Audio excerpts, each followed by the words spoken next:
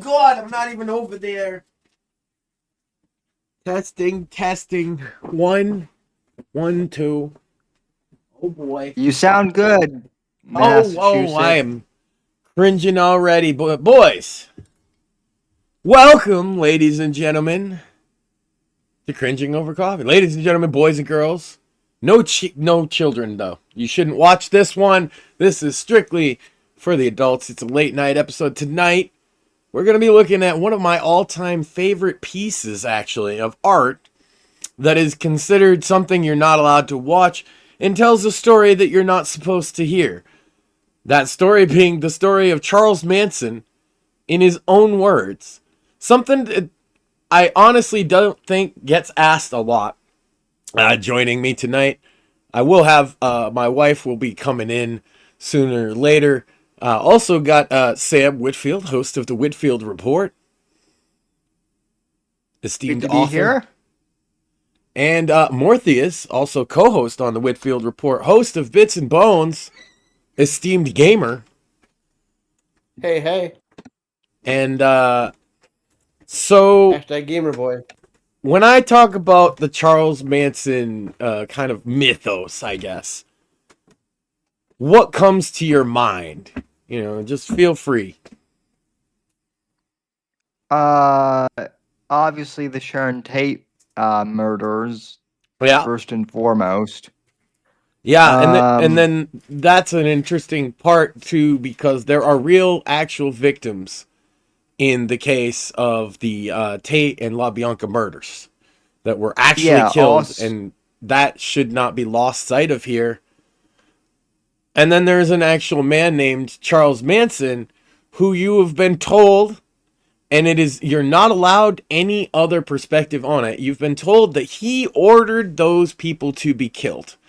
But what if I told you that if you asked him in his own words he wasn't allowed to tell a courtroom because the government said that he had mind control powers and he could sway the jury, so he wasn't allowed to testify in his own defense. The words that he says are that he didn't do that. Why aren't we allowed to even discuss this possibility that maybe he actually just didn't tell them to do it? And further than that, Sam, I've been recently digging into some of the new declassified CIA documents, and it's a very red flaggy type association with the Haight-Ashbury Free Medical Clinic and one Charles Manson, as well as Tex Watson and some of the other characters in this story. And I've always held that I think that there's more going on here, and that Charles Manson, maybe, I don't think he's a great guy, but I don't think he's the mass murderer that people paint him out to be. And I actually think that this documentary gets treated poorly for that very reason. It's by Nicholas Schreck. He did the interviews you're about to see with Charles Manson himself in prison in the 80s. And have you ever heard the man tell his own life story before? No, I do want to say though, real quick, Max, like I've gotten flack from people because like the stuff I have looked at Manson, I know that he was like a musician too, and from what I've seen and what I've heard, he does seem to be like he did seem very talented.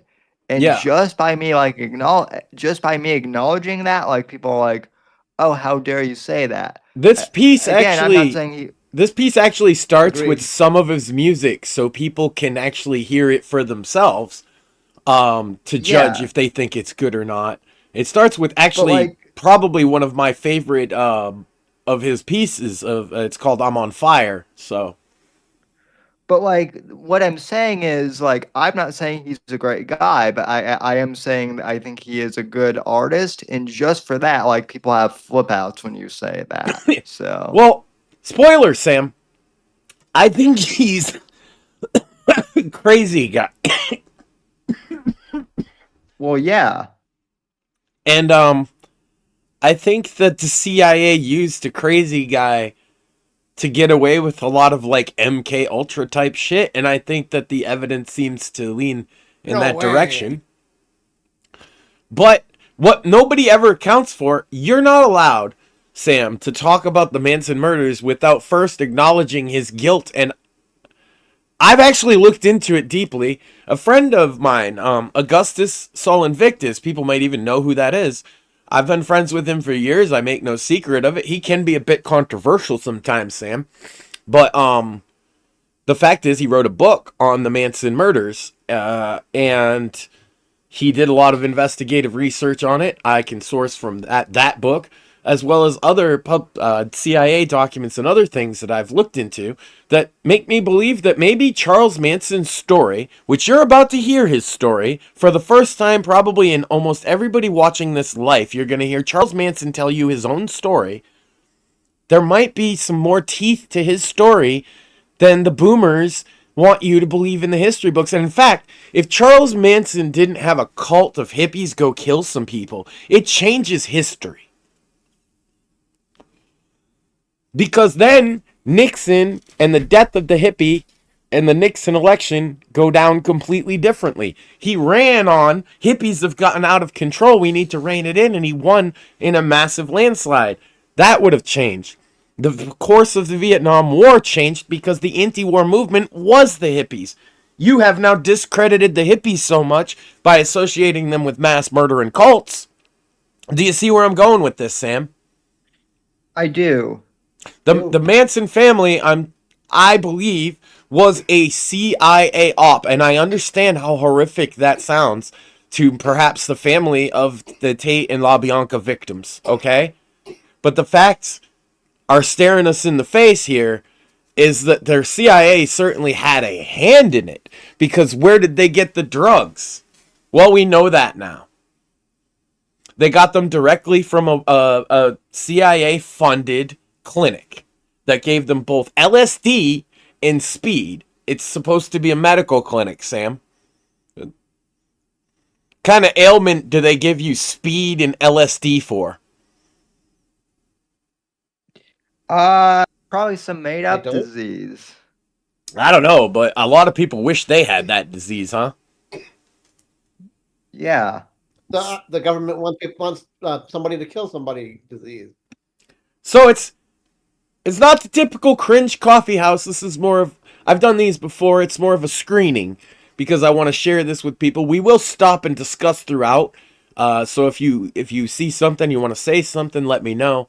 But I'm about to play. This is the 2012 Redux remaster of the film Charles Manson Superstar by Nicholas Schreck documentary. And as you can see, it says this is the professionally remastered version of Nicholas Schreck's Charles Manson Superstar. This movie may be one-sided and factually challenged. We no longer support or have a view on whatever. They're saying that this isn't their view. Even the people putting this out are afraid to say maybe this is true.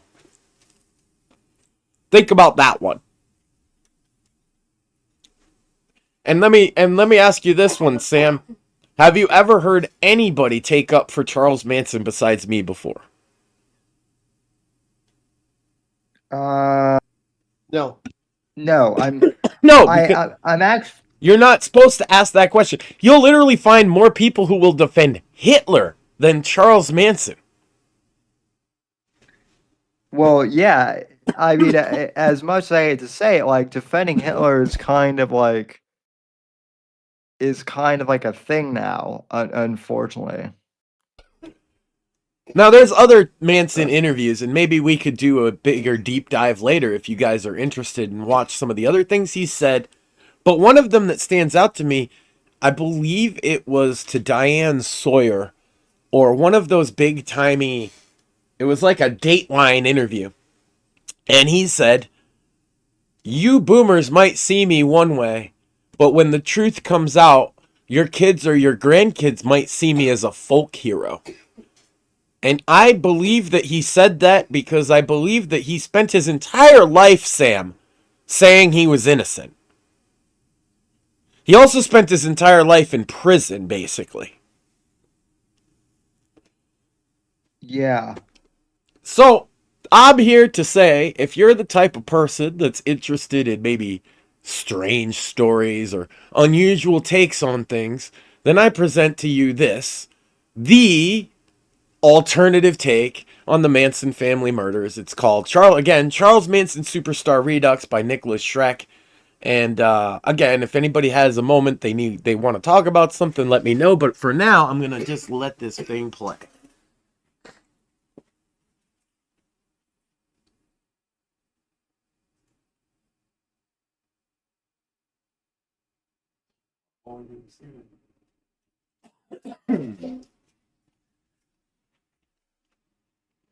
All kinds of content warnings, of course.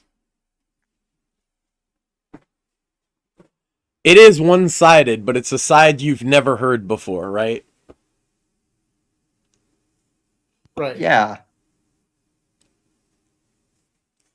By that token, everything else about Manson up till this point is also one-sided. Yeah. The time grid we know as approved August side. 8th to 9th has always been a magnet for events of savage purification. On August 9th, 1945, an atomic bomb was dropped on Nagasaki, Japan, thus bringing the Second World War to its apocalyptic finale. The first National Congress of the Ku Klux Klan was also held on August 8th. August 8th, 1907 is the birthday of Edward Gein, the notorious Wisconsin ghoul whose cannibal exploits inspired the film Psycho. On August 8th, 1914, Hitler's friend Unity Mitford, the British fascist who worked for an alliance between Germany and England, was born.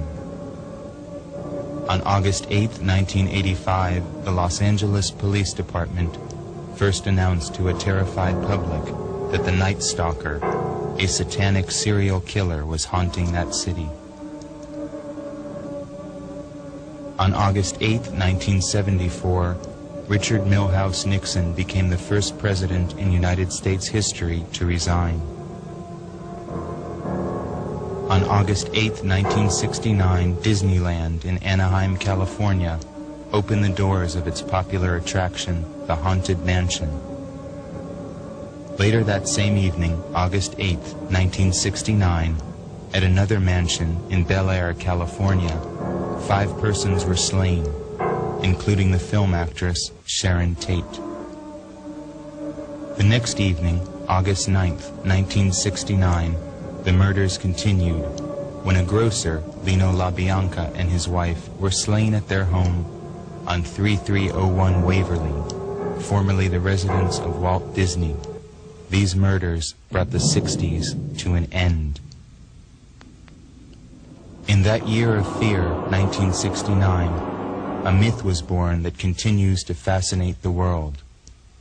A man named Charles Manson and other members of his family were arrested in Death Valley and brought to trial for these murders. After the 20-year barrage of books, TV movies, magazines, lies, distortions, one may well wonder, is there anything left to know? Charles Manson has been transmogrified by the electronic thaumaturgy of the mass media into a larger-than-life, hieratic emblem of evil. Manson has become the favored brand name for murder and madness, the very archetype of everything the popular mind understands as antisocial, crazy, and criminal. He is one of the last true heretics of our time. Is it possible to peer behind the monumental edifice of this Manson myth, that fiction forever frozen in time by the famous Life magazine cover of December 19th, 1969? Throughout the world, this image has become an icon, as well known as the logo of Coca-Cola or McDonald's, and indeed Manson has become the property of the corporation, a consumer product designed to satisfy an audience that loves nothing more than to be frightened, to regard its own death. It has been said that every society receives the criminal it deserves. Why and how has America conjured Manson to be public enemy number 1, to serve the need for a villain, a scapegoat, a devil, in a world that claims not to believe in devils. This tape is designed to deprogram the minds of those who are still thinking, those who have not yet been lulled into sedation by the soothing lies that surround us.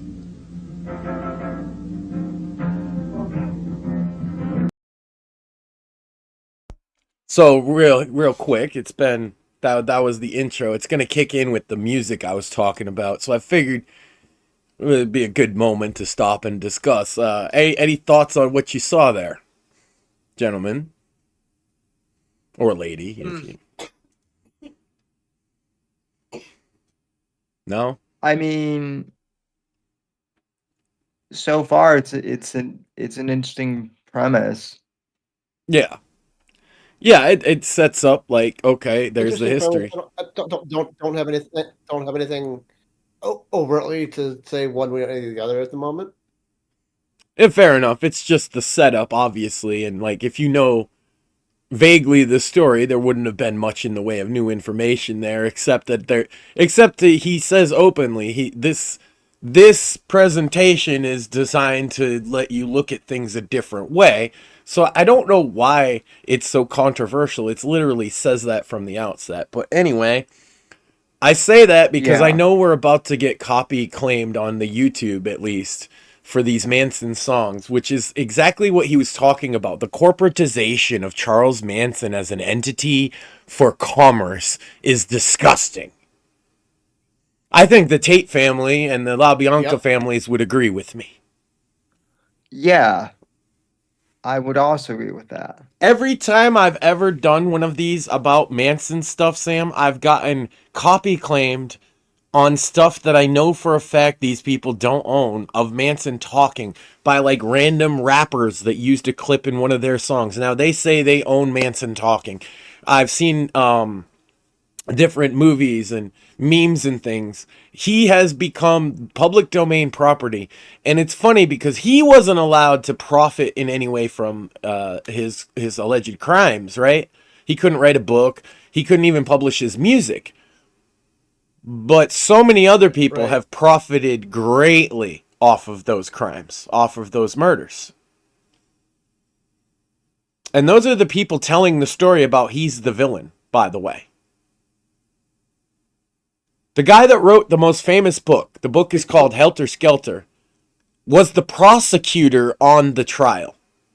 The one that said Charles Manson had mind control powers and therefore couldn't talk to a jury. We'll get there, but I just want to package this whole thing up that if you think you know anything about the Tate LaBianca case and Charles Manson, you're about to learn a lot of new things.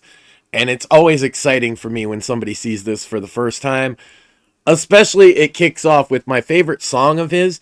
And while this plays, for after we watch it, I want to find there's a really awesome like prog rock cover of this song on YouTube with a full-on video that I used to play regularly on the old Cringing Over Coffee episodes. And so I feel like if you guys will get it after you... This bit, the song is called I'm on Fire, and then the B-side is called Something Else. This is one of the few tapes he recorded in prison just with a guitar, and the imagery is all stuff he painted for the intro of this film, and I'm just gonna let that play now, alright? Sounds good.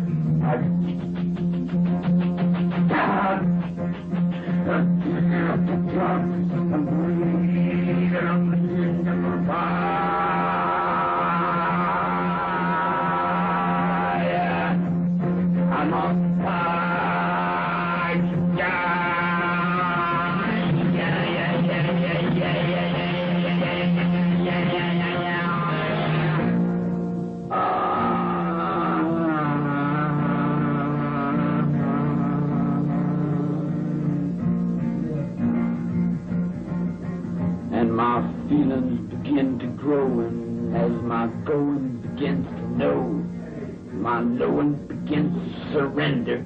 And my surrenderance as I go. And my thinking in my mind now. And I'm thinking from within. I'm thinking now and forever. And I'm beyond crime or sin. Push up on the mountain and my mom, she on the top. Baby, I'll get it on the high bars and the heat Dr. Rover. This shit's a fucking jam. Yeah, like he kind of has like a Bob Dylan thing going on.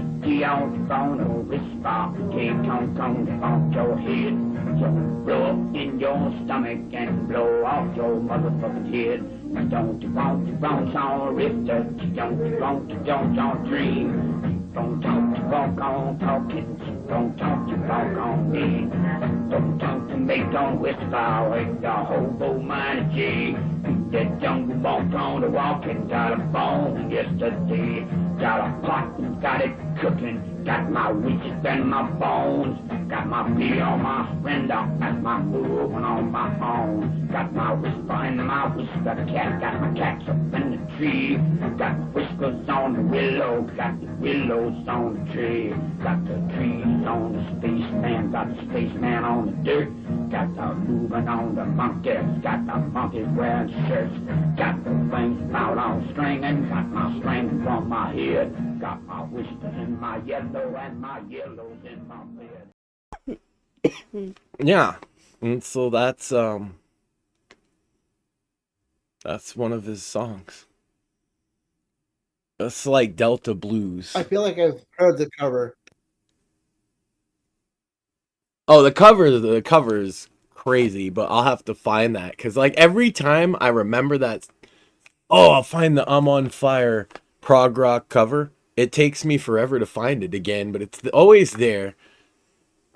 They play it. It's like played with like modern instruments, and it's all trippy. But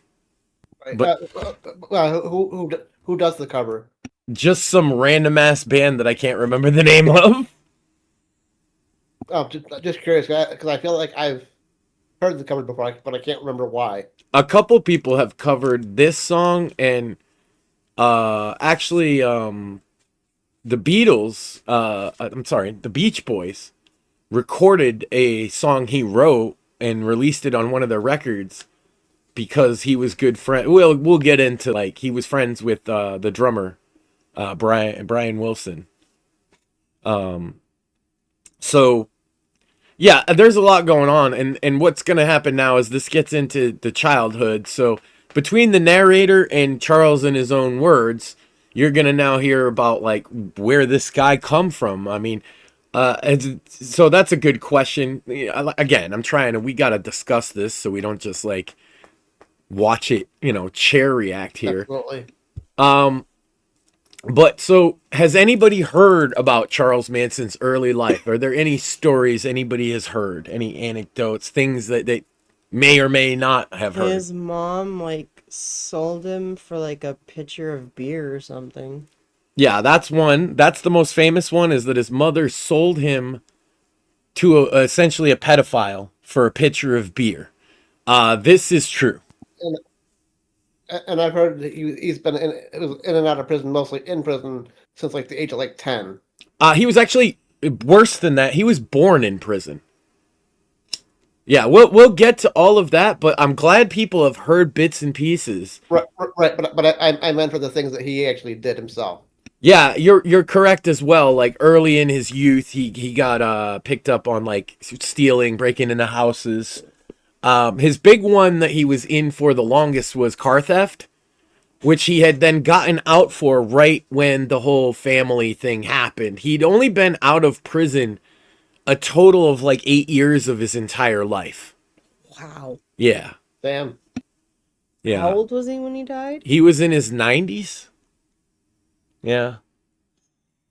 He's the longest incarcerated human being in American history. So he was in his 90s. Mm-hmm. So, like, can't get, like, exact number. But 8 years of his life is it that he wasn't in prison. So, and most of them when he was a child. 80 plus years of his life, essentially, he was in prison. Yes, I think that between him getting out for a GTA and the murders and then his arrest was about 3 years of his adult life that he was not in jail. Yeah. I want somebody to imagine, like, because you're about to see, he's also fucking nuts, guys. Don't act like I'm not gonna sit here and pretend that Charles Manson isn't insane. He is a schizophrenic man that was on drugs and has been institutionalized most of his life, and they made him take the fall for something that I'm not sure that he did. But didn't he also say that, like, something along the lines of, like, that he didn't belong outside, that he belonged in prison, and that's where he should You will stay? absolutely see him say that much times in this video, and that's why he didn't fight for his innocence all that hard, is because he actually found life on the outside to be hard. He didn't know. I mean, shit, when you're institutionalized that much, you're not going to be able to deal with the outside. Yeah, he said, like, look, I got all these fucking young, hot women wanting to come and hang out with me and call me fucking daddy and sleep with me. And what am I supposed to fucking do about it? And if you think about it that way, you can start to see how there's an alternative story here. Yeah. Anyway. Sleep with the young hot chicks and die happy. Yeah, they're like, let's all do drugs and sing songs with like 10 hot chicks want to sleep with you because you can sing a song. I can understand why a 34-year-old man who's not been outside cannot resist temptation, one. Yeah. And then starts to feel like he's the man, too. Yeah. And then they sing him his lovey-dovey songs. Oh my god, have you guys ever heard the Manson Family album? The girls did an album. I feel like at one point in the 19 years that we've been together, you have at least had me listen to one or two that they did. I will absolutely. We'll look at some Manson related stuff after this that I think is awesome. But the girls did an album and it sounds like a choir. Like an all girls choir. And they're like, love is in the air. And it's all hippie love shit that sounds like church music. Sung by the Manson girls. It's fucking wild. That's I crazy.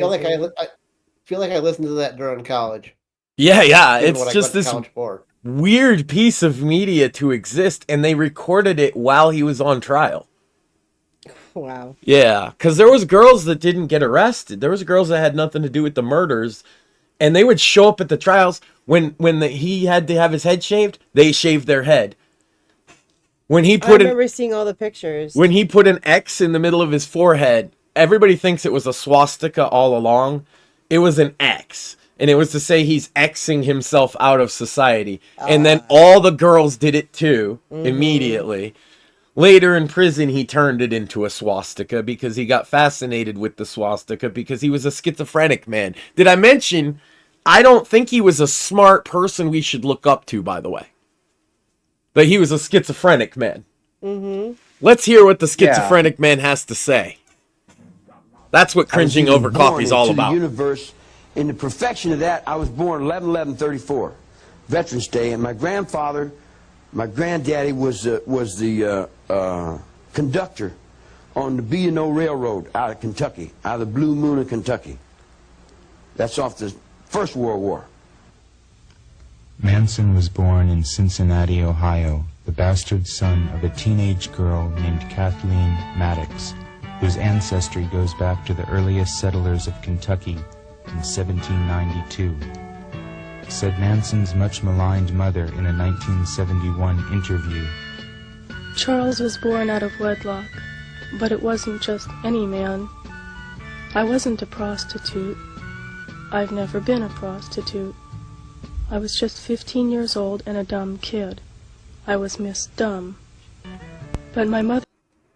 X to doubt, there is ample evidence that she was a prostitute for years and years after she lost custody of him. She was telling her story to that newspaper, and I'm sure it sounded great to her. But when they dug into the actual... Yes, she was a fucking prostitute. Of course, she's going to say she wasn't.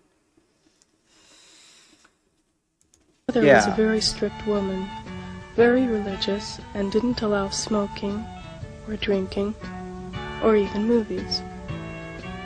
So when me and my sister got a few years on us, I guess we had a tendency to be a little wild, the way kids will. She brought her child to Kentucky to be passed back and forth between various relatives, one of whom was an Uncle Jess, a moonshiner. So like right there you have it. She's like, haha, we were just being kids. And then she literally gave up custody of her son that she didn't take responsibility for. Mm-hmm. And she was in prison when she had him, and he got out of prison when he was a couple months old. Immediately goes to live in foster care. She wants to say, oh, I was just, kids being kids. We were just getting wild. But think of she altered the course of so many lives by being irresponsible. Yeah. Just thought I'd point that out there. Yeah. Who struggled Hold on. against the federal revenues. We're good. I'm from Kentucky. In Kentucky, I live in a county called Moorhead, and they got them long guns. And if they don't know you, and you come up to holler, we only got enough to last us to get through the winter. We keep ours in jars, you dig what I'm saying? We raise ours in hogs and cows. Ain't got no money. Don't need no money. But I can get through this winter, you dig what I'm saying? Kick back. And each summer I get up and I worry about getting through the next winter.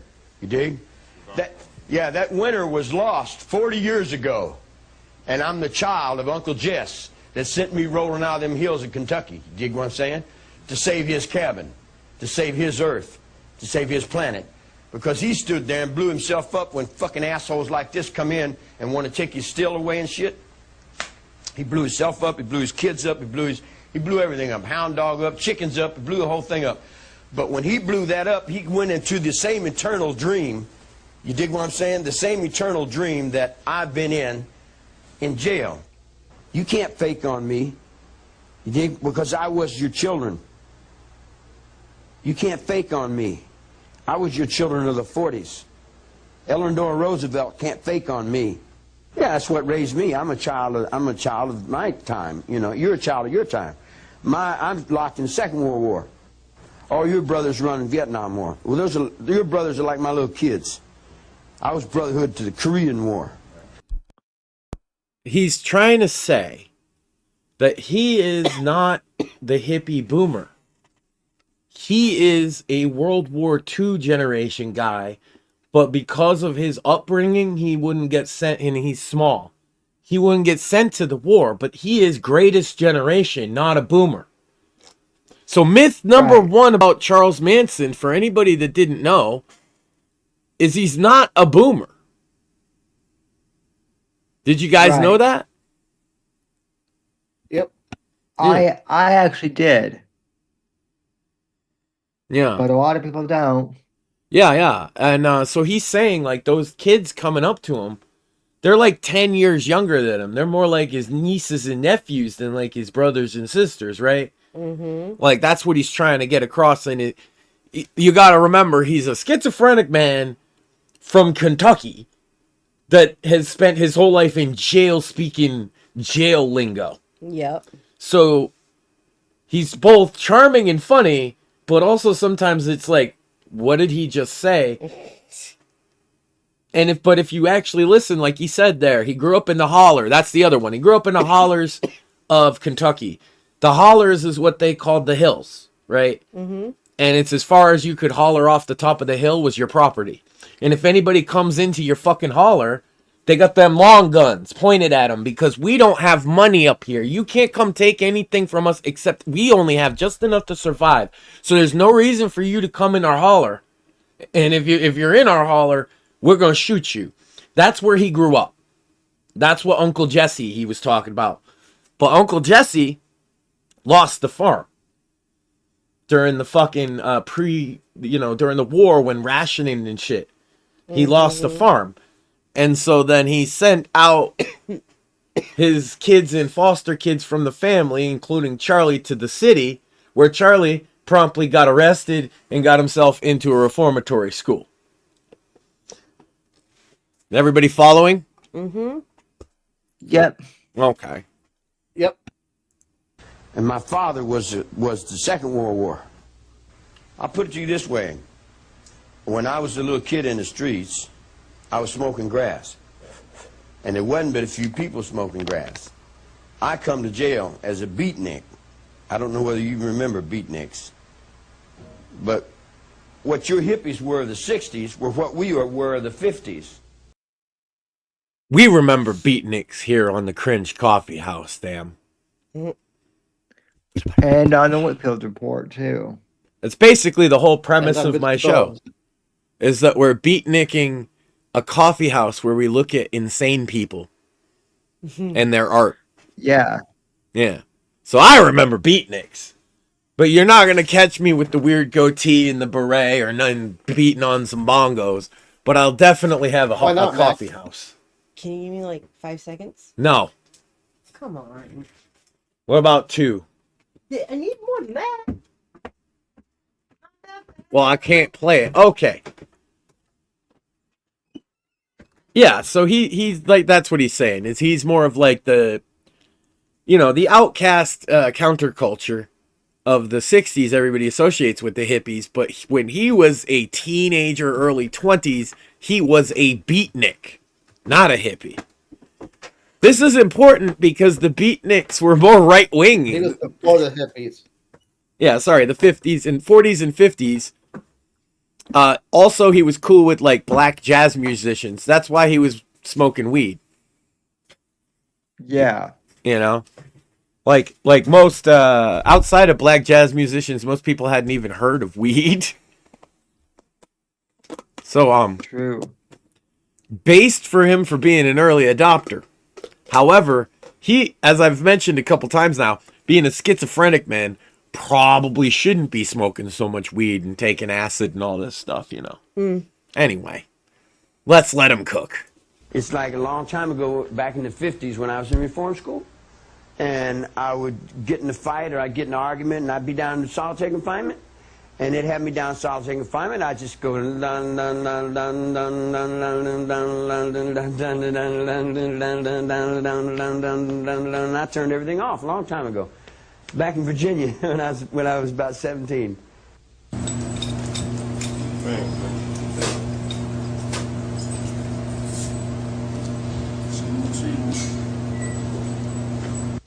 You don't mind if I don't sit down, do you? This is the only chance I get to come around unhandcuffed. For over 40 years, Manson has survived most of his life in what he calls the hallways of the always, the reform schools, jails, and prisons that have been his home and his tomb. His thought was born in the dark. The hallways of the always. See, he's a crazy man. But then there's some things that you can't help but stop for a second and be like, that's actually a beautiful way to describe prison. Mm-hmm. The hallways of the always. It's always going to be the same hallways. He just kind of has a poetic nature about him, even if he is insane. That's probably why them girls liked him, I guess, right?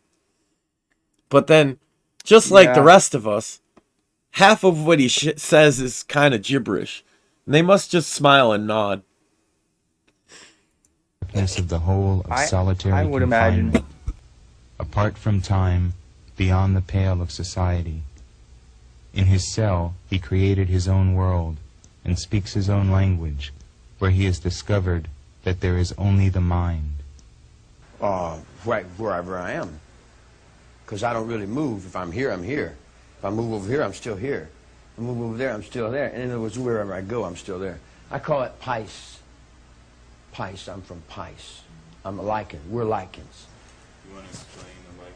Well, I like you, you know.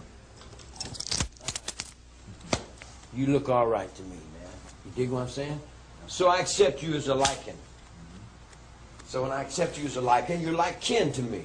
Because I never had a family, see? So you're like my kin. You're like kin to me. You know, and I accept you completely and totally into that. All the way through your mother's relationships and your father's relationships, all them little relationships that you guys have. I didn't have that because I was over here in reform school, boys' school. I had the relationship of the guys over here in boys' school, over on the basketball court.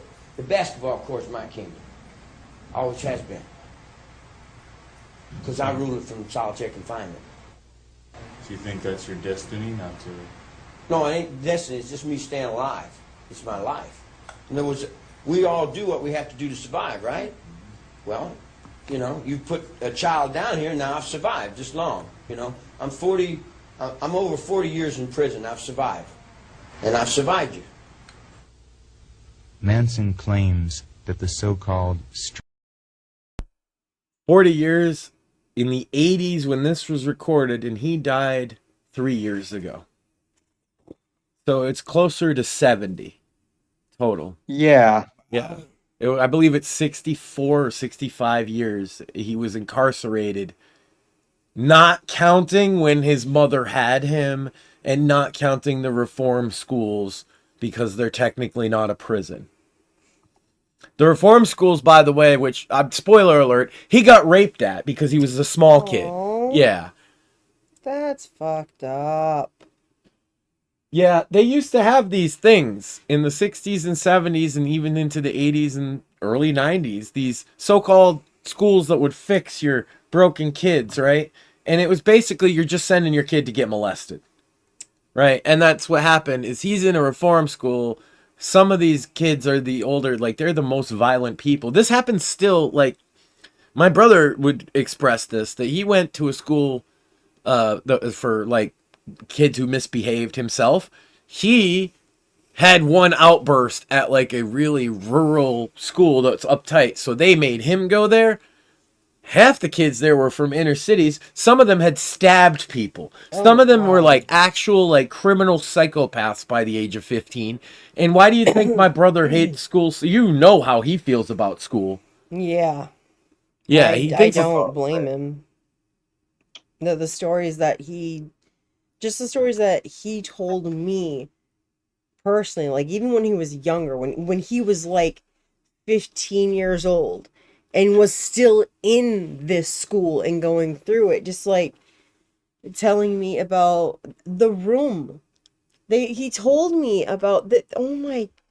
There was a room that they would lock him in for hours at a time. And because I don't think it was him, but because somebody had thrown the chair or something at a guard, they actually like bolted the desk down and they wouldn't even let him leave to use the bathroom. Like, yeah, like they horrible Sometimes stories. Actually, it's his stories that were the inspiration for me, that when I went to college, I went for criminal justice because my original goal was to become like a social worker or some kind of advocate for kids who had Asperger's syndrome and autism. Because even though back then and when I was in college, they still were like, it's the same thing. I'm like in abnormal psychology studying it, and I'm like, bro, these are two different things. But I wanted to be an advocate because the kids get like that, Charles Manson. That was in the 2000s. Yeah. When and also with like my family was involved. Like I went and picked my brother up from school all the time because they would complain. Like if he just said no, they wrote him up for defiance and sent him home from school because he didn't want to like use their pencil grip and shit like that. It was like cat lady fascism, basically. That's insane. But cat lady fascism got nothing on what these kids experienced in the older days when there was nothing that like, you know, it's just the older kids doing it to the younger kids. It's not even the staff. There are movies about it. I do not know what this movie is. I only saw this clip and then I was like, well, I don't ever want to watch this movie. But it was basically that boys in a place like that. And yeah, unfortunately, it was a rape scene. And I was like, the horrific part is that I know that shit there's a famous documentary that was censored by the state of Massachusetts, actually, called Titicut Follies, which goes into the Bridgewater State Hospital for the criminally insane in the 60s. Oh. And they just like, the guards and the warden and everything just literally were like, yeah, here's all the abuse going on all of these mentally ill people. Yep, we're totally abusing the fuck out of them. Why don't you come film it? And then they were shocked when the documentary come out showing exactly what they fucking saw. Like, what did you think And was they gonna sued happen? the state of Massachusetts sued to prevent the theatrical release of the film it took 40 years for us to see that film. Wow. That's So, because our But in case anybody wants to look it up, and maybe we could watch this, screen that one on a future thing because it's public now. But it's called Titicut Follies. And I think you can find it on YouTube actually now, or at the very least the Internet Archives. So basically, because our state didn't want to be exposed for the horrific shit they were doing, they were like, "Oh, we're gonna sue you." Yes.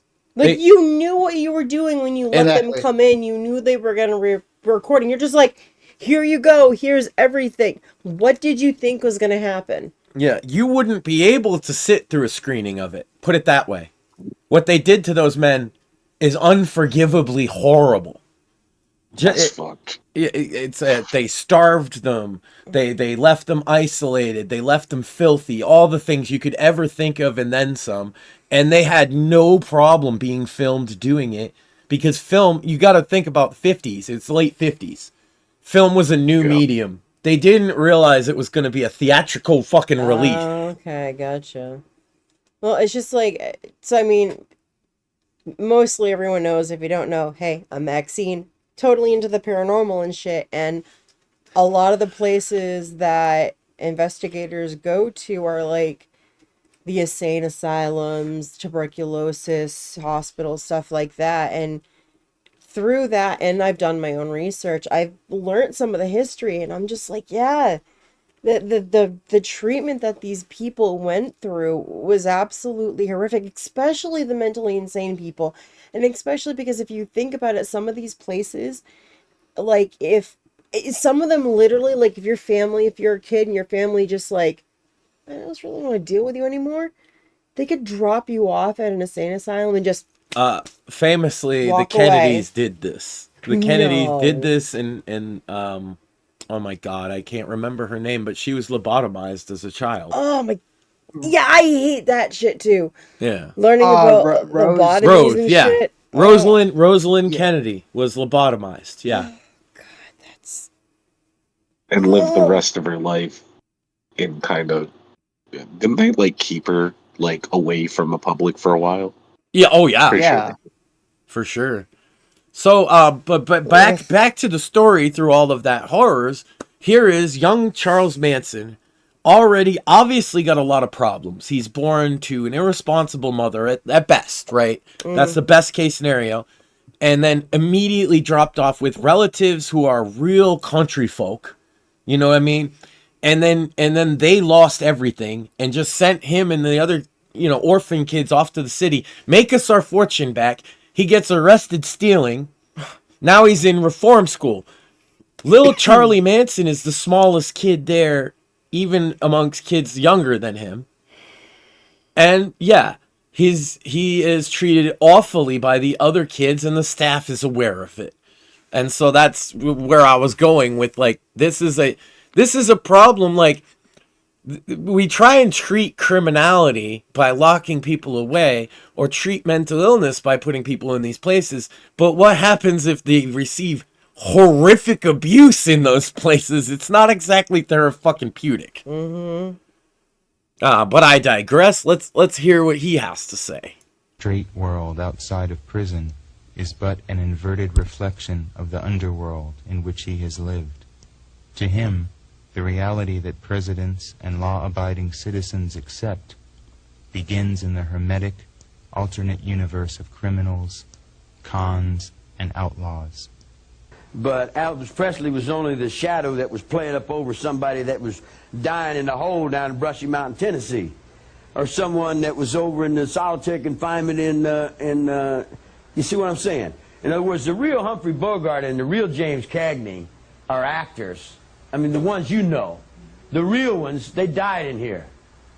You know, in other words, we die so that you guys can play actors. In other words, we got to be the bad guys so you guys can be the good guys, you dig? Is he wrong about that? Nope, not at all. No. The real guys that these tough guy Hollywood actors are trying to play, the gangsters, the fucking villains and all that shit, they are the ones rotting in a hole. So he's got kind of a point.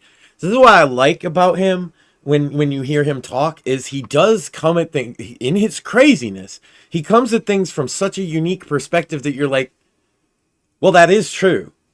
In this weird way, he's right that, you know, when we're watching like something like The Godfather, well, yeah, Marlon Brando and all them, they're getting paid, but the real, you know, grunt working mafioso dudes that all that shit's based off of were sitting on solitary pumping weight, you know, talking about the good old days, probably. Yeah. Hell, even the ones that make it out now, Sam will know about this. They do YouTube channels where they talk about being gangsters. It's the retirement plan. And speaking of like Phil, I want to say that like if any of you have seen like Apocalypse Now, the character of Kurtz does seem a lot like Charles Manson, where he's clearly insane but also kind of charismatic. There's too. There's a famous old concept in like occultism, Sam, and it's called like I'm gonna butcher the Latin, but it's something to the effect of malefictum malleus est benefictias or something like that. Basically, it means the wisdom of madmen. Like, that madmen will babble and say all kinds of insane shit, but every once in a while, like a broken clock, there's just like a little bit of knowledge that just seeps through every now and then. There's just that nugget of truth that sticks at you too, because it's said by a madman, and you know he's a madman, but yet you cannot deny this truth. Like like that guy, I can never remember his name. The one that like the guy went up and asked him like the meaning of life or some shit, and he or something, and he was just like, "Get out of my light," or "son." That starts with a D. Yeah, Diogenes. That's There's it. one. I would say as a fictional character, and these guys are nerds, so they'll like this. Is Tom Bombadil from Lord of the Rings is the similar character, and Manson talks about another character that's similar from mythology, Abraxas. Abraxas is the eternal now and sort of chaos. And that's who he believes is God, is this figure he calls Abraxas, which is this embodiment of like the only real reality is the moment you're in right now. That's weird. They actually have a demon with that name in Charmed. The original series, not the horrific. Of course they remake do. shit. It's a Phoenician name, and so a lot of those get used as demon names. It might not even be a reference to him. It's a reference to Abraxas, which he's not making that up. He just thinks that concept, the idea of eternal present, is God. That's what he thinks. Is that wisdom? Is that crazy? I don't even know, but it's interesting. Yeah. And he says all kinds of weird, interesting shit like that. Everybody loves, though, the dancing stuff. That's been a meme for Zoomers. He does that in this interview. Know that you're not the good In guys. this one? Yeah. That you guys are worse than we are. You dig what I'm saying? Which is acceptable because we're outlaws. I'm a reflection of, you take a little baby and you put him in the penitentiary and you raise him up. I'm Richard Milhouse Nixon. I'm Richard Milhouse Nixon. You dig what I'm saying? But I'm him down here under the ground, man. I've had to do all the fighting while he gets up there and takes all the bows, dig? I got to carry the motherfucker while this fat sack of shit won't let me call my old lady. While his old lady tells him, shut up. I start all over. How direct he is. Take a shit. He No, has like real quick Honestly, it's the way we segue. all should be. Real quick segue. Do you Super- remember? Do you remember, Max? Like a while back, you and I, like, you showed me some of the old interviews he did when he was in prison. probably. Damn, man. Damn, like just him just answering reporters' questions and just being super like brutally honest and candid about it the whole time. Like, this is wild, dude. That's It's why wild. this particular one is so. That's why I wanted to do this screening of it, is because this one is the only time a reporter didn't come in hostile to him and came and just asked him some questions about his life. And he's so fucking. You can tell that every time you say you saw those interviews, right? So he was immediately like hostile with all of them, talking shit, giving them like lippy answers. But here he's animated. He's trying to express to you his like deepest thoughts, even though he knows he doesn't quite have the language for it. He's using his full body. That's because somebody asked him questions without being a dickhead. You know who he... I don't know if he would appreciate this comparison, but you know who he kind of makes me think of? Uncle P. Just kind, you know? The thing about Charles Manson is that there's a Manson for every occasion because he changed so much over the years. The most obvious comparison, and it's why, did you see the thumbnail I used? I don't know if I could just show it to you, but it's the one that most resembles me. And I did that on purpose. I mean, I can just look at it. I picked the one that most resembles me because it was like right after he got arrested when his hair was thick and he didn't have any gray. Well, just a little gray. No, not that one. But yeah, this is he's cut his hair a few times. He's been in prison. Then when he gets old, he gets the long hair back. He does shaved completely bald a couple times. He does this one Bozo the Clown haircut at a parole hearing. And he used to fuck with all the parole hearings too because he didn't want to get out of jail. So he would just say, he would purposely say the craziest shit he could think of so that they wouldn't let him out. Yeah, I saw that stuff and you told me about it so many times. They're very funny. This is very funny too, though. And like I say, the reason that this documentary stands out is it's the only interview I've ever seen where they kind of just let him tell his story and love it, hate it, agree, disagree. The man's an entertainer. I can see why he had a posse. You know what I mean? I will say, I see it.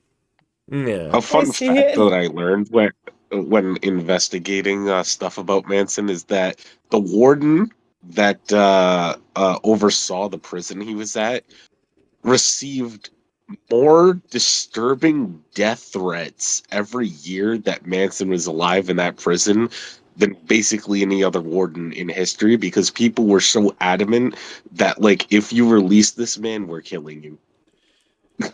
Well, you're not allowed to discuss the idea that he's innocent, which is kind of what this documentary is about, just the idea.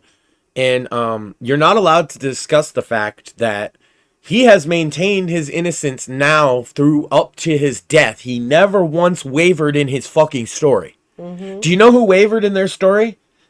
Every one of the other defendants. Every other single defendant changed their fucking story except for Charles Manson. But obviously he's the boogie. It must all be him. Couldn't be anything else. We'll hear some more from him. I'm just entertained now. We're having fun. Thanks everybody for joining us. I see some people out in chat there. We'll get to you in a bit. We're going to let some play now and let them talk. Let the man cook. Yeah. We started a rebirth movement. We started the rebirth movement that Carter stole. See, you guys outside don't realize everything we do in here, they'll play off and tell you that that's them. If I dig a foundation for a house, somebody else will stand on it and say, yes, this is my foundation here, and I've, you know, in other words, in the United States, when you're running the United States, you ain't running in nothing but con, nothing but bullshit, and nothing but devil. You're running in nothing but demon. United States of America is the demon of the world. Manson seems locked in a perpetual love-hate struggle with his keepers, cursing them and... Well, I kind of want to comment on what he said there because people will take it differently than I think he even meant it. He's talking about the commercialization. One, he was previously talking about how they were stealing art. Artists were stealing from people in jail, not giving them credit. That's true. Like Elvis took songs from like Muddy Waters and so on and so forth. Two, he's talking about like massive consumeristic commercialism and crony capitalism and the radio station payola and that kind of thing. When he says, when you deal with America, you deal with devils, because he thinks of devils, he thinks of commercialism. That's what he means by it. Like over commercializing everything, and everything's about how you can make a quick buck, and kind of sounds like the world we live in now. Yeah. Hold up while we do some gambling sponsorships, right? By the way, if you're watching Cringing Over Coffee anywhere in the more, you're gonna like this, and it's important. Hold on. If you're watching this anywhere and you are served up an ad for gambling, please tell me, because I'm going to stop using that platform from the future on. I'm not going to be sponsored by gambling, even indirectly. That's bullshit. There you go. Integrity. Yeah. Now, if they're going to pay me directly, I'll sell all the gambling they want. Forgiving them in the same breath. And I stand back and give other people their space. You see what I'm saying? But if they don't give me respect, I'm sending all that back around. I'm sending it all back around. You see what I'm saying? Because I live in my mind. Do you think your mind has power in the world? Oh, I would imagine, yes. Even though you're here. Yes. Yeah, the last wave of these guys, that sent me to Vacaville are all gone now. Dr. Morgan blew his brains out. We can't get into any music. I ain't gonna lie that his main psychiatrist committed suicide. That's true.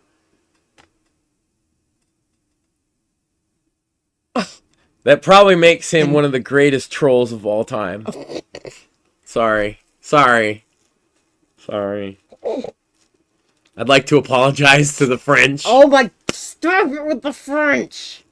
That is pretty wild. I just want to say, like, if you asked me to bet on who would like outlive who, the crazy guy or the shrink, I'm gonna pick the crazy guy every time. I'm sorry, just gonna happen. I feel like that is like a buddy comedy movie waiting to happen, like about Charles Manson and his super straight-laced, uptight shrink. I'm willing to play Manson if anybody's interested in booking this. Anyway, let's continue. Because we're in what I'm locked into is a soulless little jealous punk. Probably all kinds of ways we could do it. You could beat on the table. Yeah, I know. I was thinking, let me use that trash can down there, unless you want to pass a rule against that. Everything I do, they make a rule against it, see? If I wanted a bucket of shit, they'd tell me no, you can't have, and they'd pass a rule, send no buckets of shit, man. No matter what I want to do, they want to keep me from doing it. No matter what I want. Yeah, if I want a bucket of shit, they're gonna say no, and then make a rule that nobody can have a bucket of shit. Okay, like a bucket of shit, or just like a bucket of stuff he wants? No, a bucket of shit. Like shit? Yeah, if he wanted one. Yeah. Why you want a bucket of shit? They don't even care to ask that. He wants it, it's illegal. Well, okay, I kind of agree with that. Okay, but if he wants like a piece of paper, it's also illegal. Okay, that's crazy. Right. The bucket of shit, totally get that. Totally understand that. Hun. Reasonable. Piece of paper, no. Hun, it's called a reductio ad absurdum. Huh? I kind of Is that a Harry Potter thing? What is that? No, what it means is, and it's a thing you miss every fucking time, and it often leaves you like looking like you're the joke. It's making the most insane example to prove your point. So he's saying, you guys won't let me have a piece of paper. Oh, I hate that shit. You guys won't let me have a bucket. You guys won't let me have a bucket of shit, and you would make a rule that nobody else gets a bucket of shit either. This is called reductio ad absurdum. Let's continue. I hate that shit. They don't like it. They, you know, in other words, if I got it. I'm very capable and I'm unhandcuffed. It's altogether different game. And these people that cut my mail off, let me tell you what they do to me. They cut my mail off. You can give this to the next wave of little kids that you grow up to. They cut my mail off. They lie. They cheat. They got some big old fat women that paint their faces and shit and dye their hair. And they cut the legs off the table so little girls can't get over and play with the little guys.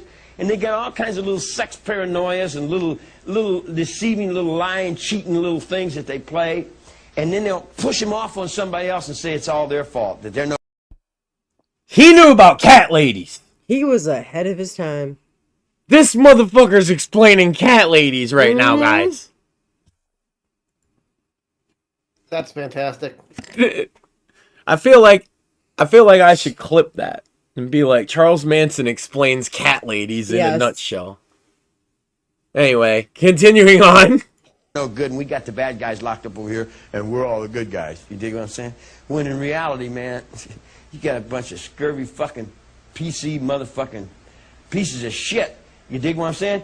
But that's on one hand. Here's where Abraxas comes in. If they didn't have the love to do it, who in the fuck would? Manson invokes the ancient god of the Gnostic pantheon, Abraxas, or Abraxas, a symbol of the eternal now, a state of mind that exists beyond the false dichotomies of light and darkness, good and evil, right and wrong. Manson justifies his forgiveness of his captors in the name of Abraxas, a god that represents total reality. I respect that same fucking asshole that I'm down on every day. That's Abraxas, man. We roll on it. We've been rolling on it ever since he come on the tier. He comes on the tier and says, fuck you, you son of a bitch. Throw shit and piss in his face. You dig what I'm saying? Knock him down. And he comes back and feeds me with it. And lets me live. And when he lets me live, then I look back at him and I say, well, you know, you're not so bad after all if you let me live. So then I have to let you live. So as long as I'm in here, I got to let him live. Because he's only living in my life. Okay. You follow? Makes perfect sense, right? Oddly enough, yeah. Yeah. I mean, that's what happens when I throw piss and shit in somebody's face anyway. Let's go. Clang, bang, clang, went the big iron door.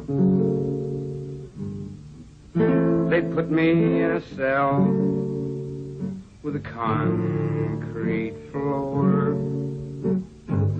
9 other men in that cell with me, moaning their fate with destiny. Clang, bang, clang, clang, bang, clang, clang. How do you think you survived so well in this situation? Because I'm very adept. I can adapt to just about anything, man. You know, in other words, I stay right here all the time. I've been here right here all the time, all my life. So it's no new thing to me. So when you go out in the prison yard, you got to be up on everything that happens around you. You can't let anything get in. You know, I'm letting you get into me now. You know that, don't you? The spirit is there. And we could bring the spirit back to life, but for people like this, you dig what I'm saying? He hates white people. He's scared to death of this black guy. He's afraid this black guy's going to beat him up. The black guy ain't even thinking about it. The only reason he's scared of the black guy is because he's messed over the black guy so bad, you dig what I'm saying? He's got all that back, so what he'll do is feed me back to this dude. You dig what I'm saying? And say, well, here, don't hit me, but jump on him. And then they'll hold me in the point and stand me out here in front of all these black people, you dig? And then push me down in there and try to get me hurt and try to get me killed in every way they can. And then when they can't, then they say, oh, wow, man. Then they want to wear boots and wonder about, I'm going to catch up with you. I'll bet you I catch up with you. I bet you I catch up with you, buddy. I bet you I'll make you be what you are. Or I'll skin your fucking ass. I'll hang you on trees. I'll do every fucking thing I can do to do just exactly what I got to do to survive, man. I've been in jail since 1943. I've been locked up all my life.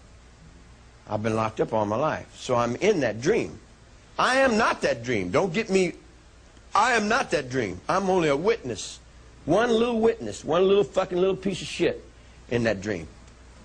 There's all kinds of people in that dream that are already all down the road, you know.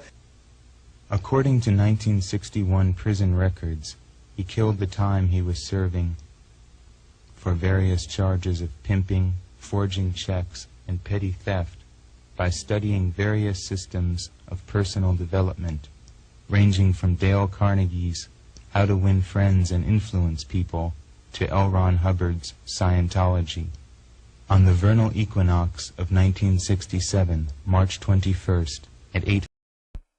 I just want to point out, if you haven't read Dale Carnegie's How to Win Friends and Influence People, and you're one of those guys that complains that you don't get a lot of play from ladies and you don't have a lot of friends, that problem should solve itself, because you should just go read that book and it'll help.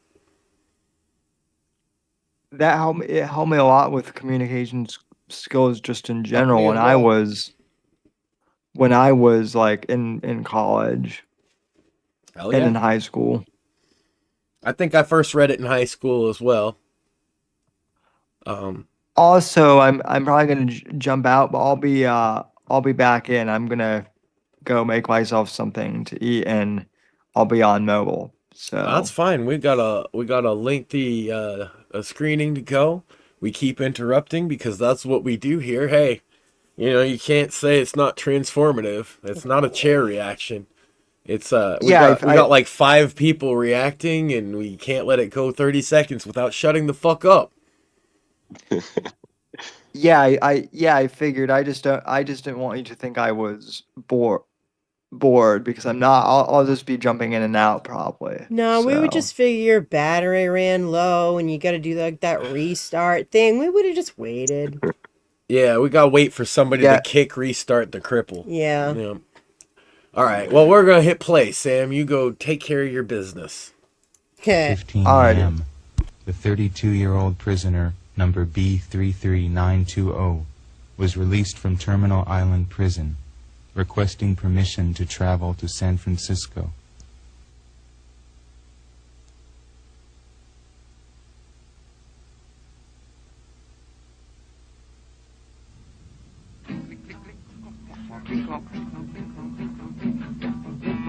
I am a mechanical man.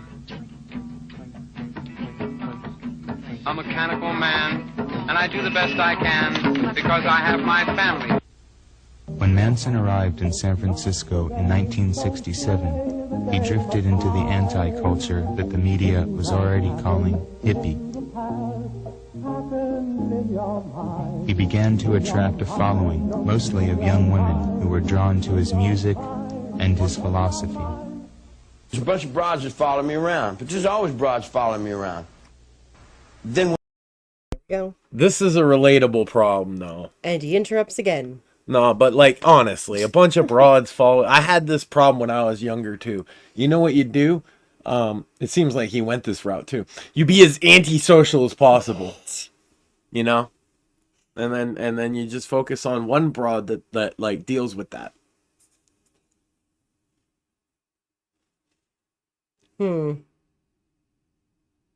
Wipe that look off your face. Because there's only one of them that usually will. Anyway, gentlemen, if you don't have the problem of broads just following you around, well, maybe take some notes.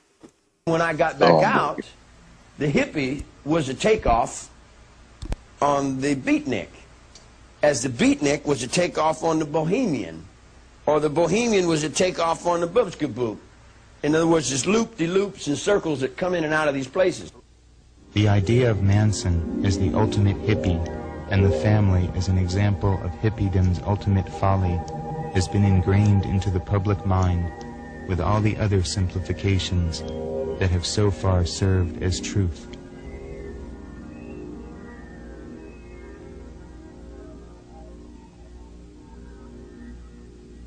In fact, as Manson has pointed out, he was a child of the 30s, not the 60s, and the family ideology had very little to do with the ideas of passivity and racial and sexual equality characteristic of the 60s. When black militancy and civil rights were at their height, Manson insisted that his family retain their cultural and genetic heritage. When the feminists were burning their first bras, Manson taught his family to look to nature for an understanding of the balance between male and female, initiating them into the joys of complete submission. Feminism? Matriarchy versus patriarchy. Oh, I'm a matriarch. I'm a beautiful woman. I'm a very beautiful woman. All my women know that. All my women know that. Do you have any good memories about the people who were your wife? Oh, all of them. Sure. They're all beautiful. Lynette Squeaky Fromm, one of the first to join Manson, once wrote, Born into this imbalanced world of women's law in 1967, carrying truth over the threshold, he met thousands of young in the streets. This is where the whole cult starts. It's not from Charles Manson seeking out a cult. It's from a girl named Squeaky, who thinks he's just dreamy and convinces all of her girlfriends that she meets to come hang out and do LSD with him. My goodness. Yeah. That seems to get lost when people tell the story, because he didn't just have a bunch of random girls show up and he was like, yes, you will do my bidding, bitches. Notice he does treat them kind of like bitches. Yeah. The joy is in submission to the man, and he's the man, don't you know? He can be a woman too. He's a beautiful woman, but he's the man, and you should submit to him. And they're all just like, yeah, baby, we're in on this. Ironically, when all the hippies were saying the exact opposite shit, this is why it was important he's not a hippie, right? Mm-hmm. He's got the opposite. He's got a right-wing message, actually, about femininity and gender roles. He's also got what's considered right-wing messages, anti-progressive in a sense, about the environment. Now they would be progressive values, but in the 60s they weren't, because in the 60s progressives wanted more capital, more corporations, more commercialism. He has this famous saying, Atwa, air, trees, water, animals. Atwa. That's what he cares about the most, the environment. That's his whole fucking deal, really. He thinks that man is very damaging to the environment, or that we could take better care of it, but we don't. And he also thinks that there would be a race war. He explained that earlier, though. He didn't think it was like, oh, we're going to make a race war happen. He's like, in his prison logic, he's thinking prison logic, right? If in prison you harm somebody, they hold a grudge and they get back. He's thinking of slavery under that logic. So in his mind, the black man's gonna get his one day and take down the evil oppressor. And so that's why they went off in the desert to avoid it. He also thinks that this is the funny part, in my opinion. He thought that the black people were gonna win the war, but were too stupid to run a country. Ugh. So then these magical white people would come out of the desert, the hippies. Oh my goodness. And by that point, he'd have a bunch of kids because he had all these wives, right? And that's why Tex Watson was the only dude he allowed in on the whole fucking thing, because he's like a young, healthy stud dude. Yeah. Meanwhile, I think he's a CIA asset, but that's my opinion. Anyway, that's the long story short of things. Did he develop a cult? Did he go around brainwashing chicks? I don't think so. I think he went to the park after he got out of jail and started playing his guitar like, bang ba dang ba boom ba cha cha cha ba ba cha cha cha. And some bitch was Squeaky, this bitch, walks up and she's like, oh my god, I love this older guy. Right? Yeah. And then she's like, I'm going to show all my girlfriends. This is the coolest thing ever. And then he was like, hey, you think that's cool? Let's take some LSD and then I'll sing some songs. And they're like, yay!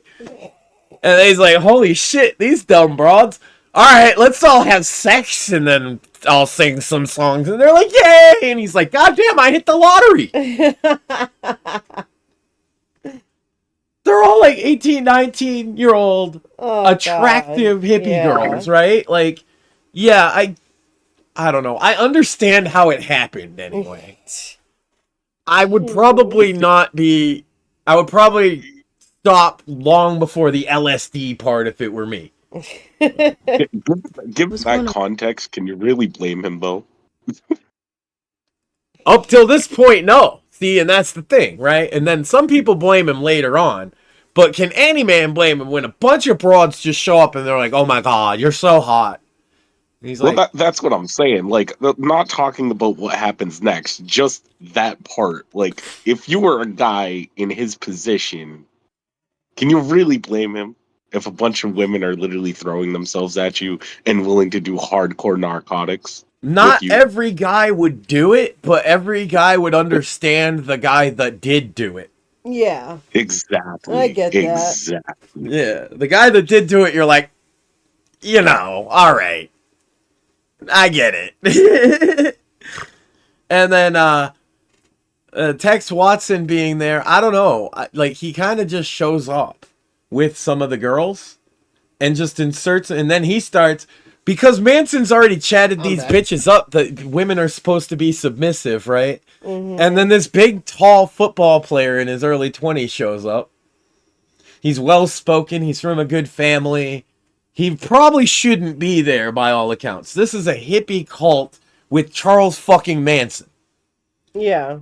Why would Tex Watson be there? Gee, I don't know. All the pussy? Probably. And there's drugs, and they just hang out. They grow their own food. You can just hang out and fuck all the bitches. Okay. Pussy and drugs, yes, please. See, now you found the two guys that are into this deal, right? Charles Manson stumbled into it. Tex Watson sees that, and he's like, that's a pretty good deal. I think I, too, shall hang out and fuck all the bitches. And all the bitches are like, yes, please do that. And they're like, okay, we shall. And thus, a sex cult was born. It can happen to you, too, gentlemen. Be very careful about when a bitch named Squeaky shows up. No. Nope. Just say no to bitches named Squeaky. Crippled sex cult. I mean, and then the thing is Squeaky, ironically enough, as you see this, it's going to become like the elephant in the room if I don't say it now, is the far and away least attractive of the Manson girls. Look at her. She's the most, and I'm not saying she's ugly. She's just normal looking, right? Mm-hmm. All the other Manson girls, as you might have seen, are like 9s and 10s. She was the ugly girl with a bunch of hot friends, and she crushed on fucking Charles Manson, of all people. And brought all her hot friends with her. And he's just like, okay. All right. The other dude even showed up, and he's like, what tricks was Squeaky doing? The other dude shows up, and he's like, well, there's enough pussy to go around, I guess. I don't know. Oh, I'm sorry. I stopped it again, huh? Because of Squeaky. Squeaky, in my opinion, the Manson family starts with Squeaky, not with Charles Manson. That's all I'm saying. She was the squeaky toy for the sex cult. Of them. He stood our words up in truth. He never broke our wills. Oh, also, she was still crushing on him right up until she tried to shoot, was it Carter? What? Yeah, no, oh my God, Forbes. Yeah, she shot at a president because she was still in love with Charles Manson. They let her out of prison, by the way. Yeah, I don't get how that... Well, see what I mean? Like, here's two more of the girls. They're clearly, even in this grainy fucking photo, she is the weird-looking one. Yep. We put up our lives. You'll see, like, whole group shots. There's, like, 25 of them total that were, like, Manson girls. Mm-hmm. She is literally the only one that stands out in that way. That's the only reason I mention it. She's literally the one uggo. in a group full of like attractive girls from the 60s. How that happens, I don't even know. Ladies, if you're the one ugly friend surrounded by girls far more attractive than you, try not to be a psycho. Yeah. I think that's important advice that we're picking up today. Symbol of one finger as alternative to anarchy. In the family hierarchy, each woman is a member of the Order of the Rainbow, each with a corresponding color. Lynette Fromm's color in the rainbow is red. Fromm, who is in... Can I explain to you why they were each a color of the rainbow? I know the answer. Okay. It's not as mystical as the narrator here wants it to be. Mm-hmm. The reason that they were each a color of the rainbow is because he couldn't fucking remember their names, because there was so many broads that he put them in categories so he could be like, oh yeah, you're red. That's hilarious. That's awesome. Yeah, and so Squeaky was the leader of red, and then there was the blues and the yellows and the oranges, and he would just call them by their color because there's like 25 broads. How are you gonna remember all their fucking names? You're doing LSD. Sorry. Imprisoned in 1975 for the attempted assassination of President Gerald Ford, remains loyal to Manson and his cause. She better be right on. She knows what she's got to do, see? She knows what she's got to do to survive on this planet Earth, just like all the people that are with me do. The ones that are with me do. The ones that are not with me are not with themselves. It's Squeaky, the one that's down there doing life trying to get me out of jail. When Fromm escaped from prison for 2 days on Christmas Eve of 1987, a wave of paranoia swept across the nation.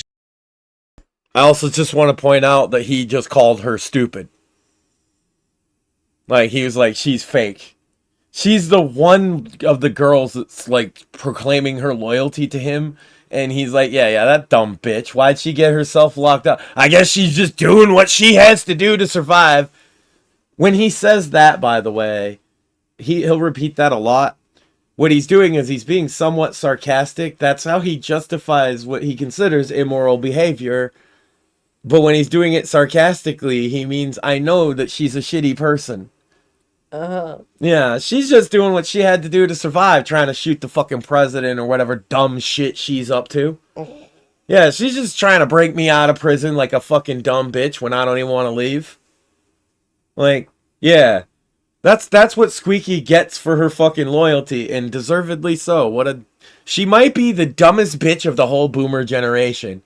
I hope she one day sees this. Squeaky Fromm, you are the dumbest bitch of your entire generation, and even your beloved Charles Manson thought so.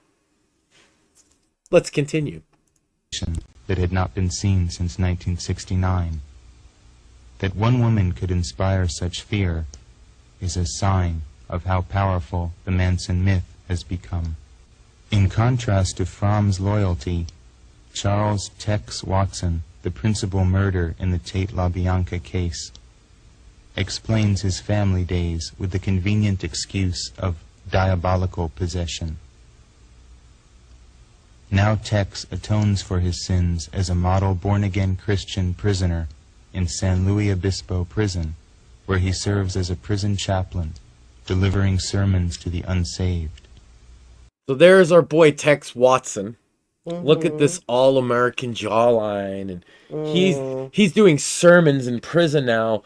And you know, he even tried to get released during COVID because he's just a swell guy. I want you to think about that, because the two people that I just said awful things about, one of them stabbed a pregnant woman in the stomach, and this one here killed several people with his own hands.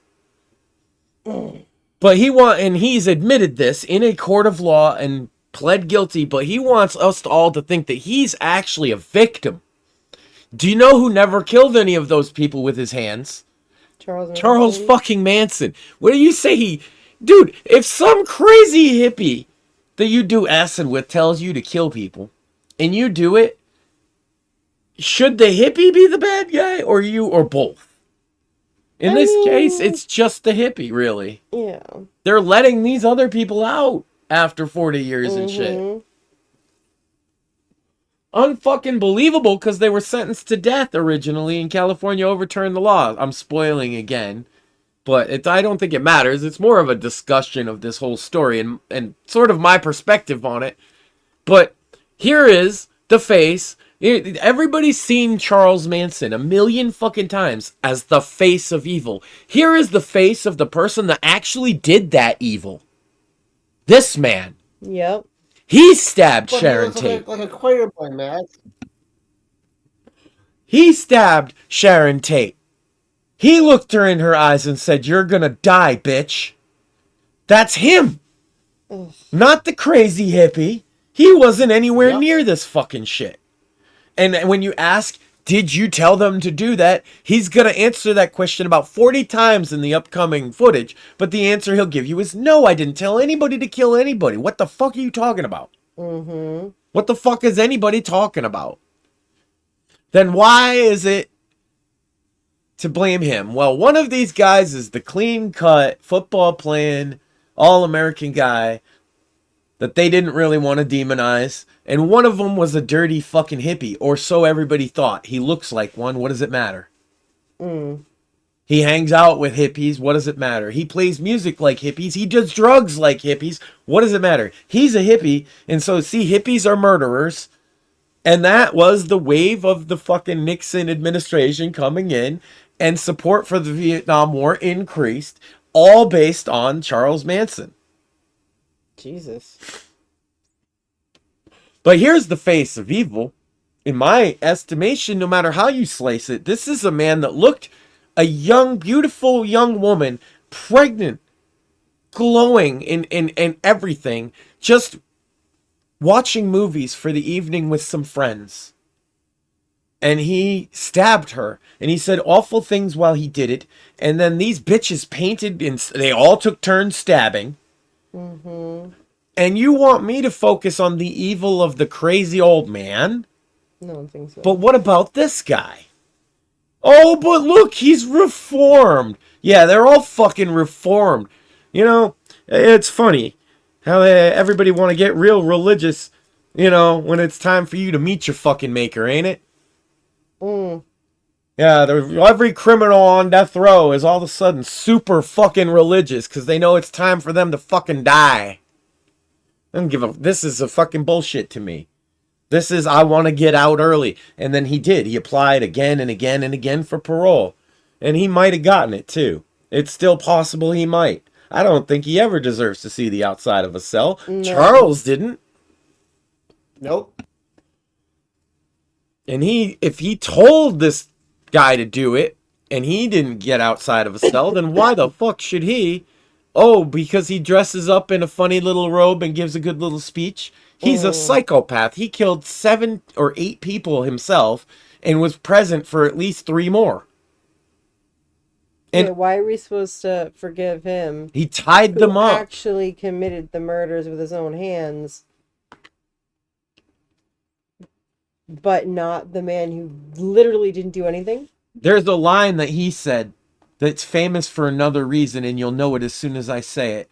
This man, when they said, "Who are you?" said, "I'm the devil, and I came to do the devil's work." Where have you heard that? Devil's Rejects, right? Yeah. Famous line from that movie. Yeah, that's the man that said it. He didn't even look like Otis. He looked like that. Mm-hmm. The myth is so deeply ingrained in our culture, too. It's crazy. I don't know. I'm going to get banned off YouTube for this one, boy. In 1979, Watson was married in prison to another born-again Christian, who has since given birth to his children, the fruit of what one imagines to be wholesome Christian procreation during conjugal visits to the prison. Manson regards Watson's new persona with bemusement. Tex is beautiful. Tex got off of his, Tex got up his gifts in. He was trying to walk around and say, "Chicka chipim," and he was there for a while, and we were learning new things, and we were experiencing our bodies and stuff. You dig? But then he decided that he wanted to go back into what his mother was doing. And I looked over at him and I said, "Well, If you can get anything new over in there, you dig what I'm saying? Go ahead and see what you can find out. But I'll tell you everything on this finger that's over there. You know, save you a long trip. But he wants to go back through Jesus Loves Me. You dig what I'm saying? He wants to go back and worship and play all the games that we played for 2,000 years. And if that's what he wants to do, it's okay with me. I'm still right there saying, all right, man. You know, like, if that's what you want to do, but you're only destroying yourselves, man. Always is always forever. This one is one is one. Decide yourself for your father. All is none, all is one. And if your plans go behind you, illusion has been just a dream. Valley of death and I'll find you. Now is when on a sunshine beam. So bring on the young perfection, for their love will surely be. No cold, pain, fear, no hunger. You can't see, you can't see, you can't see. There it was. That was the Manson Family Girls with You Can See Forever. When you think about You Can See Forever, they were talking about, by the way, their little hideaway here in Spawn Ranch in the Death Valley.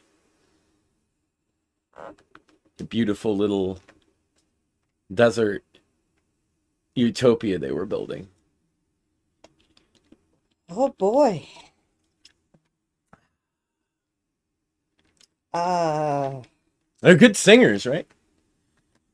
Honestly, I said this before, but the mic wasn't on. Knowing everything about it, it's just haunting and creepy to me. Yeah, I said when the mic was off, when it was playing immediately, I was like, this one will haunt you, this one. It's a beautiful little melody, but it's haunting on its own, and then knowing who's singing it makes it, much more chilling, because yes, some of the voices singing that song are women that were involved in the murders. That's why I just... Ugh. Yep. The ghosts of the family still haunt the locales where they once lived.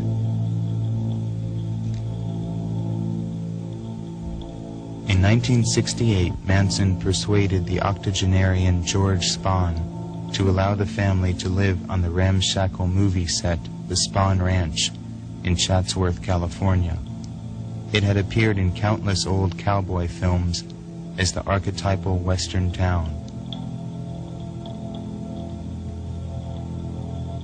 Here the family engaged in an ongoing psychodrama, changing their names and personalities, immersed in their own dimension of make-believe, with Manson serving as director.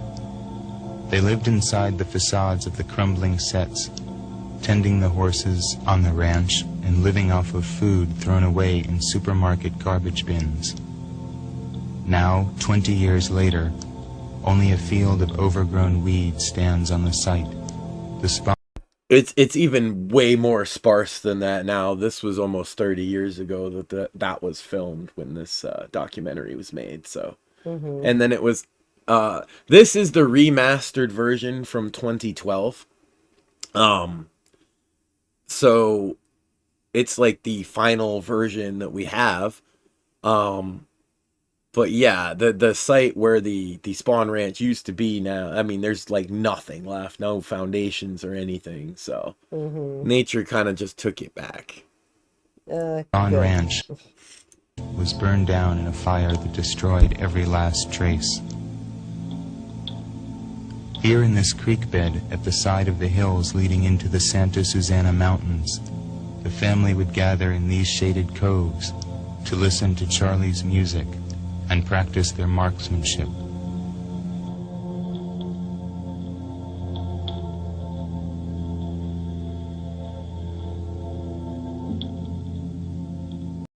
Like, literally, I said based, right? Literally picture this, though, again, from the point of view of what I've been saying before. Okay, so hippie, girls have showed up now, they all want to fuck him.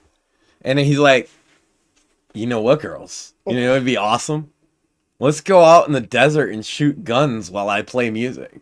And he's just watching all his little hot girls that do anything for him just shoot guns all day. Based. I'm just gonna say it. Anybody who says that's not based is probably gay. Oh my god.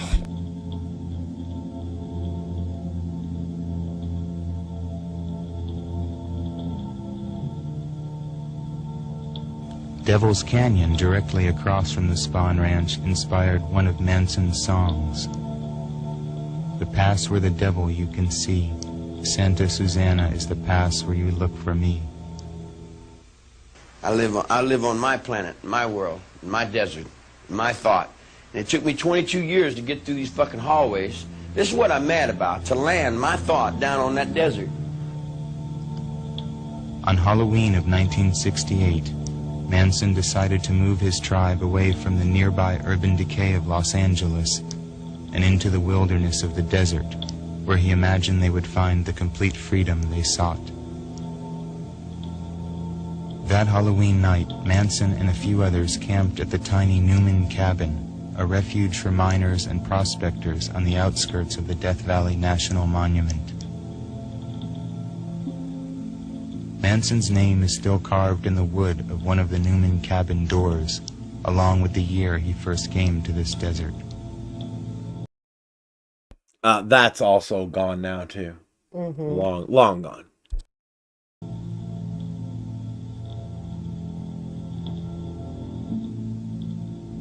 After the family made their way through the almost impenetrable Goler Wash, they set up a fire here in the hearth of the Myers Ranch and surveyed the austere beauty of the desert around them.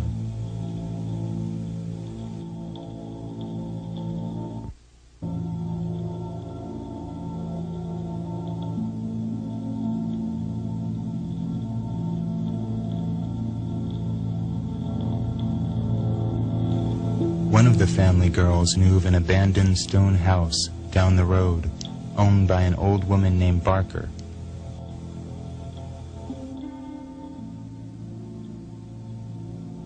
Manson, after locating Mrs. Barker in nearby Furnace Creek, convinced her that she should allow the family to live in her place, in exchange for general upkeep and a gold record given to him by one of the Beach Boys. Today, the ranch is much as the... I also want to point out, I said it was Brian Wilson of the Beach Boys. It was Dennis Wilson of the Beach Boys that gave the Manson the record. Dennis Wilson, not Brian. Not that it matters too much, but I'm trying to be accurate. Family first found it, as remote an outpost as can be imagined, hidden in the vast silence of the desert.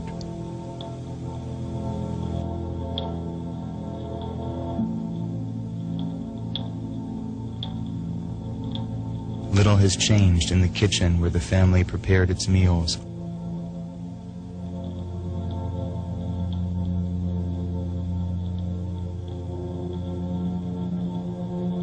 Or in the bedroom that once was Manson's.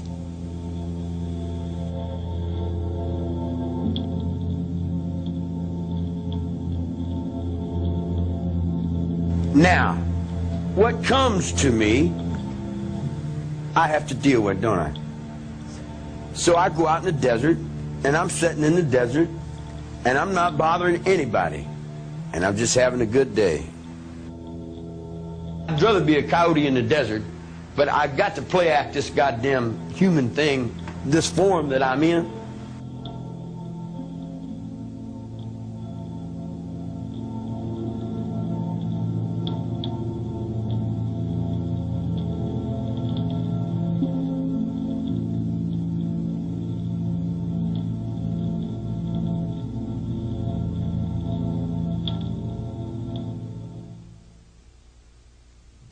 In the solitude of the desert, he dreamed of training his family for survival, long before America had seen an explosion of survivalists moving into rural areas to stockpile arms and wait for the apocalypse.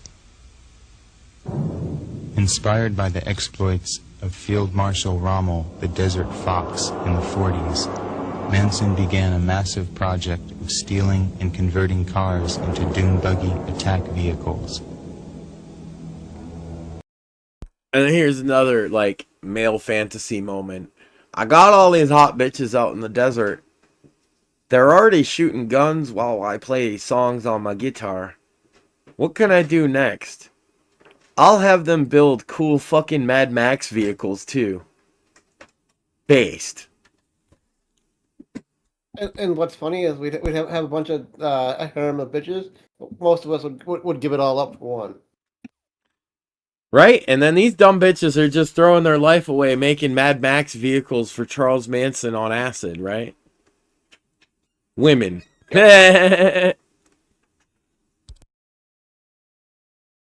Actually, I'll wait a moment because she'll want to hear this. Maybe we even can go back a second here so that she can hear the master plan. And so I just discussed he did another thing that would be on the checklist of, oh my god, yeah, I would do that as a guy.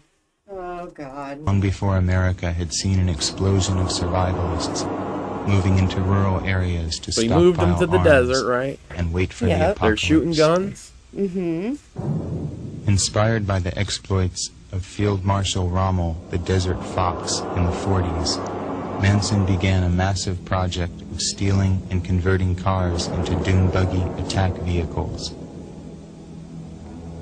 They would be a new Africa Corps.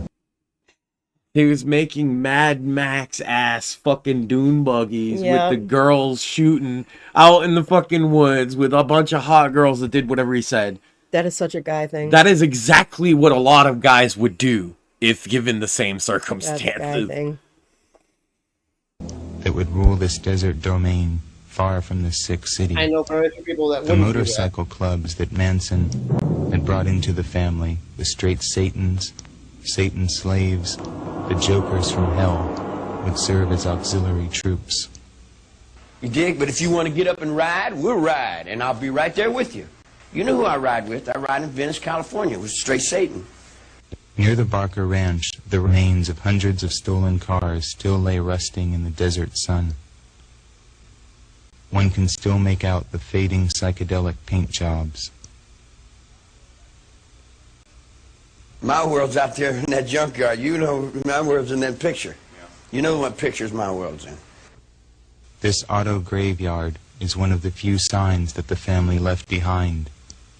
Its atmosphere is that of the remains of a lost civilization, an archaeologist's excavation, so distant does the alien world that blossomed here in 1969 seem.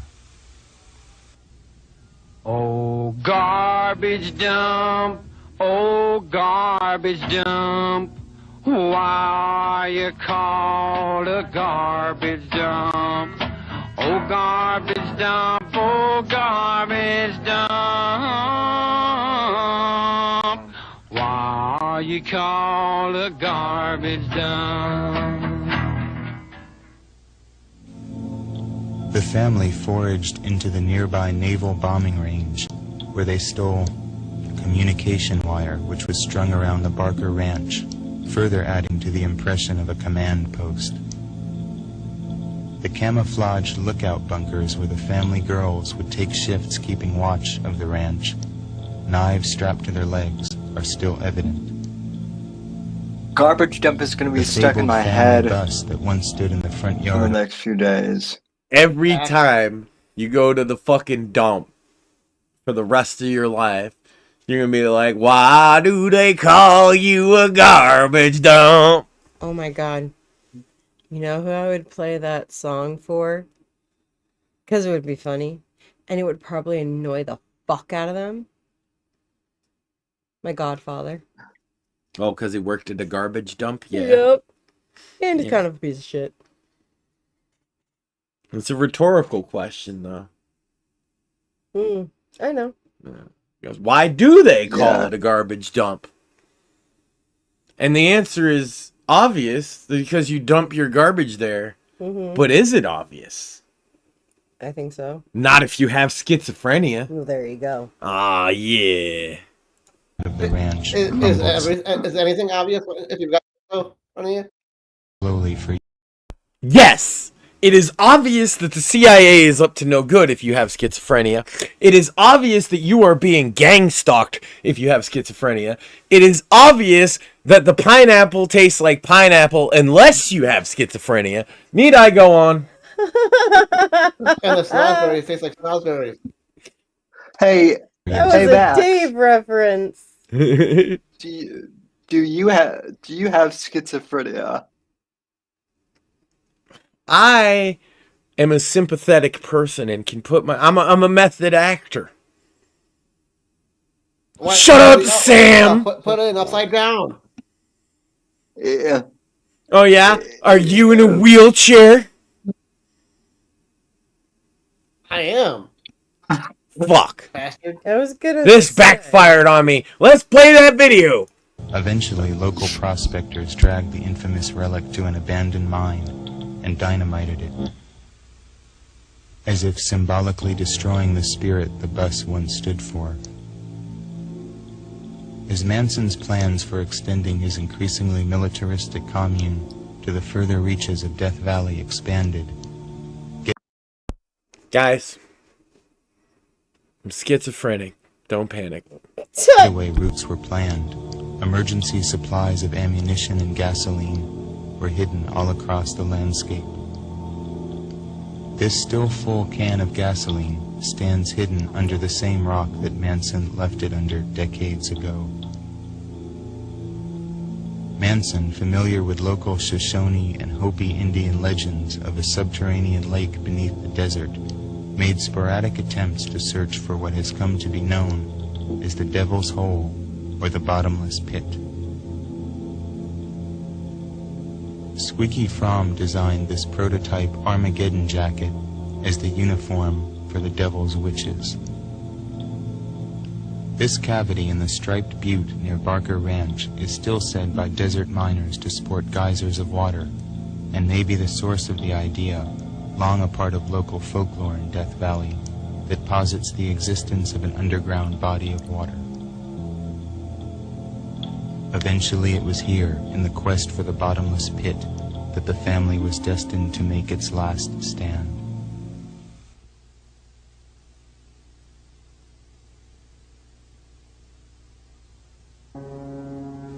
On August 8th, Tex Watson, Susan Atkins, and 2 other family women drove across this road from the Spawn Ranch to a house on 10050 Cielo Drive in Bel Air, where Sharon Tate, Jay Sebring, Wojtek Frykowski, and Abigail Folger were murdered. The subsequent murders unleashed a tidal wave of panic and terror. Speculation in Los Angeles and the world as to the identity of the murderers ran rampant. Similar murders the next year. So I want to point out, these writings in blood were both performed by Squeaky. Bitch. She wrote, the first one was just Pig. That was Sharon Tate's blood. Bitch. This was from the LaBianca scene. I'm not sure whose blood she used, but it says death to pigs. They meant cops. Mm-hmm. Yeah, just in case anybody wasn't aware, I guess. Evening added a further frisson of fear. Actually, I wouldn't be here had it not been for those people you call family. They're the ones that put me here. They're the ones that butchered up a bunch of people and said, here, we want you to see this guy. I didn't want to be seen. You know, I was trying to get out in the desert. They said, well, this is our star. You dig what I'm saying? I would have went ahead and let you bleed in Elvis Presley. You dig? You could have had Elvis Presley for your little dreams. You dig what I'm saying? I didn't break the law. I got some friends that killed some people. But my friends have always been killing people. I've got a lot of friends that are very terrible people to other people. But to me, and they're just home, you know. Mad relatable, bruh. I got friends that you might think they are terrible people, that those are homies. You don't fuck with my homies. You know what I mean, Sam? Was Sam with us still? I mean, I've been depending on who you talk to, I'm a horrible person. So, well, I'd be like that. I know guys that killed motherfuckers and shit like that. You know, yeah. like ruthless ass mother, and also some of the sweetest guys you'll ever meet. Have I met any of them? That have killed people? Yeah. Bro, you know the one guy, I'm not even going to name him out, but you know the one guy that's got the tattoo of a tear right here, right? Big dude. Yeah. What do you think a tattooed tear means? Oh, God. Yeah, he got that in jail. Kill people. Oh, God. The people I end up meeting because I met you. Yo, you like, smoked bad pot with that guy. He's cool as hell, and you know it. That's what I mean. They're my homies. You gotta understand. I get him. I just feel him, you know? People are like, oh, that person's terrible. I don't even have to agree with somebody to be friends with them and shit. Like, what is that gay shit everybody's on nowadays? You have to, like, have the same opinions on every subject and you can't otherwise be friends? Bro, that is woman shit. Well, no, because Penn and I, we don't agree on a lot of stuff, and we're still friends. We don't let that stop us from being friends. Cat lady shit. That's cat lady shit. It's like splitting hairs about nothing. Facts. Yeah. I got friends that are lefties. I don't give a fuck. I got friends on the right that are way more extreme than me. I don't give a fuck. Like, as long as if you say some wild shit and you're my friend, you'll expect I'll probably say some wild shit back. Because if you know me, I say some wild shit anyway. Well, hell, even if you look even just at you and me, yeah, I have way more extreme views than you on some things. That's right. Everybody needs to relax on that shit these days. And so, yes, Charles Manson is right, guys. It's bringing people together. You got to be responsible for your actions. I'm not your leader. I'm not your follower. Like the Kennedy assassination, the impact of the so-called Manson murders can never be fully understood. They entered immediately into the folklore of our time, an impenetrable cipher.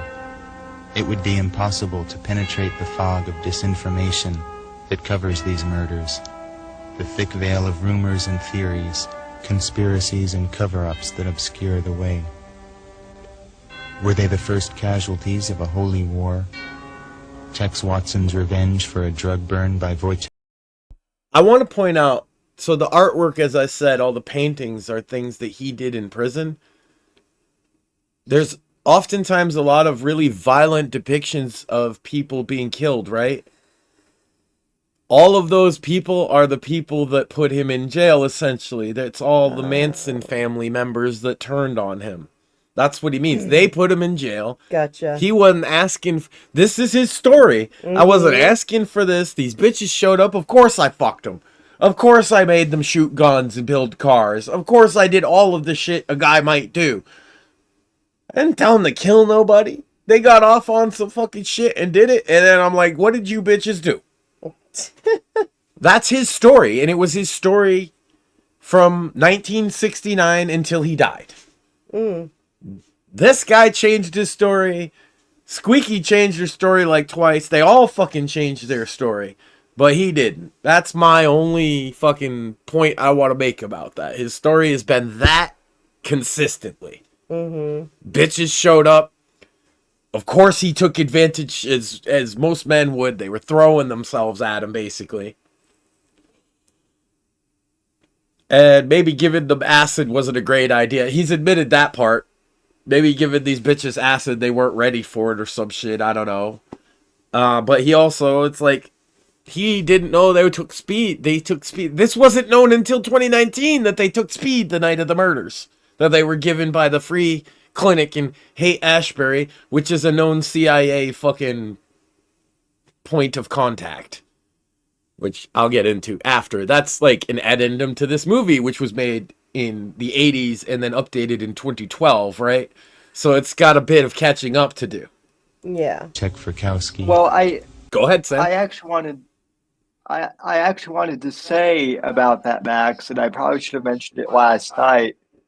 But Yeah, so I had heard about the CIA running the Haight Ashbury Clinic because Joe Rogan was talking about that with Charlie Sheen on the day that Charlie Kirk was assassinated.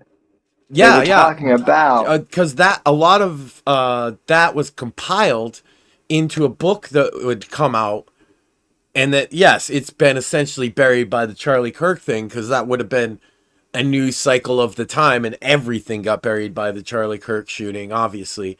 But I had been following up on it. There's a couple of really good. I want to shout out one channel is oh my god, I forget the channel that does like in-depth research, usually on music stuff, but they did a whole series just on Charles Manson and his crossovers with the music based on these new files. Like one of the interesting things that's not even covered in this documentary, so I'd like to speak to for a second, is the Neil Young bought Charles Manson a motorcycle for some reason.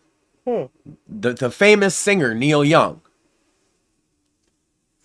gave Charles Manson a motorcycle as a gift for some unknown reason that Neil Young has never given it, Charles Manson never said, and there's really no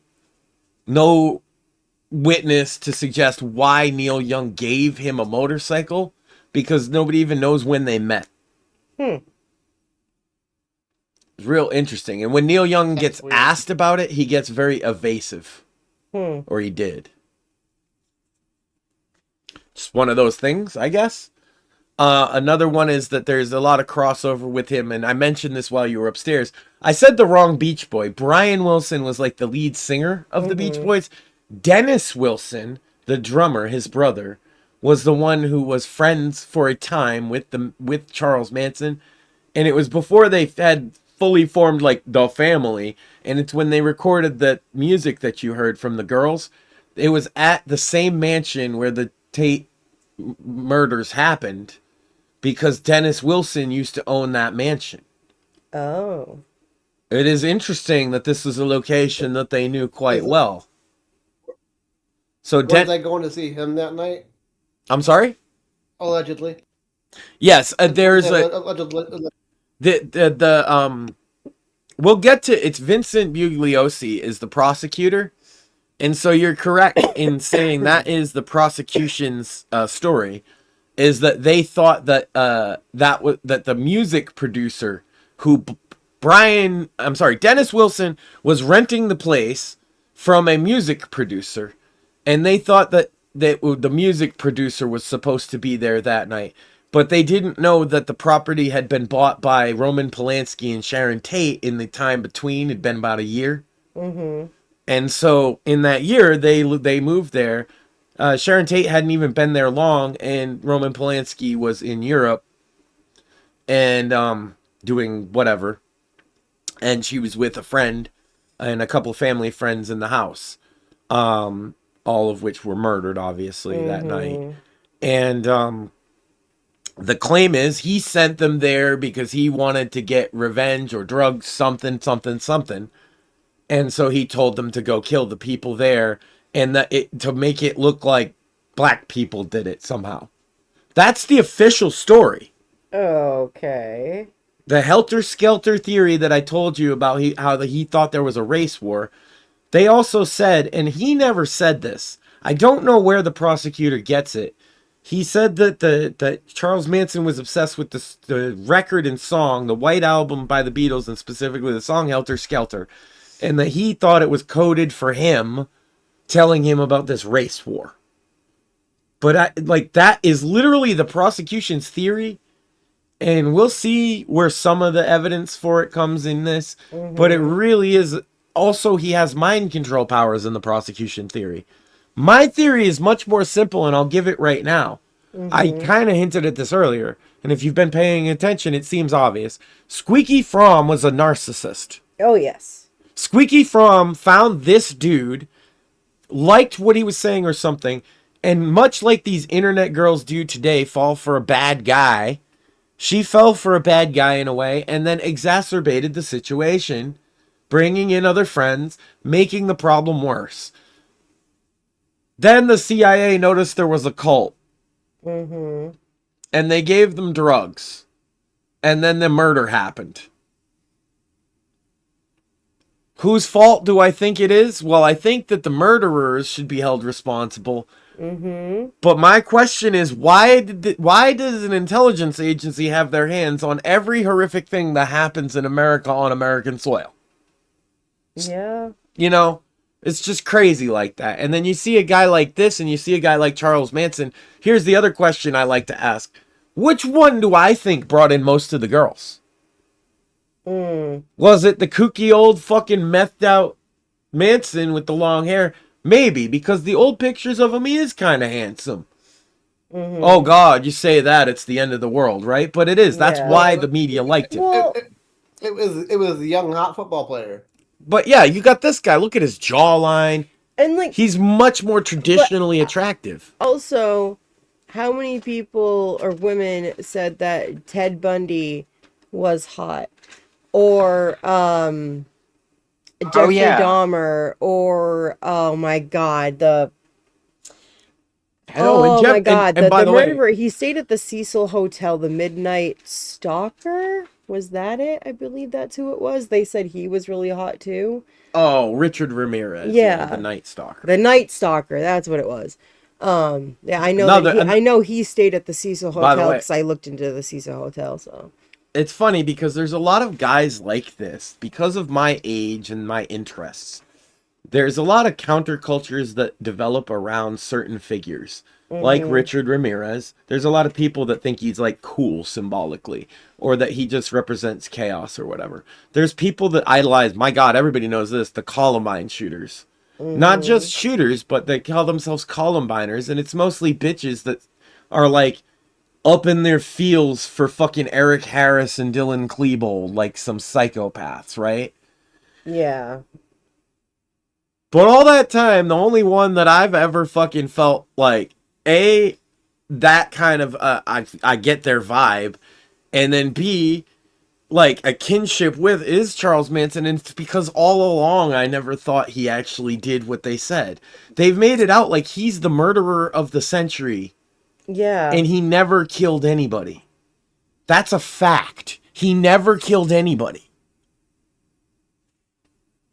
He was convicted of murder for what would normally be considered conspiracy to commit murder. Mm-hmm. He was a judge and jury accepted the idea that he had mind control psychic powers and thus could not defend himself. Yeah, that part is extremely insane to me. That part is the biggest travesty in U.S. justice history, and if you think that you can get a fair trial if they believe in mind control powers, bro. Anyway, I've filibustered this whole show. We're gonna be here for a while. Susan Atkins' attempt at a copycat murder designed to free Bobby Beausoleil. Were the murderers strangers to the slain? There are only questions. The murders seem to echo the sordid epitaphs of old Hollywood in their excess. Jay Sebring, the hairstylist to the stars, had been living in the house where 30s actress Jean Harlow's husband, Paul Byrne, had killed himself decades ago. Ironically, this article in the Los Angeles Times wondered idly who the unknown assailants were, while an article right next to it answered the question. On August 16th, 1969... It is very funny that there was an article wondering who did the murders right next to them getting arrested. The same people were actually arrested for stealing cars in the next article over. You know, as their murder suspects, and they didn't know it. Isn't that wild? One of those crazy coincidences of history. That's insane. Yeah. Yeah, and look, if they hadn't arrested them for the car thefts, and there was they said the other murder that was supposed to frame somebody else, Bobby something or other. If they didn't do all that, they might have not caught them for quite a while. But they got arrested for the car thefts, and like they thought they were being arrested for the murders. And so people started giving away way too much information as if you're the suspect, right? Yeah. And that's how the cat's out of the bag. Now they're all, and then they all immediately blame Charlie. Of course. Now, the interesting part is you have to accept the killers to accept that theory. They are the primary witnesses of Charles Manson being evil. Yeah. The people that I want to point out. I mean, that's something. Yeah, stab human beings to death. That is something that I would like have brought up is we are literally sitting here having the prosecution tell us that we need to believe the people that actually physically committed these murders, actually acted them out, that is who they want us to sit here and believe everything that they say. Now, if you committed these murders and you wanted to try and get a lesser sentence or just any type of deal at all, wouldn't you blame somebody else and throw them under the bus? Well, and then you got the bitches outside, and yes, they definitely influenced the jury. There's no way they didn't. Mm-hmm. And they were like literally copying everything he did and acting like a fucking weird cult, right? As one does. Why do I think that happened? Well, because I think that Charles Manson was never in charge of this cult at all. The CIA fucking was. That's my conclusion on all of this. And then the CIA got these girls wound up that he's innocent because they knew he was, and sent them out there to make fools of themselves so that they looked like a crazy fucking cult. And they were a bit of a crazy fucking cult. But here's the fucking thing that they didn't want anybody to fucking talk about. And I guarantee you, if there's a show of mine that gets me pulled off of fucking YouTube, it's going to be this one for this reason. They do not want you to think that the CIA might have been in charge of the crazy fucking cult. Mm-hmm. They want you to think crazy guy who we locked away in prison and we trot him out every couple of years to rant like a maniac because we know he's a schizophrenic man with a troubled past, right? He's the perfect patsy. Meanwhile, the CIA, these guys, the same guys that we're talking about, I just played you like a quick list of their greatest hits with MK Ultra, and you're like, oh my god, our government did this. Yes. Yeah. Yes. No, let's not talk about. And that was only 149 of them, and there were several of them that were I forget the word that he used, but it was basically just there was no information about them. Yeah. So like he would just be like, the random example, like number 39, like redacted, like there was nothing there or unknown or whatever, and it's like, so we don't even know what that one was. And some of them were so fucking insane that I'm just like, how bad were those ones? Let's let's even go back. You got the Bay of Pigs incident. Mm-hmm. You got the fucking Gulf of Tonkin incident. You got the fucking the coup in Guatemala. You got the coups in Cambodia. You have literally the CIA. Did you know this? The CIA went to war in Laos. I did not know that. Yeah, not the U.S., not our government. The agents, the good old boys from the OSS that now call themselves the CIA and had funding, they just went and did a bombing campaign and fought this whole war that led up to the fucking massacre at the Ho Chi Minh Trail. This shit is history. This isn't some conspiracy theory. The CIA has been acting. When people talk about the deep state, that's what they fucking mean. The CIA has been assassinating world leaders, doing coups. All of this shit is well known. Sam, tell me, you're here, right? Oh yeah. Tell me where any of this is not like public information and conspiratorial. I mean, it's all public information now. Yeah, it's all out there. Yeah. And so these fucking guys thought that they ran the whole fucking world. They were like power tripping Dulles, the first head of the CIA. Yeah, he really, really liked Nazis and fascism just generally. Not necessarily the Jew hating part, but the fascism part. He liked the part where the people at the top get to rule over everybody. Mm-hmm. And so that's been the CIA's basically mission since day fucking one. And if you want to talk about, I love how people are like left and right in this country. I've always been like, bro, the intelligence agencies are all of our enemy. Yeah. Yep. She And- knows that that's and true Max, because that's been my fucking mantra, dog. Mm-hmm. And Max, I know you're not. I know you're not a big fan of the Kennedys, but you do.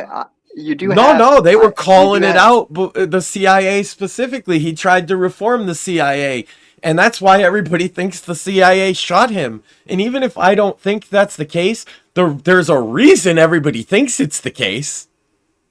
Yeah, I mean, look, my theory was Oswald definitely could have done it, but he also could have been a CIA patsy for all Well, we that's the know. thing is, I think Oswald was a commie, but that doesn't preclude him from being a CIA spook, because especially at that time, the CIA had they this is the thing. Why did they invade Laos? Drugs. They wanted to fucking do drugs, opium and heroin, and control that to fund their fucking operations like MK Ultra and other things like the just everything they did, they were funding with drugs. And when heroin ran out of fashion, they weren't making enough money with that. They fucking brought cocaine and brought it into the fucking ghettos. Both times, by the way, the CIA brought drugs into this country. They targeted the black community. It's in their memos openly, basically. The heroin was targeted at black like jazz clubs and jazz musicians, and crack was targeted at poor people, obviously. That's gross. Yeah. Yeah, well, that's what happens when you have a group of unelected people that think that they can do whatever they want to control everybody else, and that's what the CIA has been since before its inception. The OSS was the Office for Strategic Services. Same people. I know I've talked about this book before. And you'll probably be sick of me mentioning it, but James Elroy did a book called American Tabloid. Yes. There's actually a trilogy of them, and it talks about like everything with the CIA, everything from the Kennedy assassination up to the Manson murders, and basically how the Manson, group was and all these leaks since then have just proven him to be more accurate than a lot of the media. Oh yeah. Yeah, and it's funny how that keeps happening.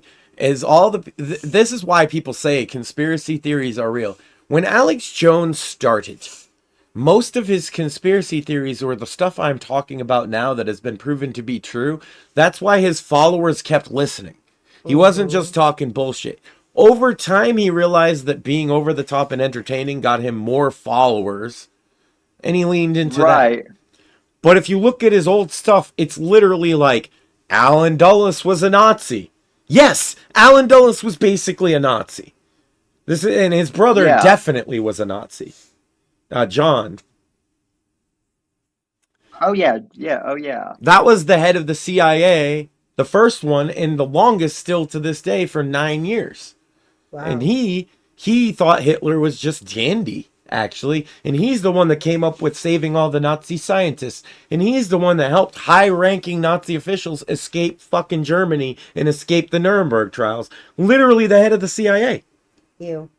Yeah. These people are fucking gross. When Trump was saying, I want to fight the fucking deep state, why do you think I immediately jumped on board with him when other people were like, I don't know, it's Donald Trump? I'm like, dude, he knows, because I've read his books. He's written books about the history of the CIA to some degree. He's been critical of them. And look what they've done. Do you think I don't think that they were fucking behind shooting him to some degree? I definitely think him getting shot has the CIA's MO written all over it. Does that mean I could prove it, or that they will ever be able to prove? I don't know. But the reason I'm skeptical is because of shit like this, and because I keep bringing up on Sam's show, and people might think it's fucking funny because I'm just some white boy. But what happened to Malcolm X? I want to know. I think they shot him too. Yeah, well, I've said for years, and people have laughed at me, but I think Watergate was a CIA. Oh, of course. You know, Great. Look, I if think you look it's- at the I think people it's involved on the other side, the prosecutorial side, Sam, it's a lot of the same good old boys from the OSS in the CIA's early days that I'm talking about, were the ones prosecuting guys like Gordon Liddy. If you listen to Gordon Liddy, and my grandfather knew the guy, and like we listened to his radio show when I was a kid, and so Gordon Liddy to me is like an American hero because he took the fall for a lot of shit. And people are going to get mad at me for that, and I don't give a fuck. Gordon Liddy's an American hero. And yeah, I had the privilege of messaging with him, and he was going to do an interview with me, but unfortunately he passed. Yeah. They did the break-in. They were trying to prove some of these CIA ops, is what he said. They were the new crop of the CIA type spooks, and they were the Nixon breed, and the old-timey guys, the World War II guys, they didn't want them in there, so they set the whole thing up, and then when they realized they could get Nixon too, they were like, hell yeah. Yeah. Deep Throat was a CIA operative. That's a fact. Oh. Yep. So that's the big whistleblower, was the CIA. Isn't that weird? Isn't it weird how all of these shooters we see these days will say that they're known to either the FBI or the CIA? You mean it wasn't two spunky young teenage girls? They're always known to CIA or FBI or whatever. Yeah. But they never do anything about them ever. And we've proven time and again, people might think this is a funny fucking joke, and to some degree it is, but it's outlived its usefulness. Please stop doing it. But by making Sam Hyde the shooter in so many incidents, they've proven that misinformation is the norm. Right? About any incidents like this, it's so easy for the media just to tell everybody a bullshit story. And there are people out there that if they see that picture of Sam Hyde, they will think he was some kind of shooter. Yeah. And it must be tough to live your life when that happens so much, right? I imagine he must have some type of like secretary that has to answer phones every now and again from when like CNN wants to know if he was the shooter.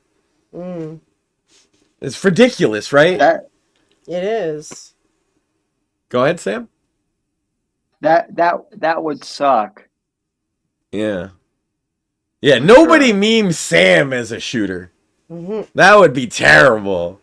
I wouldn't think that was funny at all. We'll continue. Well, I did bring a butter knife to school once, and Oh my god! The kid in the wheelchair brought a butter knife. Let's call the SWAT team. They almost did. Oh and my goodness! And then the deed, shout out to Mr. Stevens, who I have since found out is like a dyed-in-the-wool conservative and ultra-based. He was like, come on. He was like, come on, guys. Do you really? I'm not gonna even spend Sam because do you even think he could like? It's a butter knife and it's dull. Do you think he's honestly going to threaten anyone?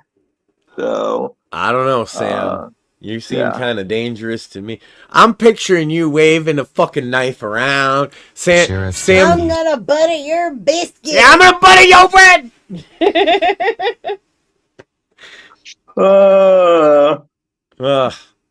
And maybe I'll cut it in half. Always makes me think of like if Freddy Krueger had butter knife fingers instead of like knives, right? You know, he'd still be pretty scary, right? Because you'd be like, oh my god, Freddy, what are you gonna do? And he'd be like, I'm gonna butter your bread. Just annoy the shit out of you to death. That would also be like that could also be like the Freddy Krueger porn parody or something. I'm gonna find a like picture. Innuendo. I'm gonna find a picture of Sam in his wheelchair, and I'm gonna put it into Grok. You know how they make the animated picture thing? And I'm gonna say make Sam wave a knife around, yelling incoherently. Oh, you have to do that now. Yeah. Oh, you have to. An AI Sam just going, "Ah, kill him, fucking!" And if we're lucky, with a butter knife. if we're lucky, it'll come out sounding like, gimme! Yeah. Yeah, well, I'll just add to Grok that he sounds like Timmy from There South Park. you Yeah. go. There we go. I am meme worthy once again. Once again. Dude, Sam waving around a knife, screaming everybody he's gonna kill them is fucking funniest meme ever. And see, if you did that in real life, you might get arrested or something. But we can do it with AI. We have the technology, Oh, yeah. Sam. Have the technology. We can have you have a full spurg out with no consequences. It'll be great. Let's continue. Raided the Spawn Ranch and arrested most of the family suspected of auto theft. They were released shortly thereafter for lack of evidence, without the police ever suspecting that they had in their custody most of those involved in the murders. Of all the masks that Manson has been given to wear, it must be said once and for all that the most blatantly false is that of Manson the mass murderer. That Manson was not present at any of the murders, that his name is inextricably connected with, is a simple fact of history. Indeed, it has never been shown in a court of law that Manson has ever killed anyone. And yet he is known as a killer, a butcher, a murderer of unborn babies. There have been far grislier murders than these, and yet every media hack feels compelled to refer to them as the murders of the century, if not of all time. Had the victims been 5 anonymous individuals, who would have noticed or cared? Somehow the murder of a movie star is deemed the worst taboo that can be transgressed in our culture. Perhaps it is only America's drooling, morbid curiosity for the death styles of the rich and the vapid, a soap opera to be lived vicariously, with hypocritical tongue-clucking and a copious flow of tears to mitigate their ghoulish guilt at being titillated by death. To even speculate on the motives behind the murders is a moot point, but it is generally assumed that they began with the similar murder of Gary Hinman, a music teacher and drug dealer, committed by family member Bobby Beausoleil in July of 1969. A partial motive for the Tate murders may have been to give the impression that Beausoleil could not have been the murderer. Manson ruefully recalls the day that Beausoleil told him of his desire to kill Gary Hinman due to a drug deal gone wrong. I know when I'd done something, when I didn't do something. And someone comes to me and they said, I got a problem. I said, what is it? And they said, will you help me? I said, sure, I'll help you. He said, well, can I be your brother? I said, sure, I'm your brother. I'll help you do anything. What is the problem? He said, guy owes me some money. I said, well, if you're big enough, go get it. If you ain't, sit down and keep your mouth shut. He said, what would you do? I said, fuck it, man. It's only money. I wouldn't put my life up for no fucking money. You think what I'm saying? He said, well, I'm going to go get my money. I said, well, that's up to you. It's got nothing to do with me. The guy went over and fucked the guy up, took his money. You dig what I'm saying? He come back and said, I killed the dude. I said, the fuck you tell me for? What you tell me for? You making me a conspiracy to something? But the die had been cast, thus leading Charlie to seek Real sanctuary quick. in Death Valley. I just want to say that if there were a drinking game where I had to take a drink every time Manson said, you dig what I'm saying, I would be shit-faced. Yeah. Already. Nobody else uses that line at all. You dig? Well, we might have to bring that back. You dig? I've been using it on the show Yeah, for I was years. just gonna- Sam, he's been using that for years. Instead of just saying, are you with me or whatever, I always go, you dig? Because I watched this when I was 15 and it made an impression, as you can tell. Uh-huh. I like the music. Yeah. It is good. Yeah, that's definitely it. Mm-hmm. I asked if he remembered the day that he was arrested for the final time. I totally didn't picture myself having a cult full of women shooting guns and making fucking Mad Max cars in the desert. Never that crossed my mind, Sam. That would be crazy. No, never. Yeah, no guy would ever want that.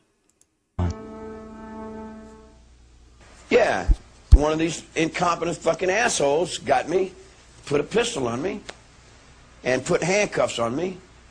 And I've been in handcuffs for 18 years. That's the only reality he's got, is me in handcuffs.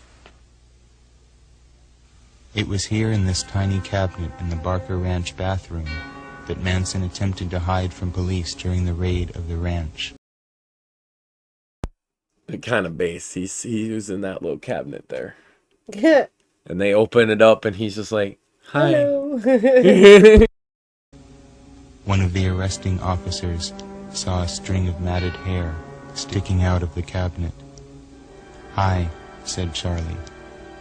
Today, the cabinet where Manson lived his last moment of freedom is gone. In essence, it seems that Manson is not serving his life sentence for murder, since he was at no time ever accused of murdering anybody, but for his subversive ideas, and because of the abstract notion that he is simply too dangerous. In a mockery of justice that was his trial, he was not allowed to defend himself. When he was finally given the right to testify in court, prosecutor Vincent Bugliosi argued that Manson's hypnotic powers might be too persuasive to the jury. Thus they were banned from hearing his testimony on the grounds that they might be convinced of Manson's innocence. So he was ruled that he's just so charismatic that they'd just be convinced of his innocence if they heard him speak a word. This was a ruling in our court system. If he's got such powerful mind control, how the fuck did the prosecutor and judge send him off? Yeah, why didn't the cops just let him go? Yeah. All of this is so stupid. Facts. But our court system accepted this, and I'm going to tell you the reason I think is because the intelligence agencies put their hands on this case and put their hands on the dials of justice to make sure that it looked a certain fucking way. Mm-hmm. And they needed him to be the scapegoat, and he's crazy, so no one will believe him. And no one does, except for, like, my dumbass. During his testimony that was delivered to an empty courtroom, Manson declared, "These children that come at you with knives, they are your children. You taught them. I didn't teach them. I just tried to help them stand up. You can send me to the penitentiary. It's not a big thing. I've been there all my life anyway. What about your children? These are just a few. There is many more coming right at you." Don't blame me for falling in love with you. Blame charms that melt in your arms, but migraine monitor, don't blame me. And so he jumped up at the judge and said, "I'm gonna show you, motherfucker." And that's what it says. Jumped up and he threatened the judge. He did do that. But like, I understand that because and everything he says about the justice system, because if they told me I couldn't testify in my own defense, I would think it's all bullshit too. Mm-hmm. Well, why would you accept that reality? I wouldn't. He accepts, like, the reality of what he's forced to deal with his day-to-day in the prison. That's not a big thing to him. But he doesn't accept that his trial was fair. And I don't think anybody else should either. Even if you think he's guilty as fucking sin, it wasn't a fair trial. Mm. And it's a consequential one at that, as you can tell.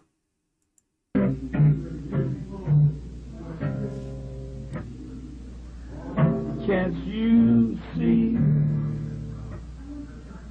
when you do the things you do?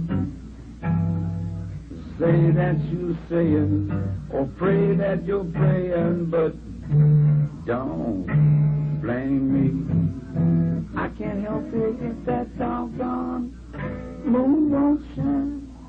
All that stuff that's right. You've been standing on the sunshine. Don't blame me. I never told you what to do. I was stupid enough to believe that I had rights in this country.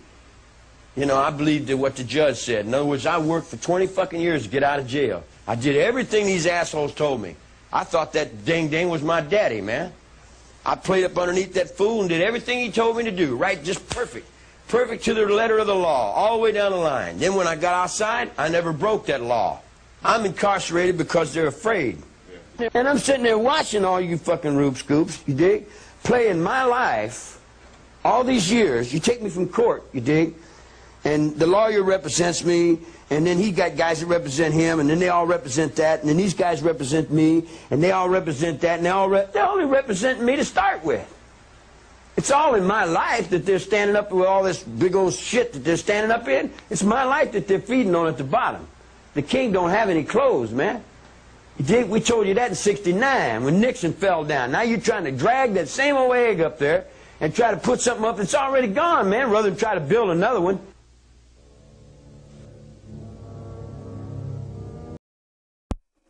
But the question remains, though. You dig? Sorry. I dig. I'm picking up what he's putting down. I'm pretty sure he's the first person to say that on video, by the way. Are you picking up what I'm putting down? He definitely said that in like the 70s. Now that's like a common meme, right? Mm-hmm. Yeah. Well, you dig should come back. Frankly, we should just, do what he said, and he should be a folk hero to the kids of the boomers. They'd love it. Sorry. I thought he kind of was to some of them. But or is, whatever. Here you have it, like him explaining, like they're all feeding off of him. Mm-hmm. You got the lawyers feeding off him. He tells them what he wants. They don't do what he wants. You know what I mean? He's got the judge. The judge does whatever the judge is gonna do. The cops, they do whatever they're gonna do. The prosecutor does whatever they're gonna do. The other people in prison do what they're gonna do. He can only control himself, and that's like literally the basis of his whole philosophy, is that he lives in a world of chaos and the only safety is within. Do you know what I think he also had besides being a schizo? Autism. I thought you were going to say that. Yeah. I mean, how can a guy live in solitary and be just chill like he can, unless they have something like that? What did he do when he's in solitary? He showed us earlier. He just started singing to himself. Does that not sound like the patterns of an autistic person self-stimulating? He's clearly a schizophrenic. Pretty much. We know, there's no debate over whether Charles Manson was a schizophrenic or not. But I am going to throw that out there, his movements, his mannerisms. I think if young Charlie Manson was diagnosed at like 10 years old today, they would say he has autism. Now, as he got older, did he also develop schizophrenia? Yes. Is that uncommon? Yes, but not impossible or rare to have a schizophrenic autist. That does happen. So, does sound like worst case scenario. But if he is that worst case scenario, that's why he made their perfect fall guy for all this. He's incapable of expressing himself, so he expresses himself in a way that gets points across in little nuggets of nonsense, right?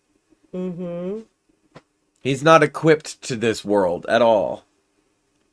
I mean, it's like he said, it belonged. I mean, he said it himself. He belonged in prison. That's the world he knew. That's the world he was comfortable But then not only is the whole prison world feeding off of him in a way, but the outside world, the media. He knows the media is feeding off of him. He knows that the fucking prosecutor that put him there wrote the book that everybody considers the Bible on the subject, called Helter Skelter, which, by the way, written by the prosecutor or not, absolutely, and I say this without any hint of like, I'm not worried about getting sued, full of factual errors. But it is considered the book. And then they made a film that people like boomers would remember in the 70s and 80s. I forget if it's late 70s, early 80s, called Helter Skelter. And it was actually a TV movie.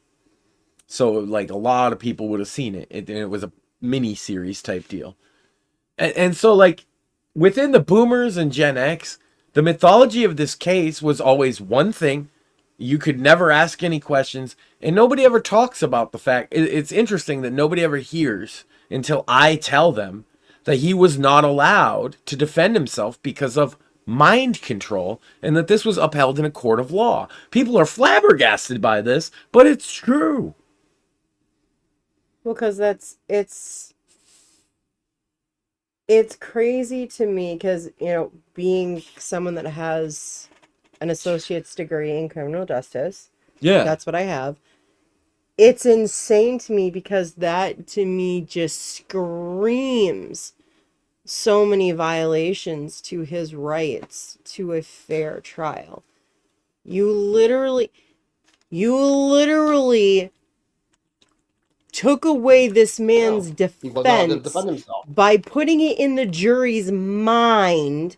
You, as the judge, as the prosecutor, you put it in their mind that this man would be able to control them by listening to. You literally are the ones that persuaded them to believe everything. And that's insane to me because that violates so many of your rights. It is considered one of the best and most dirty, underhanded legal strategies of all time. But the alternative theory that they could have posited would have required them to say that he's not fit to stand trial because they did not want him to talk on the stand. And they especially didn't want him to be questioned on the stand. So instead of declaring him unfit because he's clearly crazy, like they decided to ass end around the system. And you know, every case that they ass end around the system, those are the ones that burn me up. Right? Like the goddamn Boston bomber and oh, those really make you angry. So they ass end around the system. A death penalty case this is, by the way. They ass end around the system so that they have their cake and eat it too. He doesn't get to testify in front of the jury, and they don't have to declare him unfit to stand trial. And so they don't have to answer any follow-up questions about maybe why he might be unfit to stand trial, CIA. Yeah. Why he might glow in the dark a little bit, and you can hit him with your car if you see him. Shout out to Terry Davis. Look, he might have been rude, but was he wrong? Yeah, because there's a lot of reasons why that you wouldn't want, based on what they were going for. There's a few reasons why you wouldn't want him to be deemed as, you know, my God, now the term unfit to stand trial because, well, one, those type of cases, they usually don't get jail time. It's not death penalty. It's usually in somewhere for mental health stuff, which is what he would have gotten. They didn't want that. If you take it to trial, yes, and you have to wait until he becomes fit to do that, and they didn't want that. And like you said, they don't want the follow-up questions. Nope. They don't want him going to somebody, talking to them, saying all of that stuff, and then that being in the trial. They don't want him to learn that the clinic where he was getting his drugs was run by the fucking CIA, and that the clinic, by the way, gave speed to Tex Watson shortly before the murders. Not Charles Manson. Tex Watson got the speed, according to the documentation that I just recently saw. Tex Watson was given like 15 hits of speed the week before the murders. Speed was in the system of everyone who participated in both nights of murders.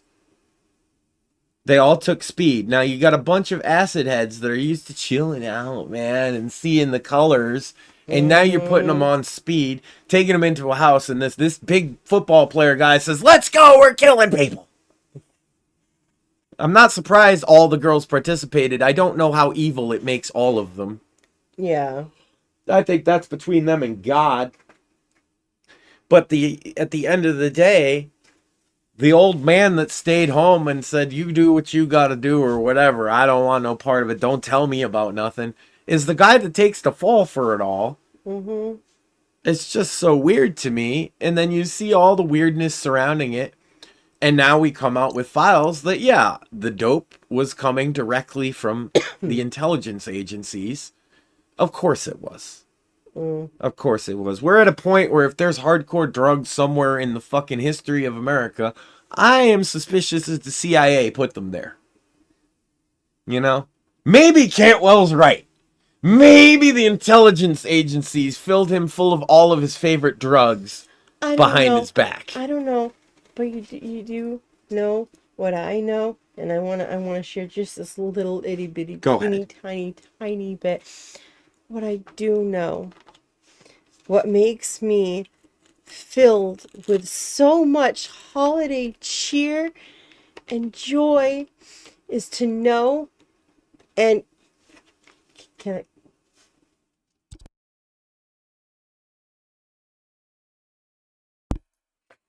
But not only do I know this, but I got to hear Christopher Cantwell himself say these words.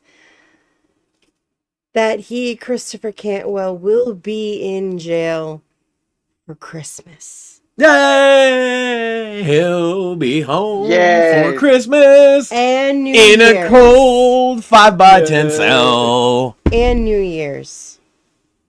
Happy holidays. And he's not happy about it. Actually, he'll probably be in there till March, according to the documents that I got. There's audio now from Cantwell saying he's in jail. I'm still waiting. If people wonder why this isn't a Cantwell episode, I'm waiting on audio from court, Sam. Mm-hmm. Look, I got a lot of irons in the fire with the Cantwell story. People just love to give me information about this bastard, and I can't wait to share everything that we have. But I want it to be, I get everything funny, especially. Mm-hmm. So tonight we're looking at Charles Manson and explaining why I think he's probably not the worst guy in the world.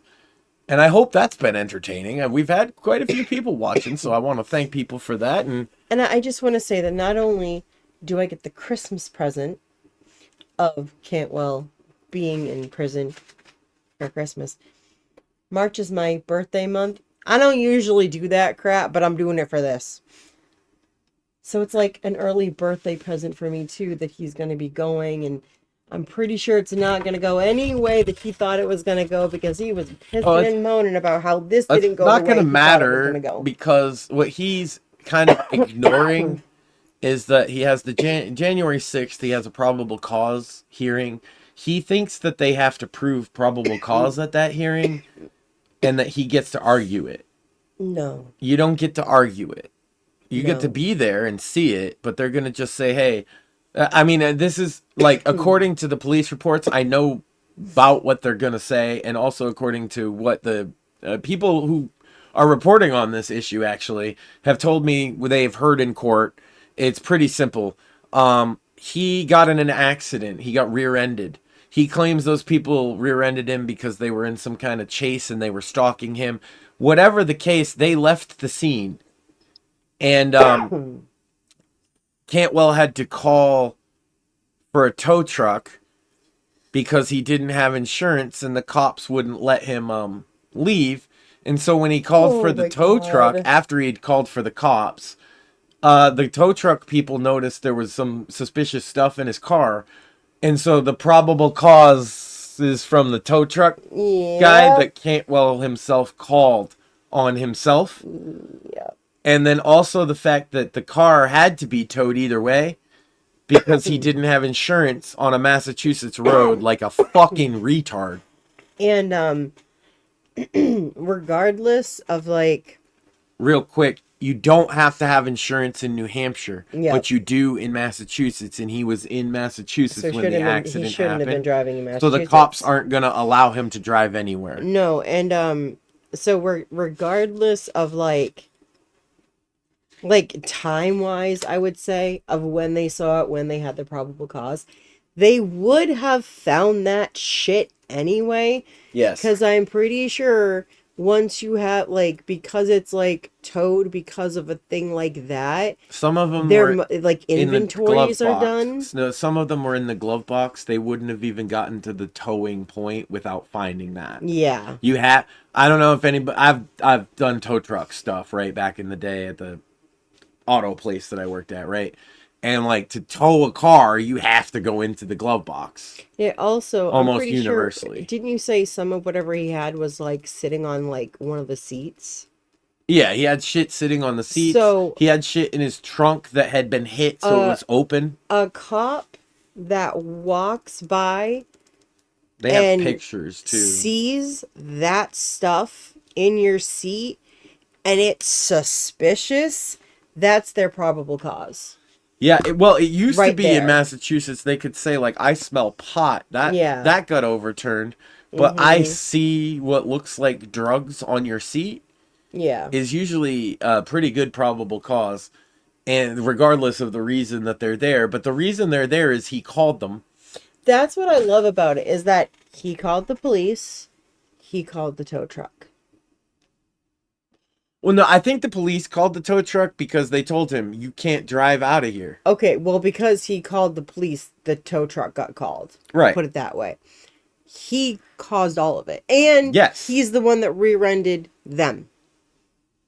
He got rear-ended. Oh, he got rear-ended? He got rear-ended. That's how they saw some of the shit in the trunk. He had Oh, okay. Say, I had it backwards. Maxine, okay. You got to remember this part. In the trunk, he had 13 cell phones and computer parts I remember and a dildo. That part. And a what now? There was a dildo in the trunk. Oh, for the love no, I'm sorry, of a God. fleshlight.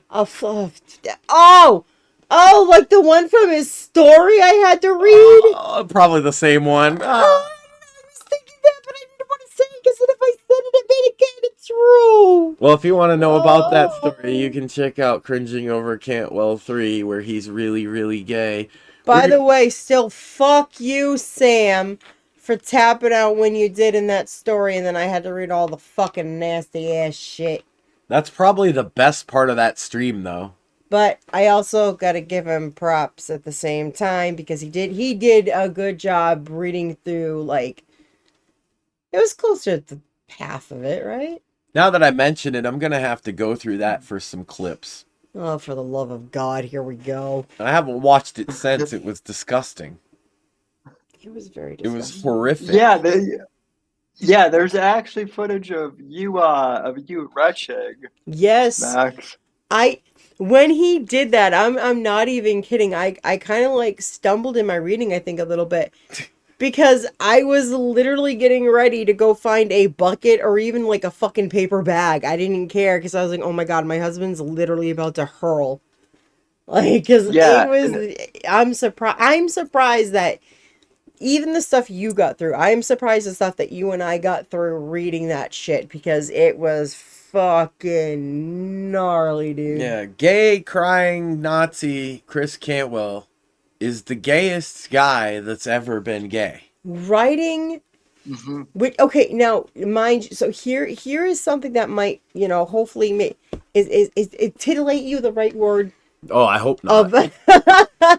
That might make you want to go and actually listen to this, is that the story that he wrote, it's like a fan fiction shit type of thing. It actually won awards and shit, and people wanted to buy it and shit. I hate to say this, but as Sam, as an actually published author and as someone who has dabbled in fan fiction writing, it's sad for the both of us to have admitted that it was kind of good. Well, see, and here's the thing. Cantwell is trying to unmask this grinder conspiracy he's on about. Here's what I think he should do. Hold on, you'll love this. I have his solution. It's in the middle of my Manson episode that I've wanted forever, but I'm still going to give this advice that's unsolicited, okay? Mm-hmm. He can use his writing skill in the gay pornography genre and combine it with like the Sam type of genre where he writes about like conspiracies and secret agents, and he can make a gay grinder conspiracy porn novel that'll sell, right? And people will then know about his conspiracy. I'm pretty sure that on that episode where Sam and I had to read that shit, you actually made that suggestion. But now he's in prison. Not even just jail. He's at the House of Corrections. Yeah. Oh, that's right. I forgot he's in the worst one. Yeah, he's at the department. I'm sorry, the House of Corrections in Worcester County. If you thought it could, the Hawk. Yeah, if you thought it could have been like where, like, if you were like, oh, like he's in the worst place, like, because we were kind of like, oh, the way he is now. Yeah, he's in the worst place. He's a Dub Seahawk, and that's not a place you want to be. No, because he's on cell block A for anybody that wants to know. Is that the place that where it's like you get away with less shit? Yeah, it's medium security. Yeah, so that it's like there's less of a population, so there are more guards per prisoners. Yep. So you don't get away with shit in there. So he's pissed off because he's not going to get away with anything like he would get away with in the other place he was at. Well, we have audio, but like I said, I'm saving that. Oh, yeah, we're saving that. But I'm just saying, like... if you want to hear it, it's on Kiwi Farms. He is, he's not happy where he is. Because he probably doesn't get to use the he would get to use the tablet and shit. Probably doesn't get as much of that. Yeah, Massachusetts jails, like, you have to pay for privileges of, like, all of them. Oh, so is he begging for money? Yeah, he was all super begging for money. Edgy Chris is his name on the app for the monies or whatever. I don't remember which one it is, because we don't do begging shit. I would like to make an appeal to people right now on your behalf. Okay.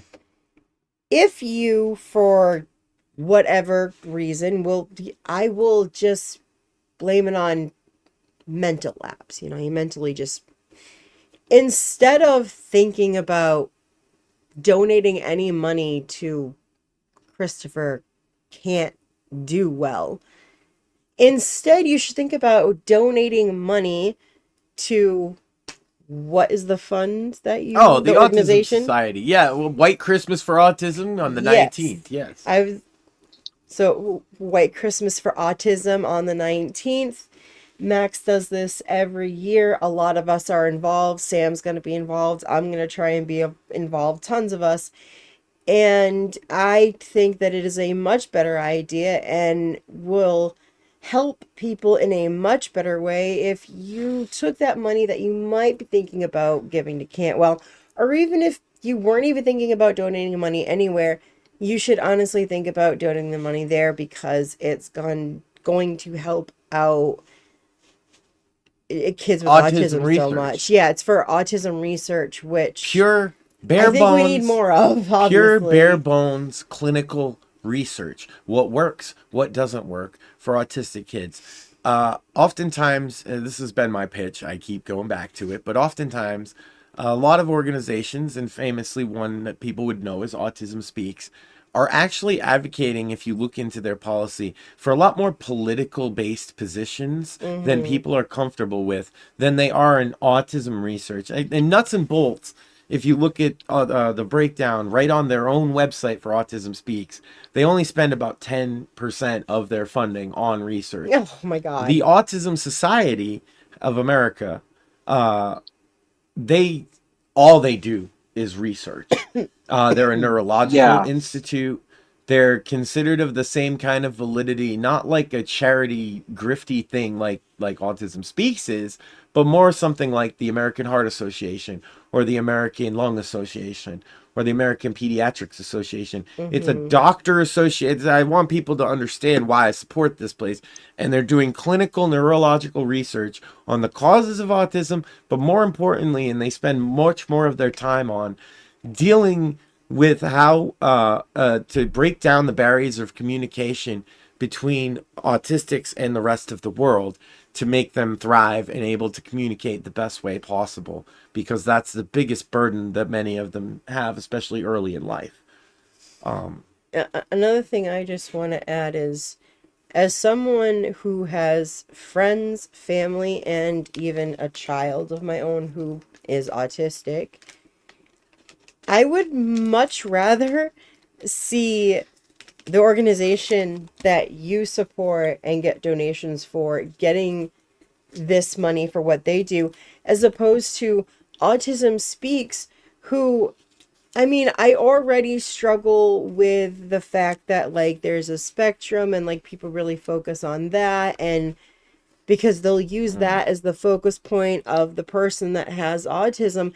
And when they come out with a, oh, well, my son is a level 3 and my daughter is a level 2. So no, I don't support that, and I would I'll never, tell you why I would you never don't. label any of my friends, my family, or my child like that. It's because it invalidates it being a spectrum. Mm-hmm. You might as well say it's not a spectrum. There's the mild, moderate, and then severe, right? Yeah. That's what they're saying with the levels. And so it's not a spectrum if you have levels, you fucking morons. And that's the problem, is it is a spectrum. And often, this is the one I love to hammer home, is that most, in fact, neurological conditions are unrelated to IQ. And so, like, people get mad because I say retard, but it's like, I don't mean somebody with autism for sure. And I definitely don't mean anybody with, like, intellectual disabilities. What I mean is people with their normal faculties that make stupid decisions. Mm-hmm. That's a retard. Or just internet grifters. Yeah. Oh boy. Well, that's exactly what I mean. And hey, sometimes maybe they do have other neurological conditions. That's because I don't discriminate. You can still be a retard if you have a neurological condition. It's just not because you have a neurological condition. It's because you did something stupid. Oh, by the way, Max, I got temporarily suspended from Facebook today because what I mean? It's like he's got a neurological condition, but his faculties are all there, and now he's suspended on Facebook. And I'm sorry that he was a dickhead and cut you off. Why were you temporarily suspended from Facebook? Because I said that if anyone wants my opinion on Candace Owens, I think she's retarded. See? That's hilarious. So I absolutely love the fact, Sam, that what you said coincidentally fits right into what he was talking about. Bravo. Bravo. You too. Honestly, the fact that happens between the two of you naturally without fucking knowing that at all. That is you two have magic. Hold on, that's because we're retard brothers. It's still magic. Oh, it is. It's retard magic. If I had glitter. Retard magic. Yeah. It's a like when you give in, when you go full retard, as Sam and I often do, what happens is you get this magical retard connection where you both understand the other's stupidity on a primal level. Retard bros. Okay, so it's... Sam's my tard bro. Get over it. So the best way that I can relate to it is, and it has nothing to do with stupidity, it's like how Penn and I are best friends, and even though we are states away, you know, we have like the same thing. Oh yeah, you are total tard sisters. Fuck you, you asshole. I am telling her you said that and totally letting her come here to kick your ass. Sorry, I guess. I thought that was a nice thing to say. No, because you used the R word. No, I didn't. I said tard sisters. Okay, but it's part of the R word, and she wouldn't like that. Okay, it's not me. It's Penn. Penn would really know. Sometimes you just gotta tard out, man. You ever felt like tarding out? I do all the time. I know you do. And then it's like, welcome to the Whitfield Report live, and I'm like, here's my chance. I was thinking it's more like how me and her will literally say like almost the same exact thing back to back. and then laugh our asses off because we said the same thing. You. Wait, that sounds like some Tard sister shit. Well, okay, Maxie, let me explain it this way. Like, the way that Max and I use the word tard, that we're Tard brothers, it's like the way that chicks call each other, like, yeah, that's my bitch, or yeah, that's my hoe, you know, or Okay, first of all, there's you only know. a certain type of girl or woman that calls their friends their hoe, and Penn and I are not them. But we do call each other bitch probably way more than we should. Okay. Yeah, well, fine. yeah, then yeah. you can In a say loving you're way, though. You can say you're bitch sisters. I'm okay with that. I think it's more like Tard sisters. Fuck you. We're bitch sisters. I think- I like think- that. yeah, Oh, I'm so making a picture for that. She's gonna love it. Okay. Well, Oh, by the way, happy belated birthday to Penn. Because okay. her birthday was. But you gotta lay off my Tard bros when we're just tarding out, you know? But I'm the Tard Wrangler. I know. That's like literally what I'm supposed to do Makes with you you a guys. fascist, really. Well, I mean, that's...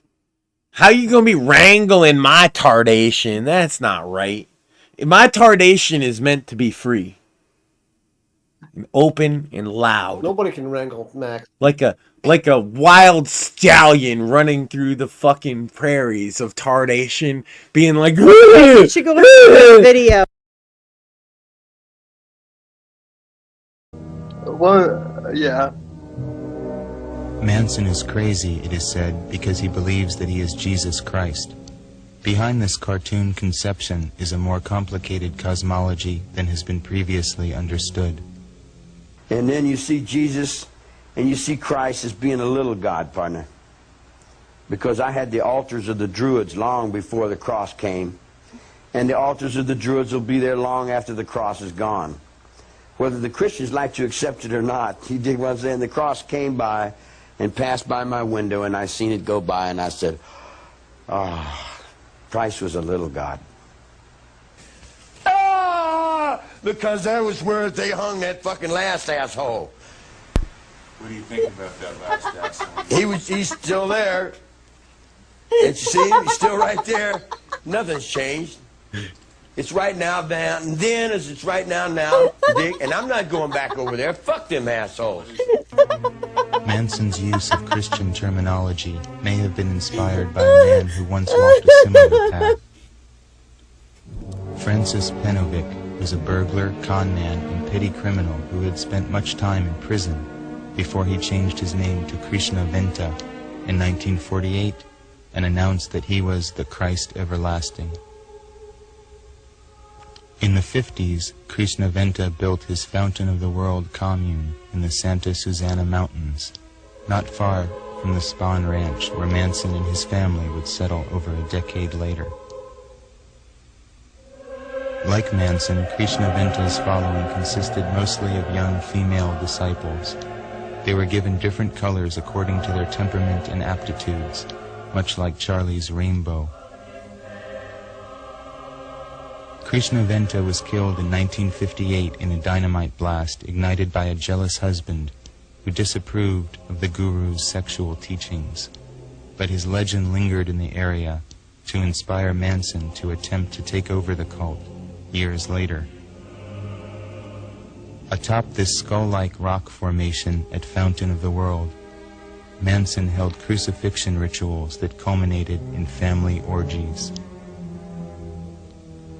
At one time during his Hollywood period, Manson was hired as technical advisor for a Universal Studios film project concerning the second coming of Christ. When Charlie learned that the producers intended to portray Christ. So sometimes Mr. Shrek, the narrator, doesn't elaborate on details of things out of like his own sense of like indecency. Mm-hmm. But what he means there by the crucifixion ceremonies that led to an orgy was that Manson would get up on the cross like he's crucified, and the girls would take turns sucking his dick. Ew. And then Tex Watson would get up there and the same thing. Ew. Yeah. That's disgusting. It is disgusting. Ew. But it's a little less weird than it sounds the first time. A crucifixion ritual that led to an orgy. No, he just got up there and had them suck his dick. I don't like that. It makes me As feel black, very he yucky. abandoned the project. So I have a question though. Do you? So I might be. It's been a while since I've dug into any Manson stuff on my own, but I always find interesting that he was around all these Hollywood types all the time. Because well, I know we walked away, but I mentioned that Neil Young had gifted him a motorcycle. I don't know if you caught that. Yeah, that's what I'm saying. It's like weird to me that he was like around all these celebrity types when, like, as far as I can tell, he was just like some dude. Well, as weird as it is, it's not, because of the nature of the Haight-Ashbury. You got to understand, it was only a couple of blocks. And a lot of the same, so he knew the Grateful Dead because they just had the Grateful Dead house. That's where they like lived and they played music like most nights of the week, and he'd go over there. And then Anton LaVey. Oh, gotcha. Anton LaVey's Black Church is in the same neighborhood. And so is like all the hippie hangouts. So like there would only be, realistically, there was only a few hundred to a few thousand of the people in the Haight. And so the famous ones that you know of course they would, just by like being in proximity, they would all know him. That gotcha. Again, that's why I think he acts as the perfect patsy. Because he is a crazy guy, but why would he rub shoulders with celebrities? Well, he's got a cult of broads that'll just suck his dick on a cross. Like, oh, I'm going to Dennis Wilson's house. Dennis Wilson doesn't know him, actually, when he first got there. He's like, hey, I got all these broads, and we want to record an album. And the broads are like, hey, Mr. Wilson, you're real nice. And they sleep with him. And he's like, yes, let the broads and this guy hang out at my house. This is great. Dennis Wilson famously suffered mental illness. And, like, had all kinds of problems. And, so... all the brothers did. Yeah, all the brothers from the Beach Boys did. The Wilson brothers. But, so Dennis was doing drugs and hanging out with this cool hippie and all these broads in the very house where the Tate murders happened. Oh my God. Yeah, a year or so prior. Wow. And again, the prosecution's theory is the girls were sent by him to get drug money from the old owner of the house. But he didn't know that the new owner had happened. Either way, it seems he didn't know the new owner happened, but they always kind of tell the story as if it was a sort of random event when you hear it in the news. Like they just randomly picked this rich people's house. But it's a house that Manson lived in for months. About a year and a half prior. So that sounds impossible, right? Why would they just randomly wander into the place they used to live? Oh, right, because it's not random at all. And the LaBianca house is only a couple doors down. Maybe they had gone there before. They did. They creepy crawled it.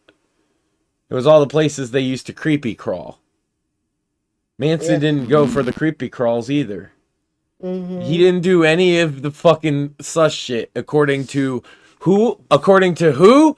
The prosecution. He never went to any of the sus shit at all. Except then they do randomly claim the second night that he went in the premises and tied somebody up and then left. There's no evidence to suggest that happened. And why would that be the only thing that he did? That's what I'm saying, because that was the way to make the story sound like he definitely would have told them to do it if he did that. Right? But then my question would be, okay, but why would he do that? Why would he only go in, tie someone up, and then leave? Well, the only evidence... Why wouldn't he, like, kill anybody? The only evidence that happened was the girls' stories, which, by the way, changed on later down the road. I'm sorry, but I'm trying to think about this logically and maybe a little bit from the criminal justice point of view, but it's like, okay, you're saying that like he did that is the encouragement, because if he did that, then they did that. Okay, but that would have only encouraged them to tie them up. What was the encouragement to actually commit the murders if the second round of murders? But if he didn't actually do the murdering, how was he the encouragement for that? Because Vincent Bugliosi gets over this very simply. He says that Charles Manson's a coward. Oi to the vey. That's the He's the a prosecution coward. story. He's got these magical brain powers, and he's gonna be able to control your mind. How the fuck was this a trial? Not only a trial, his book about it was a national bestseller, spawned multiple versions of a movie, and is still considered part of the American story, not just a mythos, but like its own part of the story. That is, I hate the fact that I want to read this book just to know everything, because you know what? Library. Hell, Because I don't gotta give nothing to him. I might look it up and read it from the library just because I want to know what the myth of the boomer. Such a fucking joke. I guess this is sort of like my thesis on the whole thing, is that the myth of the boomer is premised from here. Because what happens here is the average boomer goes from hippie to yuppie. You know what that means, right? They're the rich, upward mobility types trying to be Wall Street brokers. Why did they do that? All the hippies were like lefty commies, and then they all became Wall Street guys. Because the dream died with the Manson murders, right? Their whole mythology is dependent upon that book and that trial and this story being, and it doesn't matter what, even though the truth, I don't think we'll ever know what it is. But if the truth doesn't line up with that story, it doesn't matter. Crush it. Crush it underfoot. And then I'm a young, impressionable guy, and I come across this.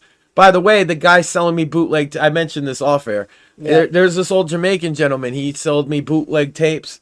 The I've Rasta heard this Man. so many times, but I'm more and more that I hear more. I like this guy. Yeah, Rasta Man Jay, and he had a table at the flea market where he sold bootleg cassettes and bootleg VHSs, and later on even CDs.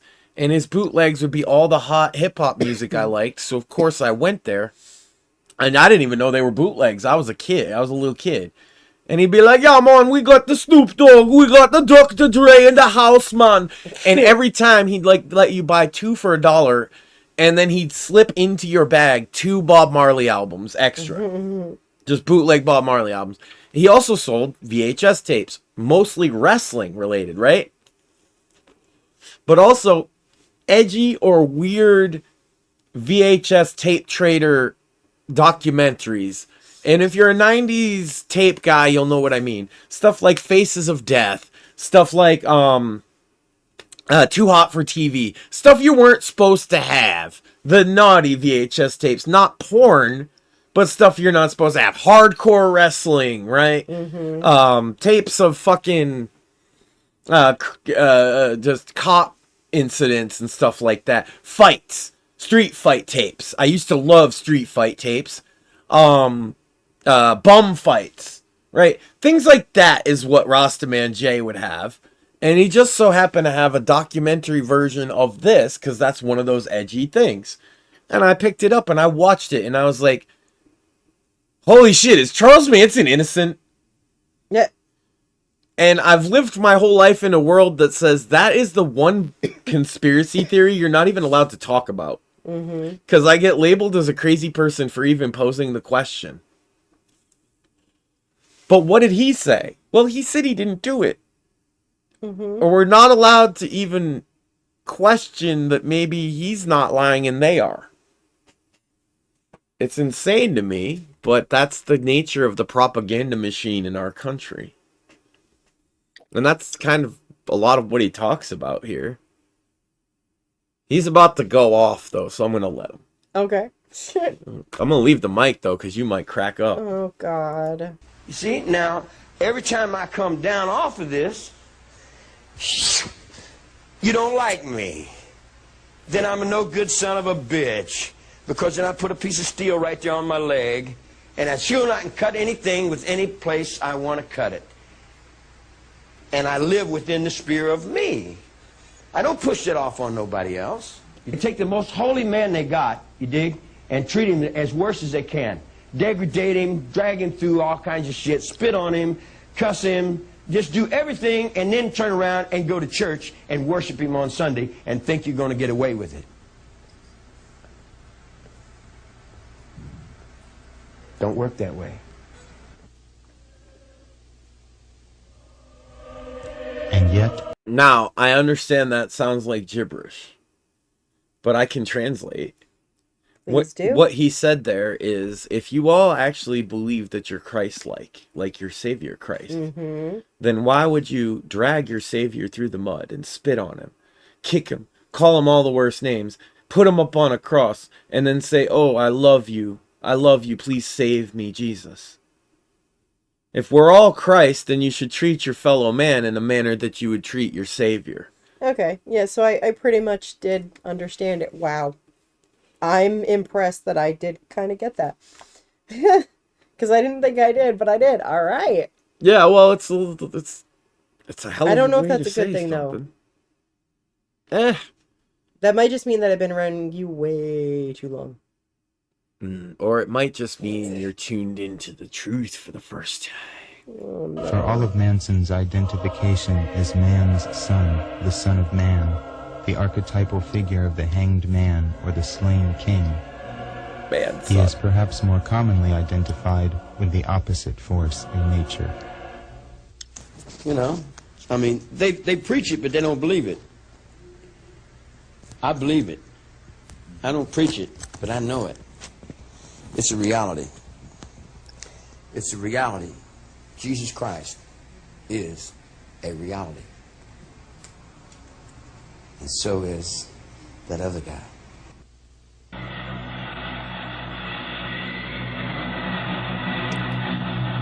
Oh no, he said the devil is real. What a crazy person. They say he says he's the devil and Jesus at the same time, and he does. In the same way he just said that the Savior being dragged is all of us dragging each other. Right? He says if we're all supposed to be like God, how we treat each other is relevant. Now he's saying, well, God is real. Jesus is real. We're all supposed to be like him. Therefore, we all are him. And the devil's there too, and he's real. And we're all like him and are him too. That's not even all that controversial. No, I understand that, actually. But it gets translated as he said he's Jesus. Yeah, well, I get it how they can twist it and make people like believe that too, because he does sound a little kooky. They've gotten so good at doing it. A lot kooky. They've gotten so good. The media has gotten. Sam will recognize this too. They've gotten so good at doing this. You don't need to be crazy anymore. This is what they do to Trump. They've been doing it for years. They did it to Charles Manson. They cookie cutter clip something he said, say this is what he's about. Write an article about it. Charles Manson says he's Jesus.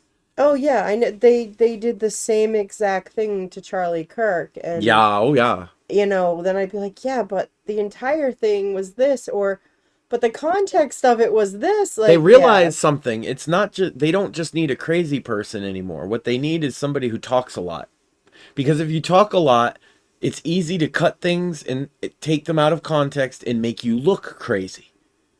Yeah. Yeah, that's well, as we talked about last night, and as I did a rant earlier this week, like there have been people who are now claiming that I said that I was Charlie Kirk's best friend, even though I never said that. You were always very careful to say, "Hey, I met him one time." Through it was like a meeting or whatever. Like you were very clear about it from the beginning. But hey, it doesn't matter. Either you didn't know him at all, or you were his best friend, or you're lying, or it's everybody wants to do this, and it's all that clip cutting shit. And the first, in my estimation, looking at American history as much as I have, like a nerd who didn't go to school for it, admittedly, the first instance I can find of that being done with somebody who speaks on camera is Charles Manson. Now, yellow journalism obviously goes back in papers. They take your clip, they take your quote, and only that little quote. So it's the same thing, but the first person I could find on video of them purposely misquoting or clipping him out of context to paint a narrative is Charles Manson. If somebody else can find an earlier example on video, I'd love to hear about it. But it is interesting that they've evolved it to such a point that any public person that talks a lot on camera, they could do this to. Mm-hmm. Sam's not immune. I'll find a video of when Sam was drunk with Apex, or me and Sam going off about some crazy subject, joking, and paint us to be the evilest guys that were ever evil. Because you're not allowed to say mean things anymore. You're not allowed to say funny things anymore. Everybody has to be a goddamn Puritan, even though nobody lives up to the virtues they espouse. Mm-hmm. Tim Pool's faking shootings at his house, which makes me so fucking mad. Because I called it, and I was even cautious about calling it. Fuck that shit. Don't fake a fucking shooting at your house. Yeah, meanwhile, like him and Candace Owens, they're allowed to spew the most outrageous things without any repercussions whatsoever. Yeah, I don't know. Everybody just has to pick their tribe and love their people, and I'm over here like, hey, did you know that Charles Manson might have been innocent? Have you heard about that? I think that's relevant. I mean, people get mad at me for saying that Richard Nixon did nothing wrong. Right? Me too. Yeah. The CIA, on the other hand. Let's continue the video.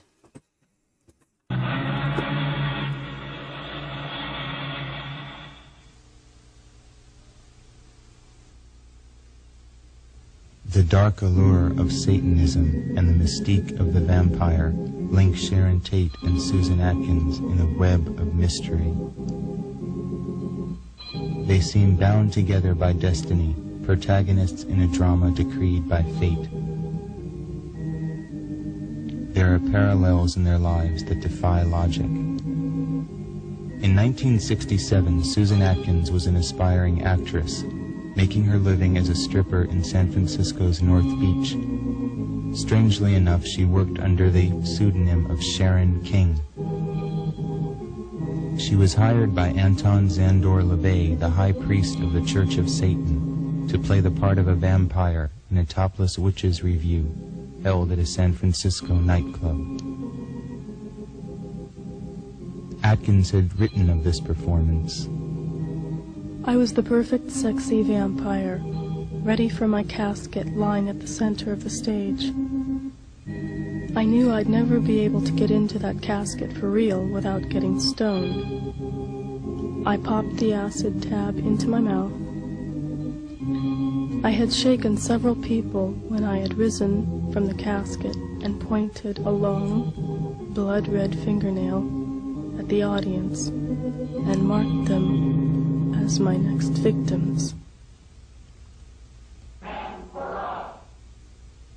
The same year that See, I told you the crossovers with the other religions of the little. To some degree, he read about L. Ron Hubbard shit, Dianetics or whatever, while in jail too. Did Manson? He's got quite the crossover with all the like California cults of that era. Yep. And the CIA definitely didn't have their thumb in any of them. No, not at all. And with that, I hate to do this, but I have stuff to do tomorrow, so I gotta bounce. So. Oh, that's fine. I appreciate you joining me. Sam Whitfield also, besides hosting the Whitfield Report that you can check out here on YouTube and other places, Rumble, X, Kick, and so on, also is an author. I don't have his book right here with me, but Blood Ties, Volume 1 and 2, available right now on Amazon, Audible, Kindle. And Shadows of Deception, books 1 through 4 are out right now. Book 5 is coming out early 2026. So there you go. And of course you can check him on Bits and Bones Friday nights as well. And And I don't know if more is still here, but I did just confirm that we will be having a guest tomorrow. So. Oh, sick! Cool. Yeah. Yeah, we'll be having the developer of Home Invader. Oh, humongous. Yeah. That's really cool. He's been working hard on that game. Well, I thank you for joining me. My wife will sit here through the rest of it with me, and maybe anybody else that's interested in this continuing. And of course, I always appreciate you joining us. I do think Mort dipped. It maybe got a little late for him too. That's okay. I'm gonna continue with the video and get through the rest of it tonight. Yep, appreciate you having me. So Absolutely. Take care. Thanks for joining me. Anytime. Have a good evening. As a vampire, Sharon Tate was cast by her husband-to-be, Roman Polanski, as a vampire's victim in his film, The Dance of the Vampires. In the film, Tate's character is referred to as a sacrifice to Lucifer. Earlier in her career, Sharon Tate had played a witch in the British film The Eye of the Devil, or 13. During this film, Tate began a brief period of dabbling with white witchcraft. She was initiated into the coven of Alex Sanders, self-proclaimed king of the witches, by High Priestess Maxine Sanders. The ritual was held No in Tate's relation to dressing room Maxine trailer on Sand, set by of the the way. film. Glad she wasn't here for that one, huh? If Sharon Tate was fascinated with the more benign aspects of the occult, Susan Atkins held a similar short-lived dalliance with black magic. Here she is seen in the ritual chamber of the Church of Satan with founder LaVey. Perhaps it was inevitable that Sharon Tate and Susan Atkins, both dilettantes in the opposite extremes of That's occultism, too grainy to would say what that finally could meet possibly in be. 1969. I have no idea what that could be. It is alleged that Susan Wasn't Atkins boobs. licked the blood of Sharon Tate off her fingers that night before leaving something witchy on the wall, reenacting their previous roles as vampire and vampire Damn left victim. before the boobs. At the approximate time of Sharon Tate's murder, 12:30 a.m., the TV guide for August 8, 69, reveals that a film entitled The Vampire's Ghost was broadcast over the airwaves. There are other oblique links between Anton LaVey's Church of Satan and the Manson phenomenon. On the very night of the Tate murders, Anton LaVey performed a rite in the same ritual chamber where Susan Atkins had once posed. This ritual was entitled The Riding Forth, and its purpose, according to LaVey, a strict advocate of law and order who despised the 60s lifestyle, was essentially to cast a curse upon the hippie movement. Part of the invocation read that night, "Beware, you psychedelic vermin. Your smug pomposity with its thin disguise of tolerance will serve you no longer. We know your mark and recognize it well. We walk the night as the villains no longer. Our steeds await and their eyes are ablaze with the fires of hell." Unknown to LaVey, while his sorceries were underway in San Francisco, the killings that would bring the 60s to a screeching halt were being carried out in Los Angeles. 2 years earlier, LaVey had served as technical advisor on Roman Polanski's satanic epic Rosemary's Baby, in which LaVey appeared in a cameo role as the devil himself. Rosemary's Baby was filmed at the Dakota Hotel in New York City, a reputedly haunted edifice. In 1980, Beatle John Lennon was assassinated outside the lobby of the Dakota. Lennon was the author of the song Helter Skelter.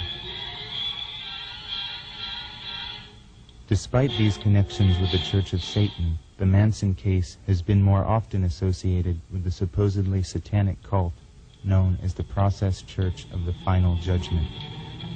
The Process, seen here in a meeting in London, was formed by ex-Scientologist Robert de Grimston and his wife Mary Ann in 1963. At the center of the Processian philosophy was de Grimston's concept of a reconciliation between Christ and Satan at the end of the world. De Grimston wrote, Christ said, love thine enemy. Christ's enemy was Satan, and Satan's enemy was Christ. Through love, Christ and Satan have destroyed their enmity and come together for the end.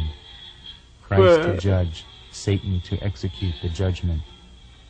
Certainly there are some similarities between the process ideology and Manson's. Yet when asked to clarify the rumors of a link, he was evasive. I can't deny it's kind of funny that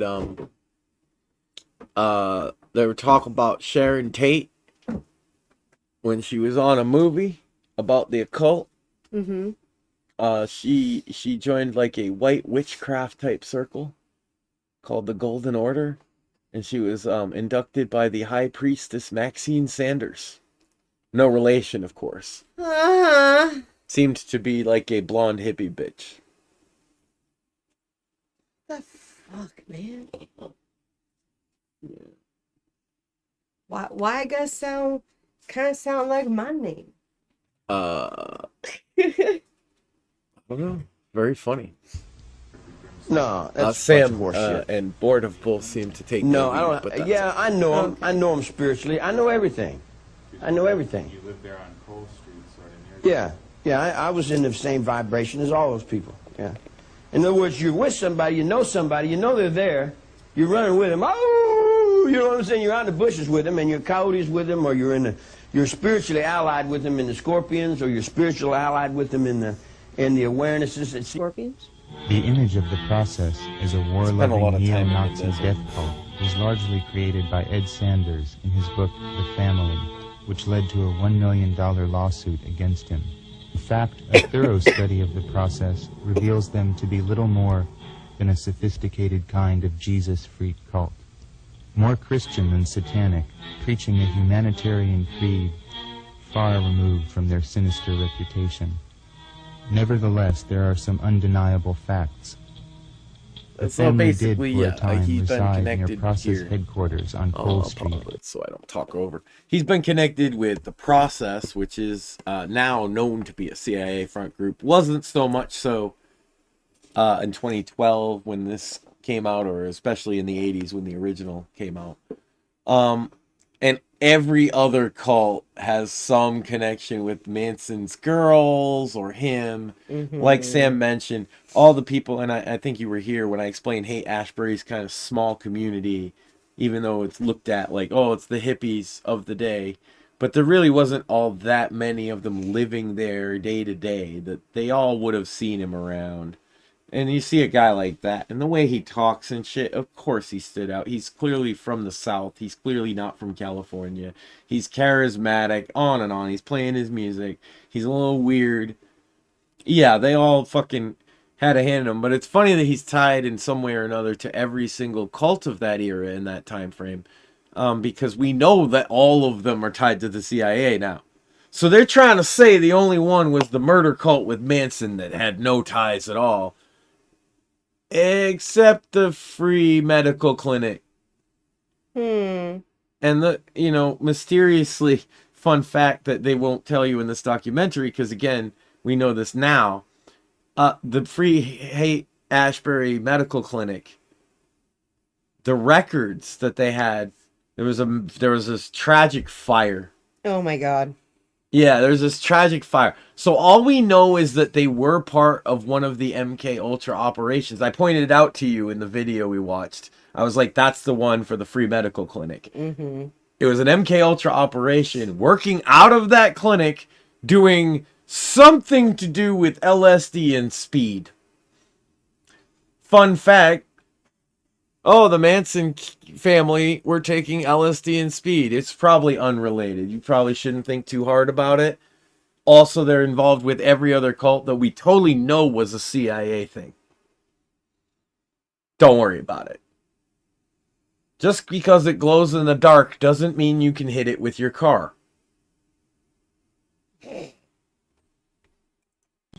San Francisco, Manson did contribute an essay to the Process magazine. I should just do It is one where I also watch alleged Terry that Davis two members videos. of the cult visited Manson in LA County Jail at the time of his trial.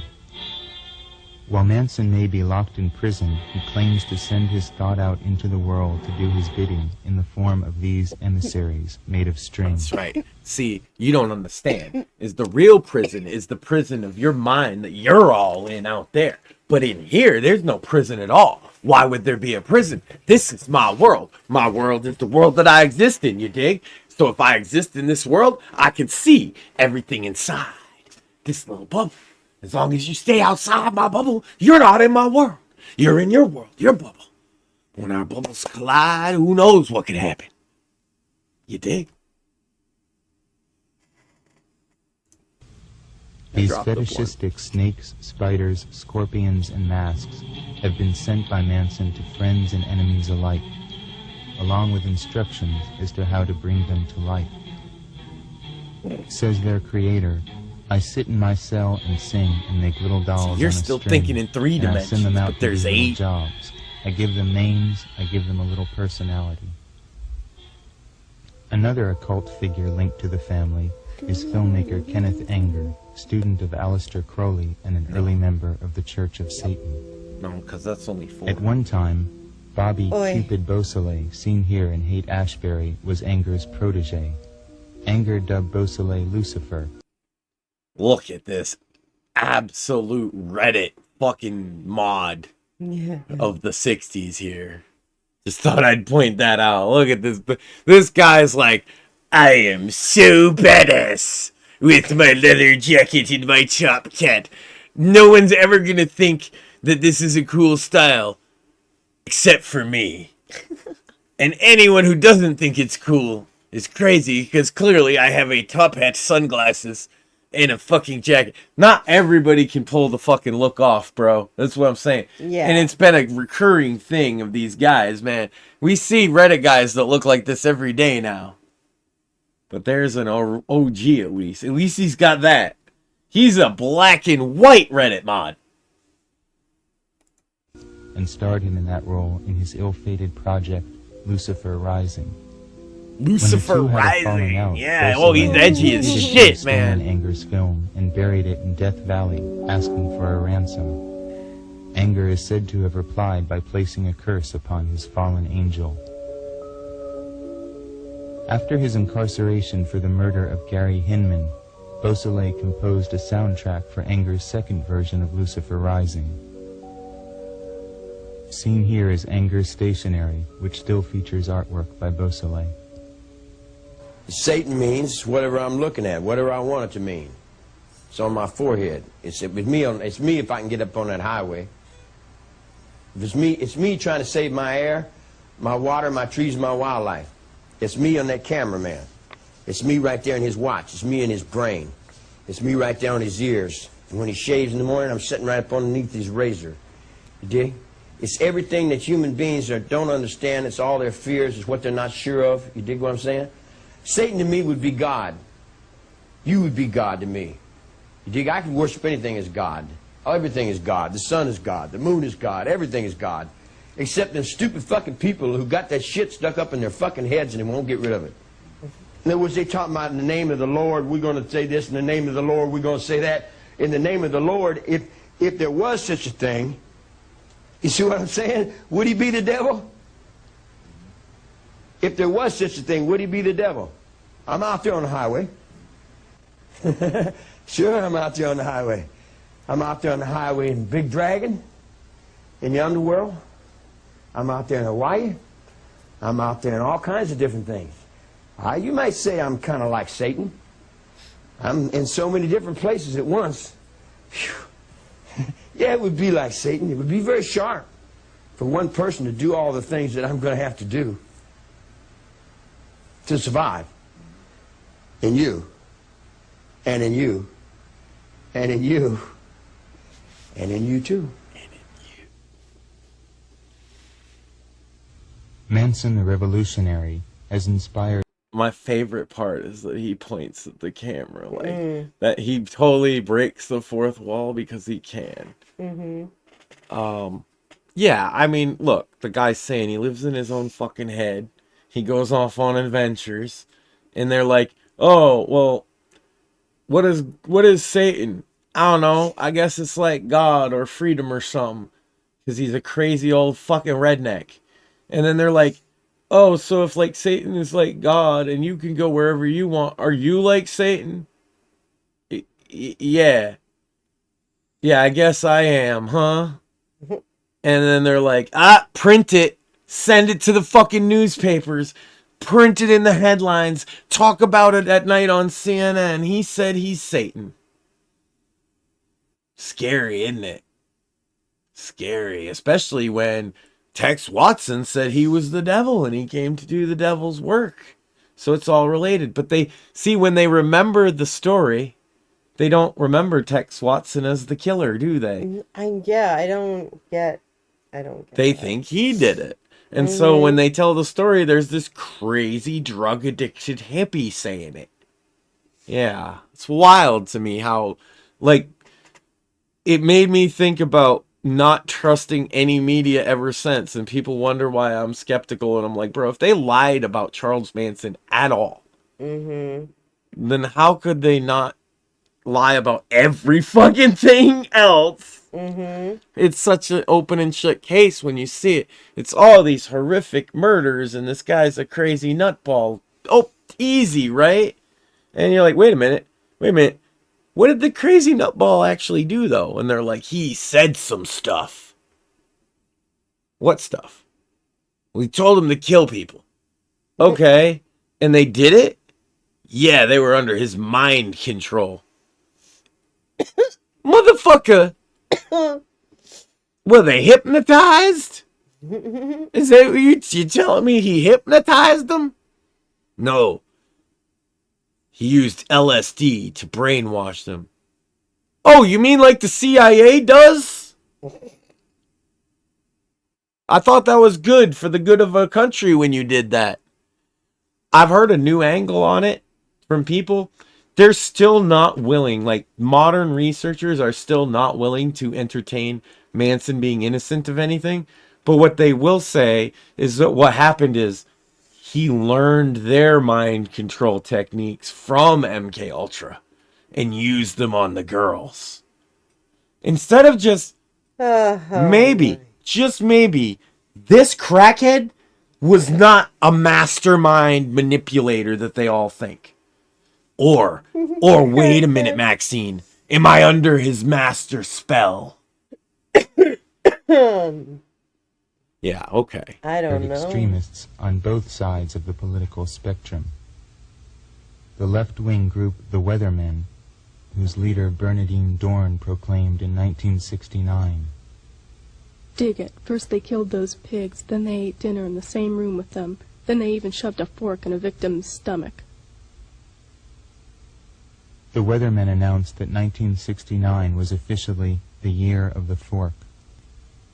In 1974... Yeah, that's another thing that people don't want to ever talk about with this. The terroristic left-wing organizations, like the Weather Underground, the Weathermen, the Black Panthers and such of the fucking 60s and 70s, absolutely adored the Manson murders. They said that was great. Like he just said, the Weather Underground declared it the year of the fork because they heard that one of the victims had a fork shoved in her stomach, which isn't even true. Oh. It's not even true. They heard that and they declared, because they were a communist revolutionary force against America, and they saw it as their signal to start the war. Sort of like the Manson theory is supposed to happen. And do you want to know who was in the Weather Underground? Most of Obama's direct... for the love of... Yeah.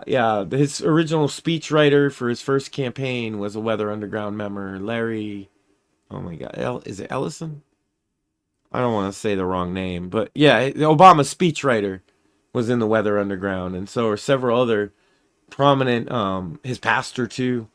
And the Weather Underground was, yes, a communist organization that rooted on the Manson murders before they even knew who it was.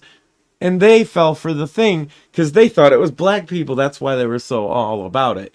They heard that some black people killed some white people. And they were hoping it would kick off a race war. Just like they say Manson wanted. Wow. It's amazing that there were other forces that also wanted this going around. And what's funny about the Weather Underground is their connections to another group that we've talked about a lot tonight called the CIA. All revolving around it. You know, another one, you've probably heard of this one because you like true crime and weird shit. The Finders. Have you ever heard about the Finders? Vaguely, yeah. I vaguely remember. Let me give you some the stuff. short version while I roll a blunt. The Finders were a cult that they found these two guys and they had a van full of disheveled children at a park. And the locals called the police. Rightly so, right? And these two guys were in like black suits, all professional looking. And the kids were like dirty and hungry and just playing in the park, sort of, I guess. And like the cops come and they're like, "What's going on here, buddy?" And the guy's like, "Oh, we're teachers and we're taking them to a school for genius kids in Mexico. Yeah, no. And we're just stopping here so they can get out and get some fresh air." And they're like, "Why are they all dirty and shit?"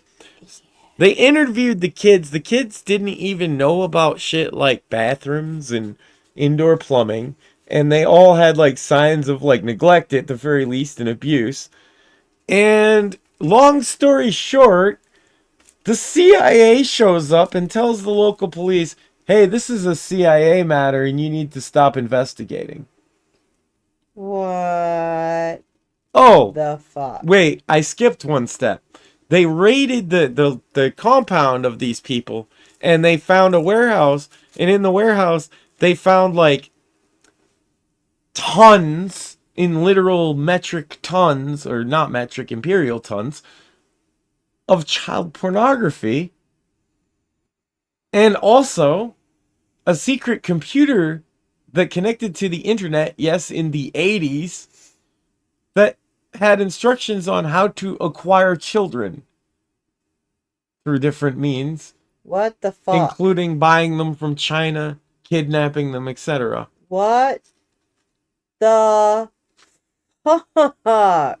And when they met the CIA's, the Finders cult, there was this guy who called himself the Game Master that they all looked up to, and he would teach the children by making them play these weird fucking games of like logic puzzle, like escape room shit, basically. And that's how they would get food and shit. Oh. And yeah, the investigators on this case get sent a memo from the CIA saying, "Stop investigating. This is a CIA matter." And that's the end of the story, Maxine. That's where the story ends. Good. That makes me angry. Yeah. No follows. Go about your business, Finders. That's why it's one of those true crime stories that sticks out to people. And I say it now because this is my let's just talk about the CIA for a minute episode. Because, man, that's one of those things that motherfuckers will talk about all these crazy conspiracy theories. And hey, if somebody not Tyler Robinson killed Charlie Kirk, I would totally believe it's the CIA. All right? Because I think they killed Malcolm. I'm pretty sure they killed Martin Luther King. There's a strong case they killed Bobby Kennedy. They might have just let JFK get killed, actually. That's kind of my theory on that. He was not their friend.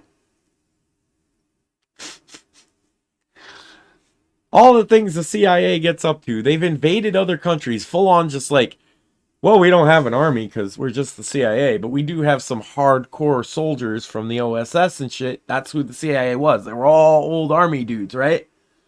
Badass army dudes, not gonna lie. I'm not shitting on them in that respect, but their methodology was fucked up. And so they got together, the locals, and they made them an army, and they trained them, and they got them guns, and then they ran drugs to get more guns for local armies, to overthrow governments all over the fucking world, and assassinate leaders, and they tried invading Cuba without the thought. That's why they didn't like JFK.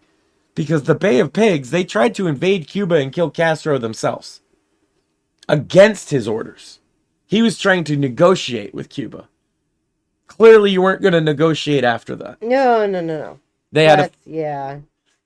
They picked up local they made rebels. Sure, that wasn't going to happen. The anti-Castro rebels from Miami, and they picked up some more in Cuba, and they were all going to storm in and fucking kill Castro coming in from the Bay of Pigs. And they were expecting this, and the Cuban military just shot up the boats. And they lost a whole bunch of Cuban exiles, a whole bunch of fucking agents too. And they come back home with their tail between their legs. Mm-hmm. This is basically the start of modern CIA, because that's where that's the most important thing, and the fact that they just completely got away with it in the long run. Kennedy, yeah, he fired some people, but the person he put in charge was one of the ones that ran the Bay of Pigs. So the same old good old boys, because like the types of guys that would have done CIA work at that point were all the same guys from the OSS. It was all the same old boys. And it was the same old boys for a long time, until right around this time was when the thing about those old boys, they were right-wingers. Anti-communist especially. That was their primary motivator. Even more than American interests, fuck communism. Mm-hmm. In the 60s, the CIA's leadership switched more towards a left-wing perspective. Leading up to Obama's CIA, the one Trump's talking about when he says the deep state, their interests are definitely far left and bordering on communist. It's the same organization. It's flip-flopped 180 degrees. But either way, the premise of what they do is based on it's based on fascist principles. It's based on the principle that like people don't know what's good for them. We know what's good for them, and the people are cowards and they won't act, but we will act. Right? That's how the CIA guys see themselves. They're just doing the right thing. And if they happen to fucking be corrupt as shit along the way, it doesn't matter, because they're the hero of the fucking story. They were serving their country's best interest. The ends define, or whatever the means that... I feel like I said it wrong, but yeah. The ends justify the means. That's it. The ends justify the means. There is no better example of that in American history than the CIA's principles. And hey, I'm sure they've taken a look at me. We know that people that had talked to us in the past had been informants for some organization or another.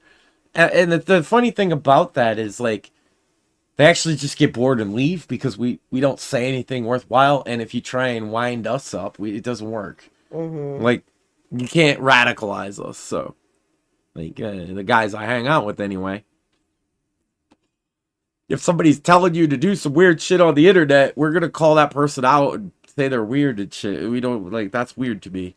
But it's happened. The guys have done that, and it's, and then I hear them wind up crazy guys, and I think that's what it really was. They were looking at us to see if there was any crazy guys around, you know? And then, oh, no crazy guys, we'll just move on. And they'll move to a Discord server where they can talk to some crazy guys and here and there until they find them. And then they keep tabs on them and they rile them up a little bit. And then they go off. This is my theory on a lot of things, whether it's the CIA, FBI, or some other fucking organization. A lot of these mass shooters, a lot of these terrorist actors, they're being riled up by somebody. Tyler Robinson has all these Discord logs, and in the Discord logs there are all these anonymous people making him more extreme. I've seen it. Just rando people in a Discord server saying, oh, they're attacking trans this, oh, they're doing, you know what I mean, oh, it's a trans genocide. Those people, who are they? Yeah. Because if you want to talk, like, I understand people have they don't believe Tyler Robinson is the killer. I understand that that's their druthers and like Candace Owens and them. But like, we're having a trial about it, so it's like fair to talk about. And we have all this evidence, whether you think it's fabricated or not, that's being presented in court, that's showing people are talking to him that we don't know who they are, that are telling him more and more extreme things to rile him up. And also that he was known through these Discord chats to someone who is the agent of either the FBI or the CIA. Those two things combined are very troubling because are the CIA agents the ones riling him up? And if so, why? Why are you doing that? You're not catching criminals if you're just making crimes. And this has been a problem all along. There is a very prominent conspiracy theory that I'm torn about. I've seen a lot of evidence from both sides. I try and take these things rationally. But that the Oklahoma City bombing was the case of them trying to do that and it went out of control. And that the feds might have been the ones that built that bomb. To some degree. That it shouldn't even, we shouldn't even have a question that our government did things like that. They wonder why people think 9/11 was an inside job. I don't. I know a bit more about geopolitics than your average person, right? And do I think that a bunch of angry Muslim extremists from Saudi Arabia did it? Yes, I do. Do I think our government, and particularly like the Bush administration, maybe let that second one hit the fucking tower? They had F-16s in the sky, could have shot it down, yeah. Yeah, I think they did.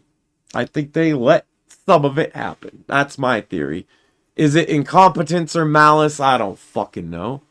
But then you see shit like all the CIA ops, and some of them are just open, known things where they've done horrific things.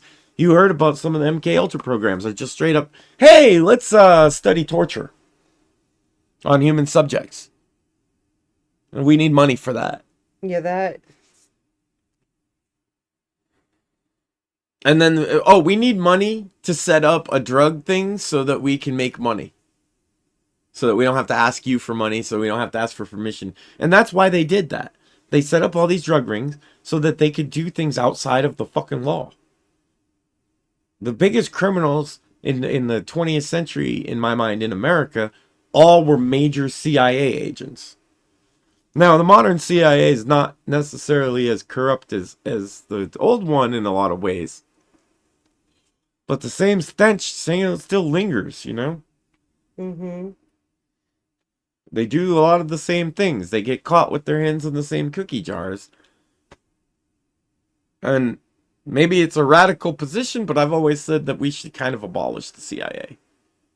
We might need an intelligence agency, but we could build a better one from scratch, I think. With people whose interests aren't tied to... The other thing is, all those guys got rich off of their exploits. Half of them were working between the CIA and private companies that the CIA was just giving them money to build, doing illegal shit, making guns, running drugs. All of this stuff was just coming through these companies. The companies fed the money back to them for their black products. I was gonna say they found ways of just funneling the money back to themselves. And none of this is a secret no more. It was back then, but we've had documents on some of this shit since at least the fucking 80s. And some of the more recent shit, yes, I want people to fucking be aware. If you're watching and you've been interested in this, God bless you. But the CIA did bring cocaine to black people in the inner cities. That is true. That's not a conspiracy theory. We have whistleblowers, but now we have documents too. Freeway Ricky Ross was, the moment they let him out of fucking jail and took the muzzle off his mouth, he was screaming from the rooftops, the CIA made me do this. Freeway Ricky Ross was the guy who started moving crack into the cities. He did it because the CIA paid him shit tons of money. They don't even deny it. They've never denied it. They let him talk too. They don't care. Nobody cares. You know who cares? Black guy. And a black guy at a party will tell you about it, and everybody will just look at him as a weird conspiracy fucking theorist. But it's true. Same with, like, you know, a lot of conspiracy theories. It's funny because I found the best conspiracy theories I ever heard all came from my paranoid black friends, because the paranoid black friends, theirs all turned out to be true. Universal. Except maybe that the CIA gave AIDS to black people in America, and that it came from monkeys. But they're right about it coming sort of from monkeys. I don't know if it was purposely infected like they claim, but I'm not surprised that they would make that claim after the Tuskegee experiment where they gave a bunch of black gentlemen syphilis and didn't tell them. So could I think that if I was them, that maybe they would target me with this other new one? Yeah, I would definitely be skeptical. So I don't blame them on that one. But most of their other conspiracies have to do with, like, first of all, I don't know if you knew this, but most black people I knew growing up and to this day, if you ask them about Martin Luther King, they either don't know enough about it, but if they do know a lot about the history of his assassination, they do not believe the oh my God, what's his name? The so-called killer. They don't believe that story at all, including the King family. Doesn't believe it. They think the CIA killed him. Martin Luther King. Now, Martin Luther King, there's like all kinds of baggage you could go into about this, that, and the other thing. But the fact is, it seems like they might have. You know, and it's funny that they wanted the Martin Luther King files and the JFK files. And I said, I want the Malcolm X file. If you have CIA files on Malcolm X, why can't we see them?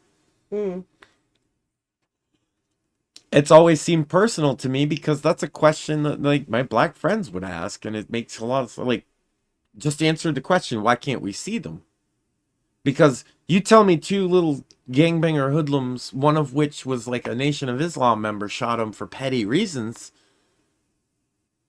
but they say that they got paid by a random white guy to do it. Who's the white guy? That they stood by that fucking story. Maybe there was no white guy. Maybe they're just fucking lying. But maybe if that's the case, the CIA has to have files. They had to have. Malcolm X was, in their opinion, making more violent rhetoric than MLK. He was talking about his own nation. He was way more extreme, to put it mildly. So if they had fucking Martin Luther King put down, do you think for 1 second they didn't have Malcolm put down? They had him put down in front of his congregation while he was preaching. Yeah, that's sad. Absolutely disgusting. And yes, when a lot of people are like, they see Charlie Kirk and they've compared it to Martin, and I've seen fair. a lot of people make that comparison. Actually, but for me, it's a lot more like Malcolm X. He was in it. He was with his people. He was preaching, and it was public, and it was done. That was on purpose, right? Whether it was just this one kid or not, the point was the terror of it, the spectacle. Absolutely deplorable and disgusting in both cases, and I want answers on all of it, but we ain't even got answers about Malcolm, and motherfuckers are crying about Charlie Kirk. He said 3 months, man. We got a trial going, but that's not good enough for these people. They want to steal the headlines from it too. Here I am. I'm like, hey, let's revisit the case from 1969 that changed the face of everything. And well, then we lean on all these fucking other things. But hey, I've wanted to do the screening this for a while and talk about things. I think you can tell. If I get banned for talking about the CIA, then man, so be it. I'm not important enough for them to kill me, so they'll just ban me. Oh my God. Plan to break Manson from prison was concocted by Manson followers in cooperation with the Symbionese Liberation Army. No, they don't kid. It's not the first thing they're going to do. Yeah, National Socialist Movement. Have you heard of that before? Yes, you have. I have. Yeah, because when they showed up, so this is from the 60s, right? And they're tied in with Manson followers. The National Socialist Movement is the American Nazis. The same National Socialist Movement whose the leader was married to Maxine Dietrich, the fucking head of the Joy of Satan Ministries. Remember that? Yeah, and then also it's the same National Socialist Movement that when they said they were going to march at Charlottesville with all these other guys, I immediately told anybody I knew, don't go, because they're a glowy op, meaning they are a CIA op. I believe that because it's been proven in court several times that most of the members of this so-called Nazi group have been informants. A meeting of Nazis is a meeting of informants, almost always, with maybe one autistic guy who doesn't know that he wandered into the wrong room, right? He's the one true believer, and they're all trying to coax him into doing something. They're like, do something. You know he's autistic because he heard about.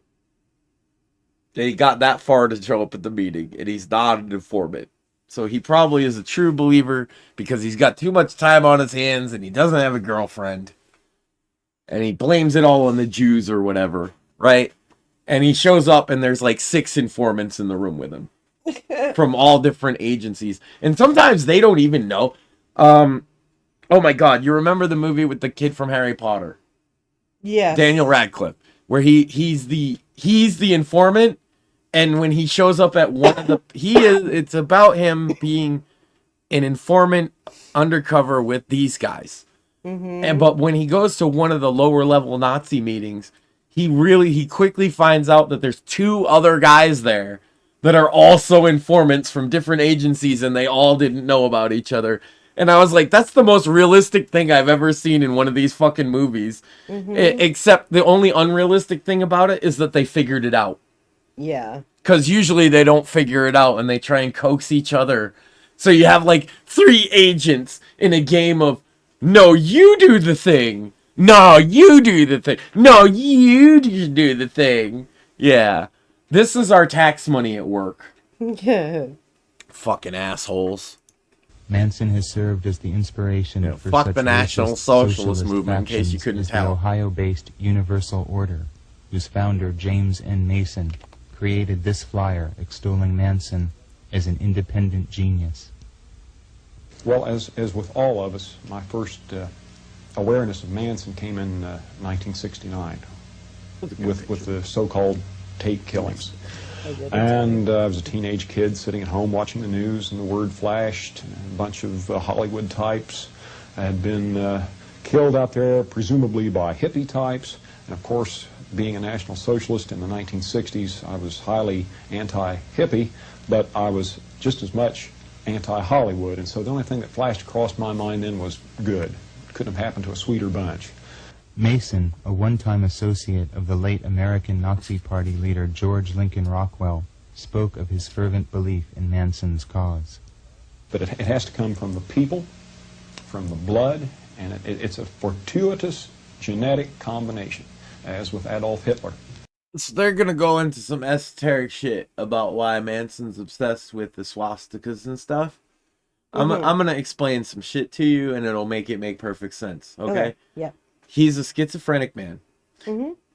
Sometimes they get fascinated with a symbol, right?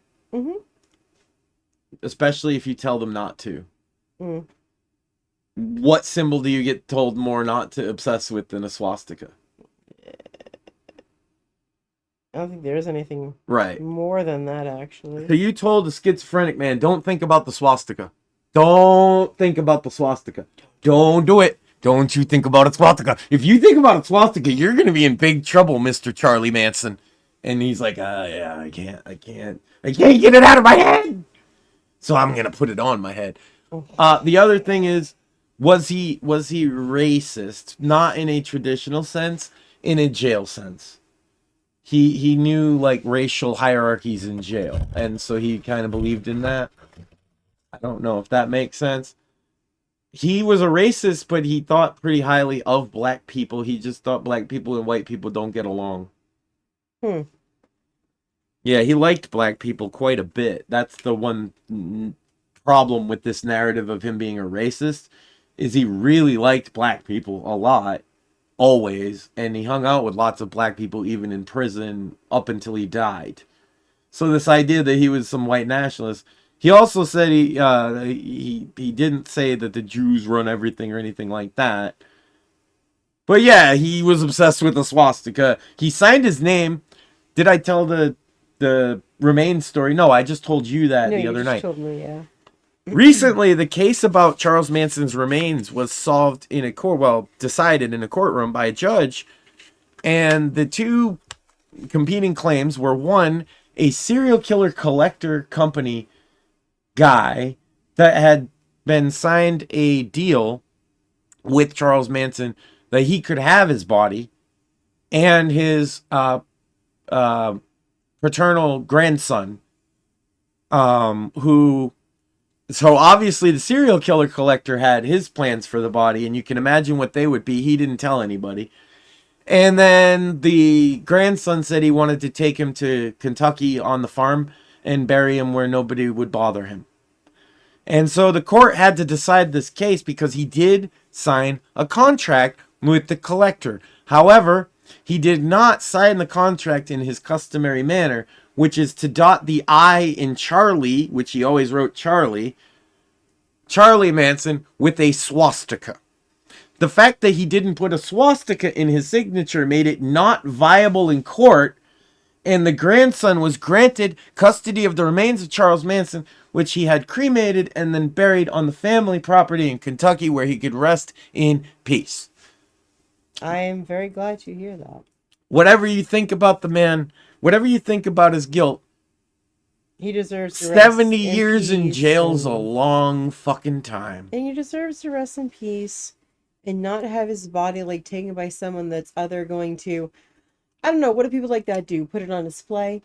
Didn't you say the person that actually, you said the person that had this contract is someone that actually would, they had sold, sell bodies and body parts. They had sold like body parts of serial killers prior to that. Ugh. And there was a rumor, I don't know how valid it is, that they had planned to take his body on some type of tour, like as a display tour, which is the last, as you could tell, he hated the commercialism of anything to do with him. He kept saying everybody's sucking off of him like parasites. To imagine that they would literally take his corpse and parade it around for one last hurrah. What? So the boomers that are been obsessed with this story since they were kids can have one last gawk at him? Haven't they demonized him enough? Even if he did everything they say he did. Has a man been more demonized that isn't Hitler? Those are the top two evil one names you can say, aren't they? Hitler, Manson, maybe then Dahmer, maybe then Bundy, but definitely Manson above them. Why is he above them?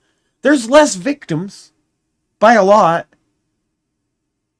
By a lot. I mean, I believe there's 12 victims total between the two murders. Also, Bundy did it. Dahmer did it.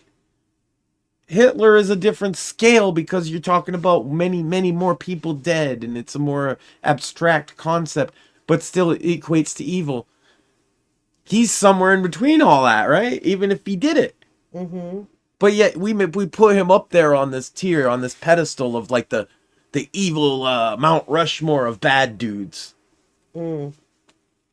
Jack the Ripper, Hitler, Manson, and then the fourth, Zodiac. There you go. That would be your... But does Manson belong with those guys? Well, no. Jack the Ripper was like actually mutilated women in horrific ways. Hitler was Hitler. Yeah, I don't even have to explain. If you don't think Hitler was bad, you're on the wrong fucking broadcast, my friend. Jack the Ripper, Zodiac, all the horrific things he did. Manson told people to do horrific things at worst. And they did it. I remember a different case involving a guy named Manson. It was regarding the Columbine incident, where they were trying to blame Marilyn Manson for the actions of the shooters. And interestingly, a comment on some documentary or another from the guitarist, I believe it was the guitarist from Judas Priest, or it might have been the singer himself. But either way, it's always stuck with me, and I know it's the Judas Priest guy. He said, if you kill someone Because a shithead with a guitar tells you to do it. You were a shithead all along, too. And you might be the worst shithead. Mm-hmm. Well, wasn't Charles Manson just a guy with a guitar? So it's funny you mentioned Marilyn Manson and Columbine. So I was 5th or 6th grade when that happened. And I might have told the story before, but I remember, I think it was my my math class. And I have no idea why it was brought up. But kids were talking about Columbine. 2 + 2 = Columbine. Now, I Sorry. didn't know much about what had happened at Columbine because my parents tried to keep me very shielded, protected, whatever. Some kids got hit with love bullets and but then someone was mentioning the Marilyn Manson thing, and I had heard, it was like on MTV or some shit, about him canceling his tour, concerts, whatever it was, and like giving money to like charities for families or whatever, something like that. I remember, but everyone in my class was sitting there like, yeah, it's his fault, blah blah blah, and I'm the only one that was like, how the hell is it his fault if they might have possibly listened to his music? And would a person that would like encourage stuff like that or want stuff like to happen cancel all their concerts like in honor of the victims and then like offer to like give money to no, they wouldn't. I know. So it's so stupid for you to say that it's his fault. If only G.G. Allen had lived a few more years, he totally would have been like, no, he didn't do it. But I fucking did, and I'd do it again, motherfucker. G.G. Allen was a crazy fuck. I can tell. He's the one that would eat poop and throw poop. He's pretty punk rock, not gonna lie. Ew, that's yucky. That's disgusting, bro. That was like his signature thing. Eat shit? He didn't always eat it, but he always threw it. I mean, throwing it is better than eating it, but still. I showed you some of his shit before. But anyway, the point being, with the Marilyn Manson and Columbine thing, and with this Charles Manson incident, there's an interesting parallel of agency, right? Because, okay, Marilyn Manson didn't know these kids. He didn't hang out with them doing LSD. But Charles Manson just sang songs and did LSD with them and maybe told them to kill somebody, but maybe didn't. We'll never really know. You're either gonna take the words of the killers or you're gonna take the words of the guy that's the worst guy ever. Either way, you gotta take somebody's word for it. If he did tell them to kill somebody, why did they do it still? And why is he always the one that's ultimately responsible? And if he didn't tell them to kill anybody, then the wool has been pulled over all of our eyes for half a century. Mm-hmm. In some very important ways. And I actually believe it's the second one, personally. Even though I might not have any smoking gun. Some guy's going to come in and be like, well, actually, this evidence and this thing in this document, that's fine. But I mean, there's a really compelling narrative here between the groundwork that was laid with this documentary, which at the time literally was banned everywhere. That's why it was at Rastaman J's stall, because it was a hot thing that was banned and you could sell it bootleg right next to the Bum Fights tapes, right? But all that other edgy shit that I liked when I was a kid might not have stuck with me to this degree, because what I saw here was an injustice that really bothered me since I was young.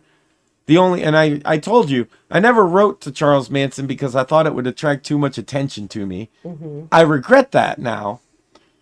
But it did make me, when I knew there was another guy that I was certain was innocent, which was Damien Eccles, start writing letters to him, which is why I wrote back and forth with him for a while. He pen-palled anybody that wrote him, basically. He needed friends. He had a lot of spare time on his hand. It's true. Yeah, he did.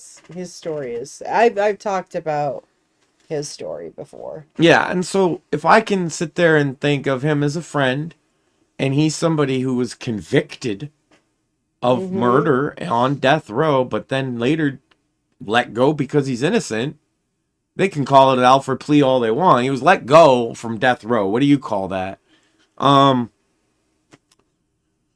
If that can be true, that he didn't do anything, why is everybody so certain that Charles Manson did? Mm-hmm. Right? And he doesn't say that. You know, you have all these other famous evil guys. Ted Kaczynski, he said he did what he did. Ted Bundy, in the end, admitted what he did. Jeffrey Dahmer admitted what he did. There's so few that don't admit it. Mm-hmm. But Charles Manson stuck with the same it's his story. The details don't even change. Because it's pretty simple. Right? They came in and they said, you know, we want to do some witchy shit. They're going to do a creepy crawl and do some witchy shit. That's what they said to him. Mm-hmm. And he said, oh, okay, I don't know nothing. I ain't going. I don't know nothing about that. Yeah. And then they come back and they told him about the murders. And he was like, what the fuck? Don't tell me about that. And he fucking left. He left the ranch. Right? And then his story is, he came back. They had already done the second murder.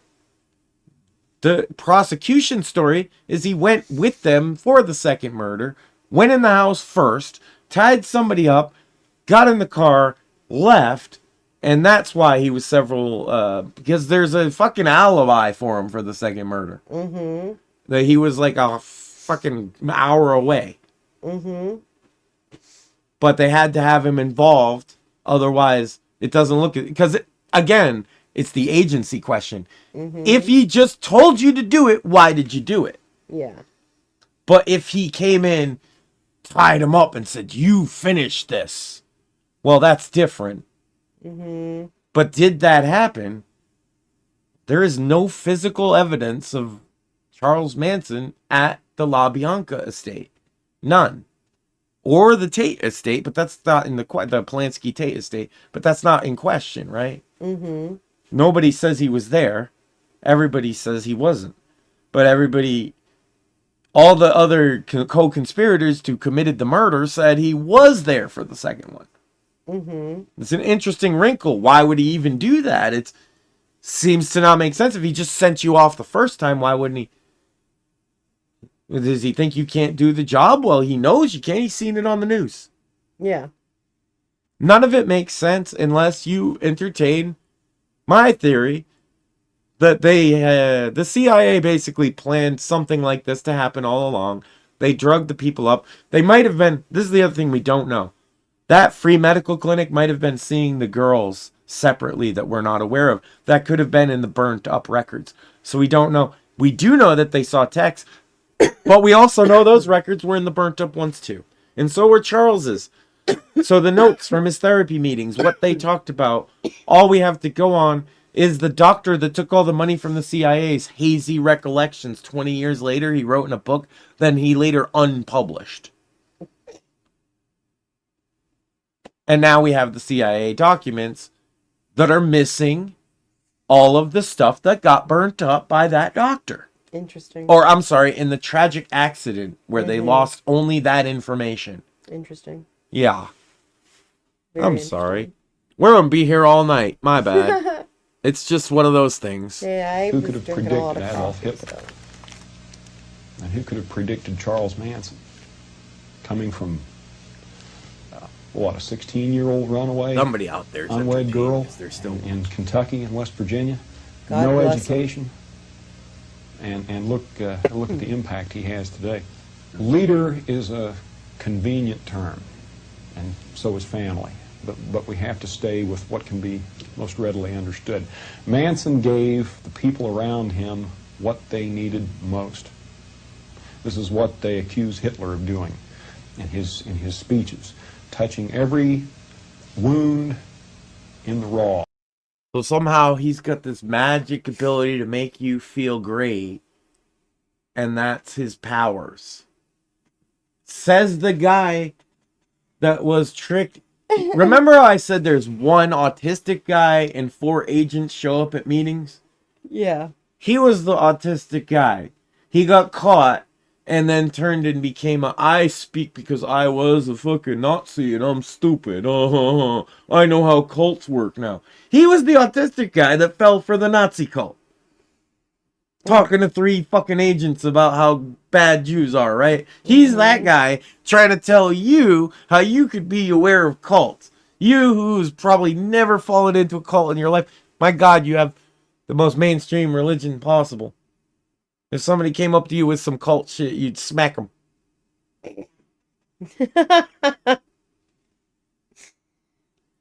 Hey, you want to join this religion? Do you worship Jesus? If it's a no, that's a smack. Right? Do you do any weird sexual shit? If it's yes, that's a smack. Can I talk to my relatives? No, that's a smack. Yeah. On and on. It's not hard to spot a cult. I don't know why people fall for it. I feel like the elephant in the room that nobody ever wants to say is that people who fall for cults are stupid. Yeah. Like, everybody wants to feel bad for them. But here's the case where you don't have to. Because if it was a cult of Charles Manson, these girls are stupid. Yes, very much so. And even if it wasn't, if it was a CIA op, these girls are stupid. Uh-huh. No matter what, they were some dumb hoes that thought they were a part of some crazy new hippie cult and ended up murdering people and in jail. So important. They were the center. Yeah, you know these hoes today, too, who could fall for this shit, too, right? Mm-hmm. Crunchy moms. Oh, my God. Crunchy moms would love them to be some Manson girls, huh? They would sing the same songs. Yeah. Anyway, let's let it play more. Before I offend more groups of have people. an audience of 100,000 and reach every member of that audience independently, separately. And Manson did the same thing. Manson designed this logo for the universal order, but clearly separates himself from the fray of left-right dichotomy. I wish you'd send James a copy of this and tell him if he had them swords, I just reach and take them swords and I break them and throw them down on his feet. You dig what I'm saying? And I tell him, now stand at attention when I'm talking to you. That's where it comes from. It didn't come from no fucking book. Stand up or I'll knock your fucking brains out. You dig what I'm saying? Handcuff the son of a bitch down there and let me, I'll show you how I interrogate the motherfucker. You dig what I'm saying? I'll interrogate you. I'll reach in your brain and pull your fucking soul out and throw it on the floor. I'm tired of this bullshit, you dig? And all these people that run around and play acting like hoo-hoo gaga and playing all that shit, they better get in line or get off the motherfucker. You dig what I'm saying? That's what he thinks of the Nazis who see him as the fucking hero. Made sure to tell him, you're doing this shit? Fuck you. I'll fucking beat your ass. I will fuck you up. You're stupid. It didn't come from no book, dude. I'm from prison. Blah, blah. Yeah, the guy is, he's incensed by the idea that these Nazis, because what it is, that guy wrote a book called Siege. And it's basically like a terrorist manifesto, more or less. Mm-hmm. And it's been cited by these Nazis and some of their, like the Atomwaffen and all these weird fringe groups. I don't know if you remember, it was the Nazi that wanted to poison children in New York City. He just got convicted. Yeah, he wanted to dress up like Santa and pass out poison to get back at the Jews or something. Yeah, this was a real thing that happened a couple years ago. The fuck? I never heard of that. Oh my god, that's insane. And he was sort of inspired by that book, Siege, which is the book that he's going off about, because the guy who wrote Siege said Manson told him all this. And you saw what his response to that claim is. It's like, fuck you, I would beat the shit out of you. Stop play acting with your bullshit. Yeah. But there's that whole cult of them, and they like the book. It's very like, I'll say this, I've read it. It's very masculine, and that's probably where they like these young internet, extremists or whatever, they get into it. It's like, oh, it's very hoorah type shit, right? You're going to be the heroes in this big siege against the government. But it's, hey, we're on Cringing Over Coffee. Would that tell you about what I think about that fucking bullshit? Mm-hmm. And it's the same thing their hero here thinks. He said he'd beat all their asses, and they still Don't even get it. People wonder why I say cult members are stupid. So evidence A right there. Lynette Fromm has written, As for Manson's squeaky, evidence B. right-wing cause, I believe that if Manson had wings, he'd have at least 2 of them, and a substantial soul self in the center. indeed, Manson's vision of order in the world surpasses any simple political solution. And Jackson wants to run to be president. Man, you better hope somebody wants to be president. You dig what I'm saying? But who in the hell would want to be? Can you conceive of what kind of brain would want to lead these fucking Rube Scoops out there? And you know, because there's no communication with them. You dig? If you took a horsewhip and beat them, they still wouldn't understand what the hell you're talking about because there's no intelligence there, man. That's the most based shit I've ever heard. Like, who would want to be president of these fucking retards? They can't fucking get their shit together. They don't even know how to talk to each other. Would you want to be in charge of America? Oh, God. He's not wrong. Like, you know who would want it? A guy like Trump. Why? Ego. In fact, his ego seems to make him want to do a good job, which is rare. Usually they just want the title. He seems to like want it to be done right. Oh, man. Yeah. You know, they'll pray for Hitler to come back. They'll wish he hadn't been here. They don't have the intelligence to change. Once you get them, they'll go, the rest of their life, They'll do that for a paycheck, You tell them, don't do that no more, and they go, There's no communication. You tell them, I tell them, stop doing that. And they'll go, I said, stop it. And they'll go, and you cut someone's fucking throat and throw blood in their face, and they'll go, You see what I'm saying? In other words, there's just no intelligence, man. You know what's funny? Yeah. You know what's funny? Is they're not going, anymore. They're going, Hey. You don't have any hope for mankind. Not on that level. Not on that level, I don't. No. That's not mankind. That's not intelligence. You know, it's not even beast. They don't have the intelligence of a zoo. You know. Now they're all running from Jackson, right? He's giving more credence to the theory that some people should just be with a stick getting potatoes out of the ground. It's true.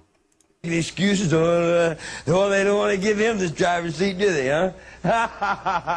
And I'm laughing like crazy, man, because I think when he goes up there and says, well, now, what have we got here?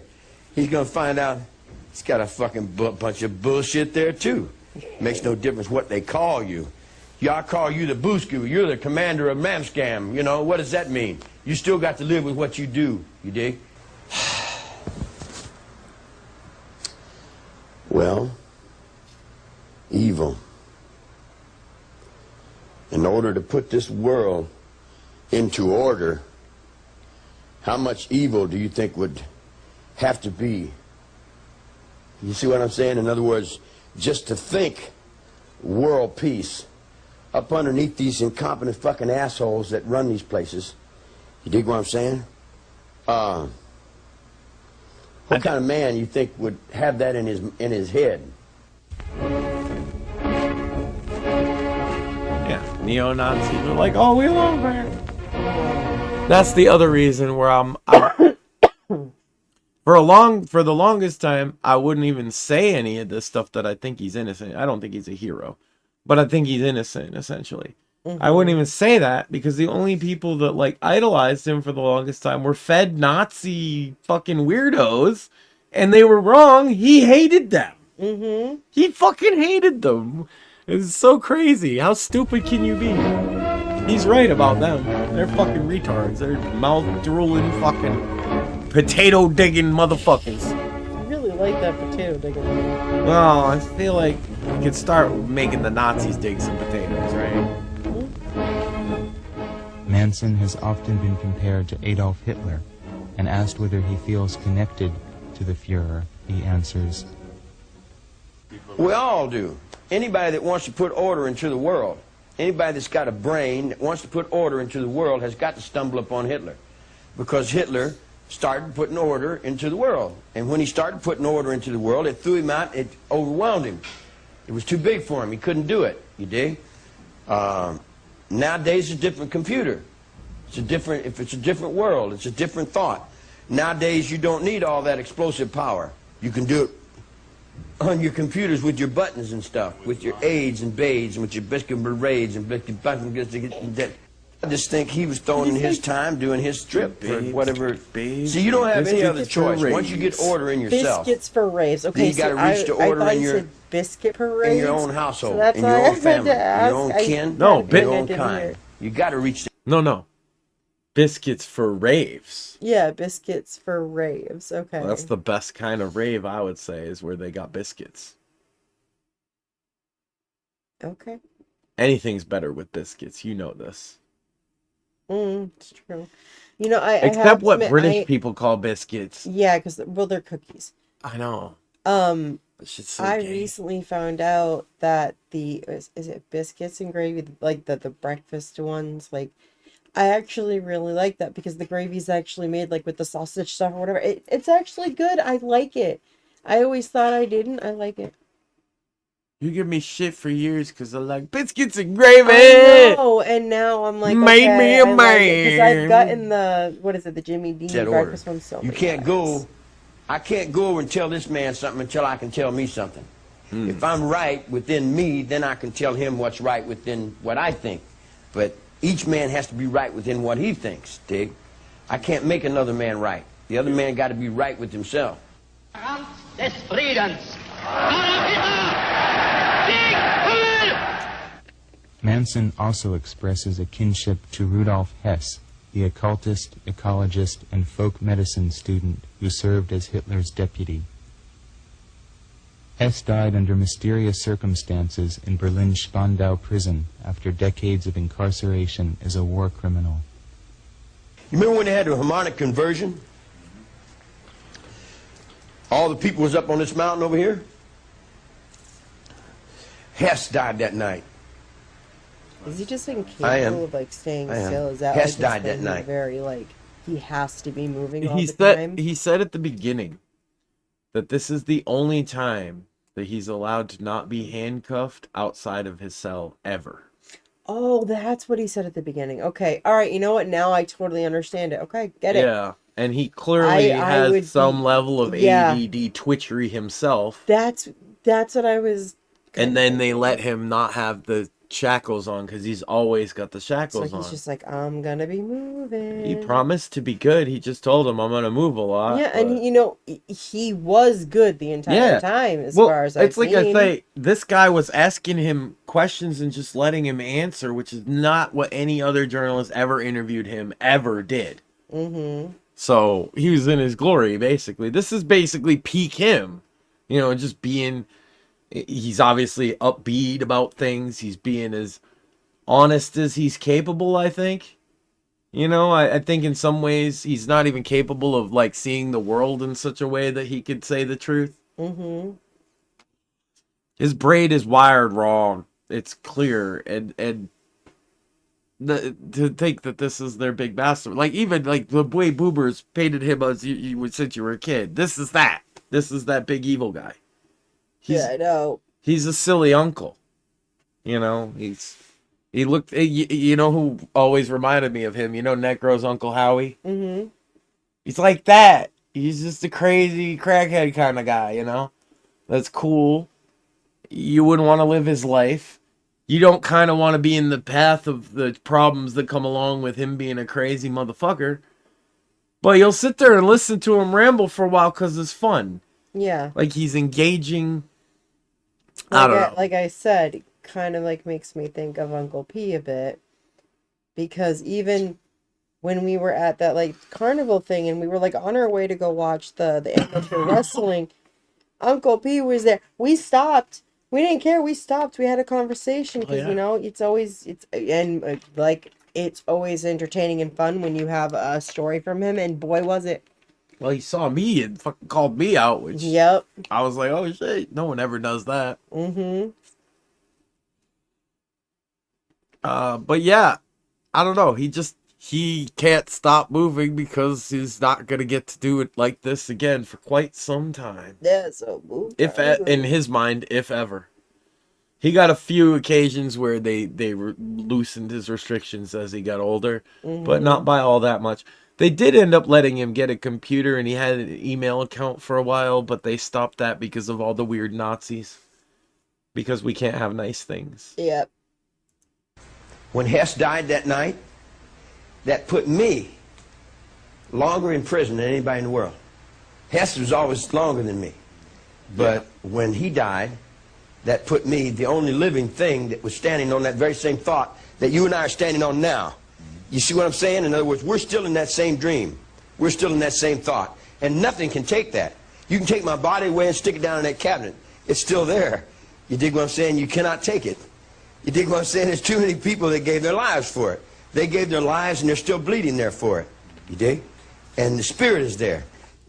Manson has certainly been an influence on the burgeoning U.S. skinhead movement, and perhaps the skinheads are the true inheritors of the spirit of the shaven-headed girls that performed their sidewalk vigils during Manson's trial. Yeah, there's no order because incompetent assholes like this run your world. These are the fucking ding-dings that run your world, man. Look at him. Fat hanging off his fucking jaws. He's an incompetent piece of shit. You dig? He wear black cowboy boots and play off this guy and pay that guy to hold me down. You dig what I'm saying? And then come back around on the other side and talk about, I'm a white guy. I'm a white brother. You dig what I'm saying? What do you think about race? What do I think about race? Everybody look out for themselves. I look out for this guy. This is my race. Comes out of my dickhead, man. My race comes out of me. You know, where I'm running is I run in the alley. I run in the darkness. If I was sitting up there where I had my fingers on the buttons, it'd be a different game altogether. Charlie has been on the front lines of the ecological war since the 50s, and he calls his... He's fun to listen to. It's entertaining, I have to admit. Yeah, and some of it is like jail lingo and a little bit of like black eye jive of the 70s and mixed in with hippie talk, mixed in with beatnik stuff. He's just like, he Forrest Gumped his way through all the subcultures of his time. Yeah, that's a good And way then of he putting it. spawned sort of subcultures as well. Like, there's definitely like, for example, a lot of Necro's music incorporates Manson stuff into it. In fact, Death Rap is about the Manson murders, the whole album. The first track is called Creepy Crawl. Stabbing and stabbing and stabbing and stabbing and stab you to death. Oh man, I'm not gonna be able to listen to that song the same anymore. Yeah.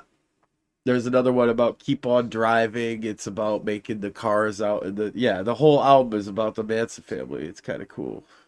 Okay. And there's obviously many derivative like movies and things. The Strangers series tries to like emulate the vibe of what they feel like the Manson murders were like.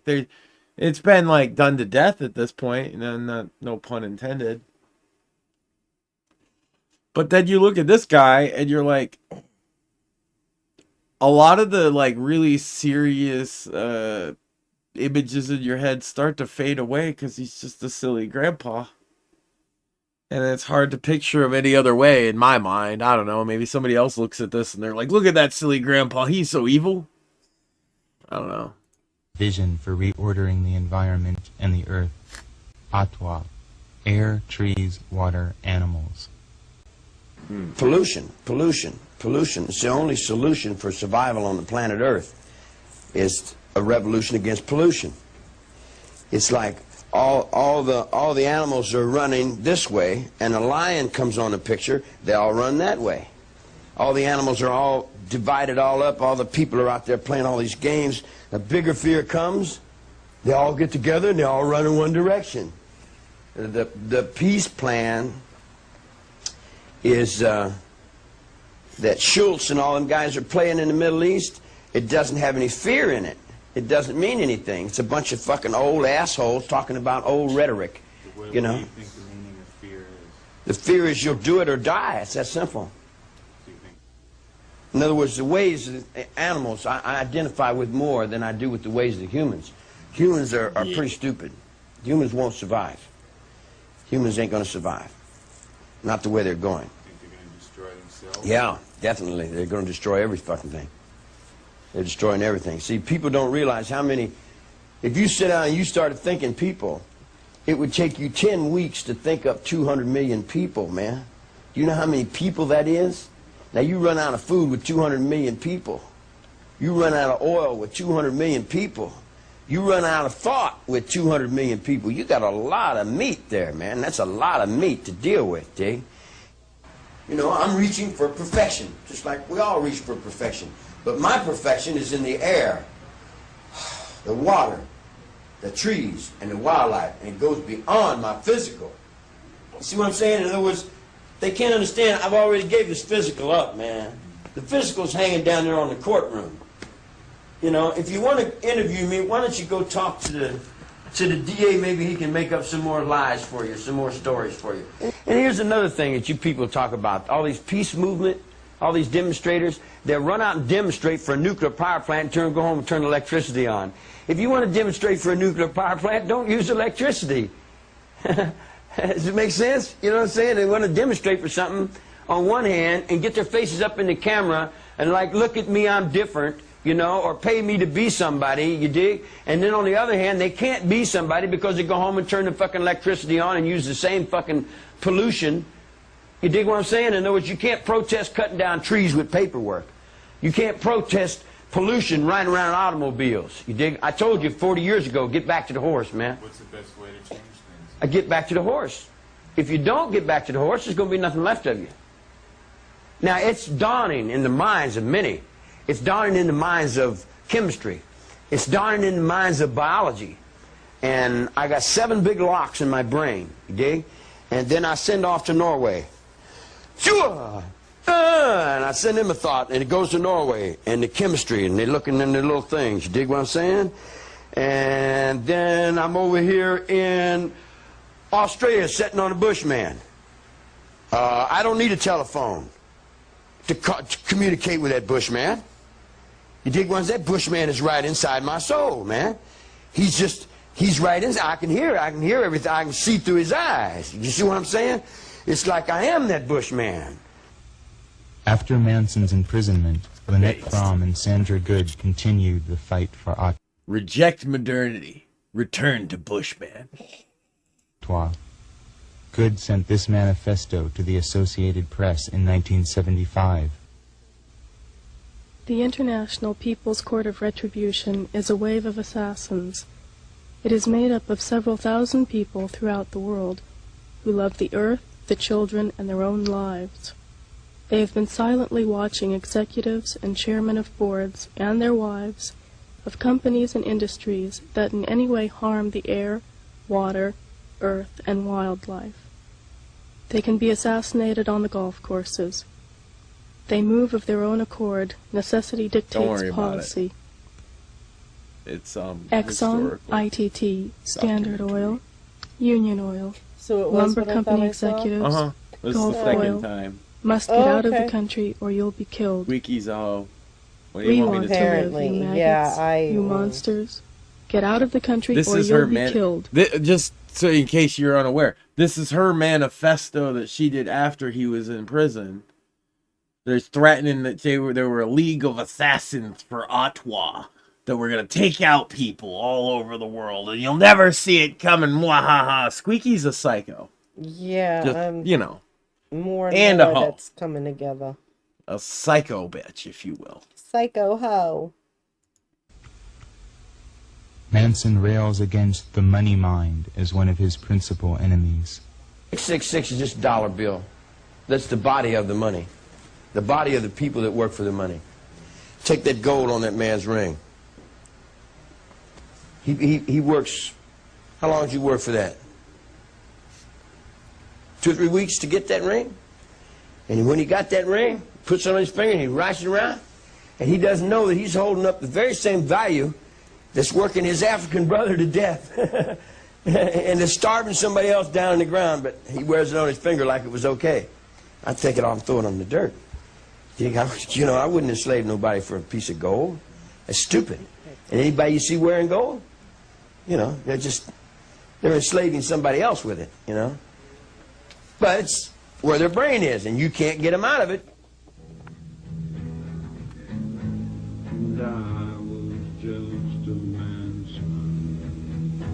Much as simplistic historians have dismissed Hitler's Third Reich as the overcompensation of a failed artist, Manson's vision of a holy war has been generally characterized as nothing more than the jealous rage of a spurned musician, a would-be rock star with delusions of grandeur.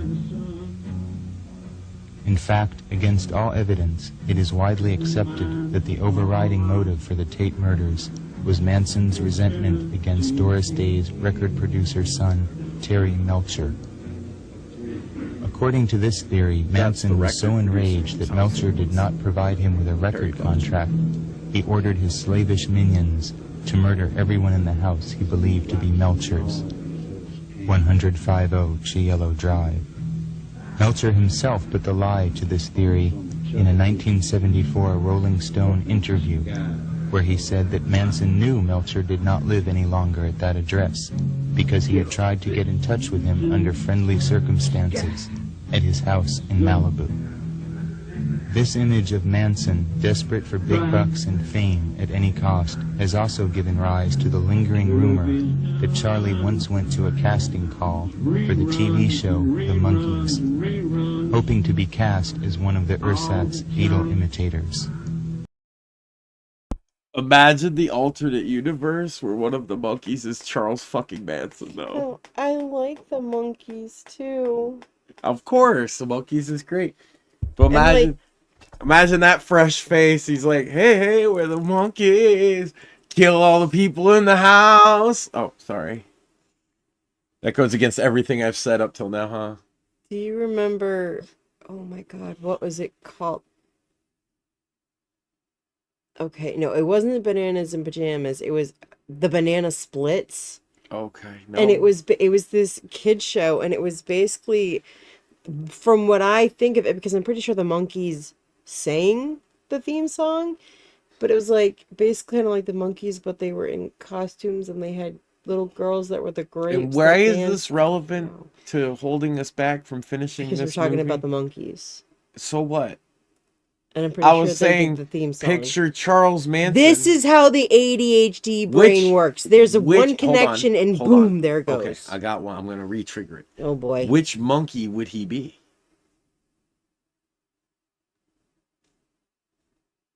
Probably the one that I ended up liking the most. Which is? I don't remember the names. I only know by faces. Which instrument?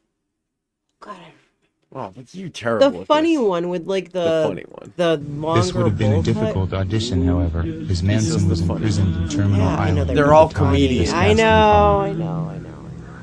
To imagine Manson attempting to fit his music into the prepackaged sterility of popular entertainment is absurd. The way I communicate is in music. It's like to know someone. You start in the fingertips. Yep. You can know me in my fingers. You can know me in my hands. You can know me in my arms. You know, in other words, I'm something inside that goes beyond words. Words, blah, blah, blah, you know, they're a bunch of fucking biscuits. That's what they teach you in school. You know, I live from here. But I can't get any music out of this. I can't get any music out of nothing. These motherfuckers cut me off of my music, see? And then they represent off to the little girls. Look at me, little girls. Music is my soul. Music's the way I express. It's my religion. It's my religion. You've also said sex is religion. Yeah, sex is a reflection. That's kind of deep. Everything's a reflection of this. When you reflect that, you reflect music. I reflect it in music.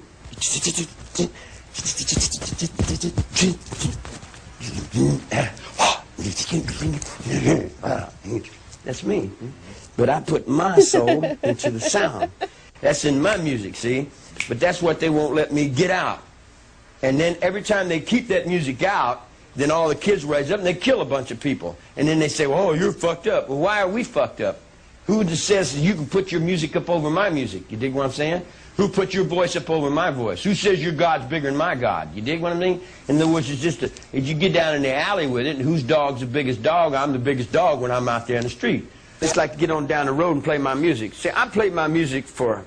are you hot in here? I play my music for me. I don't play my music to entertain people. I play my music because I am my music, you know, and I live 24 hours a day in music. Manson began concentrating on the guitar in 1959 when he was serving time with Alvin Creepy Karpis, the last survivor of Ma Barker's gang. The old con, who had been personally arrested by J. Edgar Hoover, taught the young Manson a few techniques on the steel guitar that were quickly worked into his repertoire. In 1968, Manson and the family met the Beach Boys, seen here at a Halloween get-together. They admired Manson's music enough to record one of his songs, Cease to Exist, although they altered the lyrics to the more palatable Cease to Resist, and retitled the song Never Learn Not to Love You. The song can be heard on the Beach Boys' 2020 album. Because when I fell out of this penitentiary and I was playing my music, you, Neil Diamond, Buffalo Springfield, Beach Boys, all them guys came to me, you dig, and you said, how can you play this kind of music, man? We've never heard this kind of music before. You know, he said, wow, this is strange kind of music, you know? And I said, oh. And they copied and stole from me and took it down and put it in whatever they did, you dig? Dennis Wilson, the Beach Boys' drummer, was particularly taken with the family and allowed them to inhabit his mansion for some time. Wilson raved in one interview that he had a friend who was a little like the devil, who liked to be called the Wizard. Sometimes he frightens me, Wilson admitted. Manson, however, is scornful of the idea that his friends in the music industry were of any help to him at all. Ain't nobody ever tried to help me do nothing, man. Nobody helps you. Everybody wants to ride. They talk about help, but there ain't no such thing. You got to help yourself. Everybody that says they want to help you, you dig what I'm saying? They got, you know, everybody's, you know, we all hold a little, and then who does it all balance off on? Utilizing one of the Beach Boys' recording studios, Manson recorded an album of songs on August 8, 1968, exactly a year before the murders transpired. The album was released as Lie after Manson's arrest. He has since recorded other music which has been smuggled out of prison and distributed to a few devotees. Perhaps the ultimate myth relevant to Manson and music is the fiction created by Vincent Bugliosi, stating that Manson believed the Beatles were sending secret messages to him on their White Album. I'm not of the 60s. I'm not a generation of the 60s. The 60s were little kids to me. The Beatles were like punk rock is to you. That's what the Beatles was to me. They were big, you know. That's not my era. My era was Bing Crosby. I'm 53 years old. I'm not a teeny bopper. In a sense, Charles Manson the man no longer exists. He has been replaced and transformed by the symbol It's rather interesting than the because flesh and that's the other part of the story that gets repeated and repeated. Beatles, Helter Skelter. Beatles, Helter Skelter.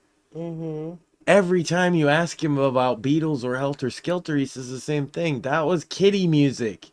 I didn't even listen to that fucking shit. I made my own music. Or I listened to, like, he liked blues. He liked crooners. He liked, he liked a lot of stuff from the 40s. But when it come to, like, the most contemporary music he liked was blues.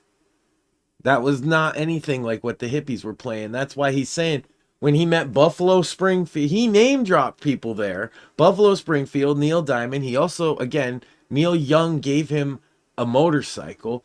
He potentially met Jim Morrison, or that Jim Morrison was questioned about the Manson murders at one point.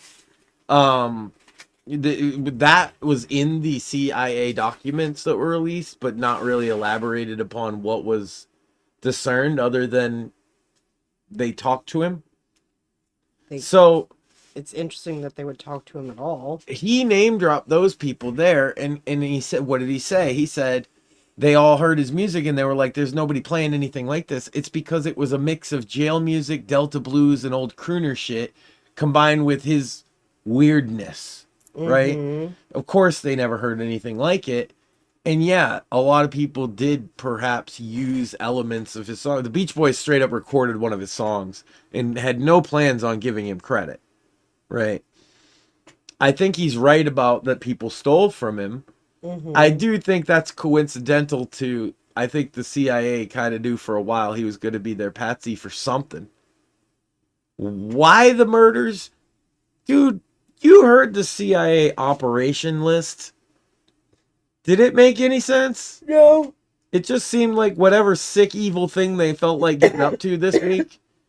That's what they're doing. So whatever they were looking to achieve there would be hard to determine, I think.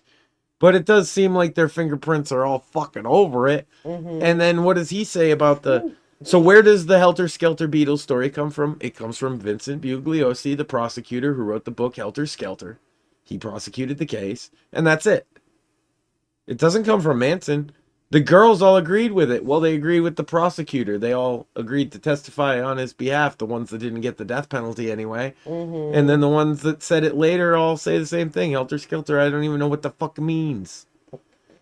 Did he believe in the race war thing? Yes, you heard him say that. He felt like black people had a gripe and that they were going to basically use jail logic and kill Whitey. He did believe that. He didn't call it Helter Skelter because he didn't listen to the Beatles, because he was too busy going, why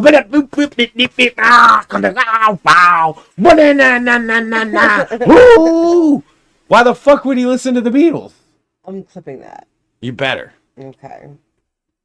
Blood being.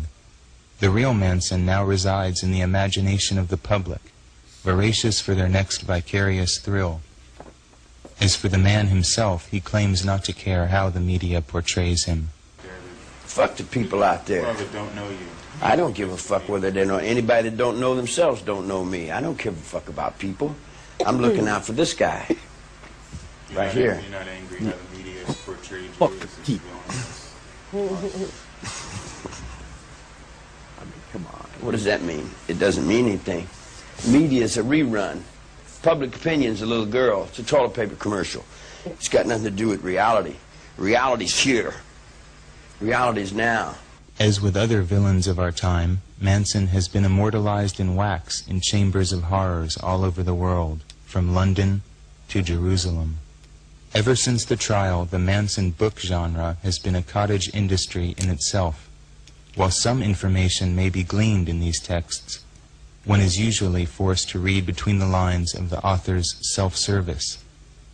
Whether it be the self-righteous bluster of Bugliosi, or the Christianized crocodile tear confessions of Miss Atkins and her associates, the subject is more obscured than illumined by this ever-growing library.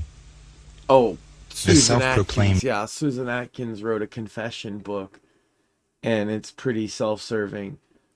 She was the enthusiastic participant before Tex made all the others do stabbings. She was the one that wanted to. She's also the one that went to both, the only woman that went to both murders, I believe. Susan Atkins wrote a book. I don't like her. Saying how she'd converted to Jesus, and that actually Charlie's the devil and it's all him. But she's the only one besides Tex Watson that went to both murders. So, yeah. Even Squeaky can't say that. Counterculture produced many underground comic books dealing with Manson, diverging in tone from the snide approach of R. Crumb I saw the R. to the preachy Legion of Charlies that compared the My Lai massacre to the Tate murders. It was inevitable that Manson should have become grist for Hollywood's money mill. For the most part, he has been the stuff of low-budget exploitation films, which attempt to turn the case into cheap horror, taking morbid delight in the sexual and violent aspects of the cult.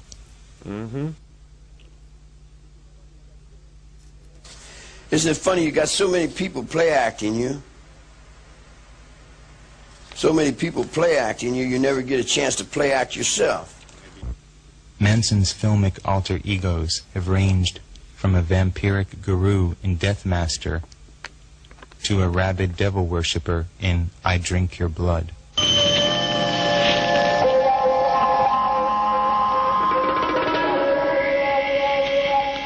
They called it I Let Drink it be known, sons and daughters, that Satan was an acid head. Drink from his cup. Pledge yourselves. And together we'll all freak out. A strange cinema reality link is this final scene from Sharon Tate's final film, 13 Chairs, prophetically featuring a Manson doppelganger. After the scene was filmed in Rome, Tate returned to Los Angeles and her destiny. Compared to the vision of bloodthirsty snuff guru so prevalent in the 70s, Manson is increasingly presented in a lighter vein of recent date, Charles as this scene Manson from a right supposed there. comedy entitled Armed and Dangerous That's something reveals. that actually might haunt my dreams. What are we to make of this subtle Nightmares. shift in perception? If indeed the monster the media created can be reduced to a slightly wacky figure of fun, perhaps there is a change in the zeitgeist brewing. But it's because he is a slightly wacky figure of fun. I mean, come on. Yeah. Yeah. The far-seeing journalist Wayne McGuire predicted in 1970 that someday in the future, Charles Manson will be a major American folk hero. While housewives may still shudder at tabloids such as these, there are indications that Charlie is becoming a less malevolent presence in the oversoul. Manson the commodity can be purchased not only in bookstores and video emporiums, but in clothing stores as well. Indeed, one trendy shop in London was named Helter Skelter. A nightclub in Los Angeles also uses the name. In 1987, the Piedmont Candy Company released a short-lived deck of collector cards called Terrorist Attack, which features Manson in distinguished company. John Asnile, director of the cult favorite Manson's Home Movies, a Super 8 extravaganza that documents the gorier elements of family history, offers an entire spectrum of Charlie memorabilia to an ever-growing market of Manson files under the aegis of his Manson Archives. At a recent satanic rally in San Francisco, the film The Other Side of Madness was shown to an audience that cheered through the reenactment of the Tate murders. On the fringes of society, there have been small but serious efforts to rally public support for the cause. A shadowy organization called the Friends of Justice planned a series of concerts to raise legal funds for Manson. At Manson's 1989 parole hearing, a group of black-clad protesters picketed for Manson's release. However, if there is something new in the wind, Manson is indifferent. This whole motherfucking attention thing, I don't need nobody's attention about nothing. I can do what I do by myself. I don't need nobody. I ain't looking for no followers. I'm looking to survive. And survival to me is out there in that desert, running around with them wolves and them coyotes and them bugs and birds and bushes and things. I want to get back on the ground with mine, you dig? But now I can't get all these people that are trying to be and do like me. You dig what I'm saying? In other words, like I got all this fucking attention on me. I got 900 million people. You dig what I'm saying? Now how do I get away from them?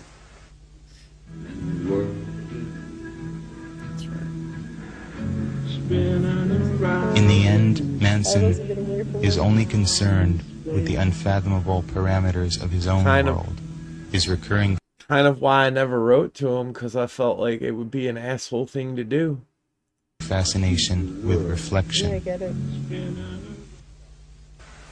See, the judgments are, how will I judge anything? I'm judging it from what's inside of me. However I see anything, I'm seeing it from what's inside of me. The man in the mirror. I go beyond the man in the mirror because I set the mirrors on the ends of your roads, Jake. But I set them with these little nooses. When your children come in to me, I hang them on the ventilators according to what I need to be and what I have to get done, to weave my patterns, to do whatever I have to do, to survive. In the places where you know the pictures where we live. Everybody that thought that they're playing me, I think they'll end up finding out that they got played by themselves. Based. Because we each get the guy in the mirror.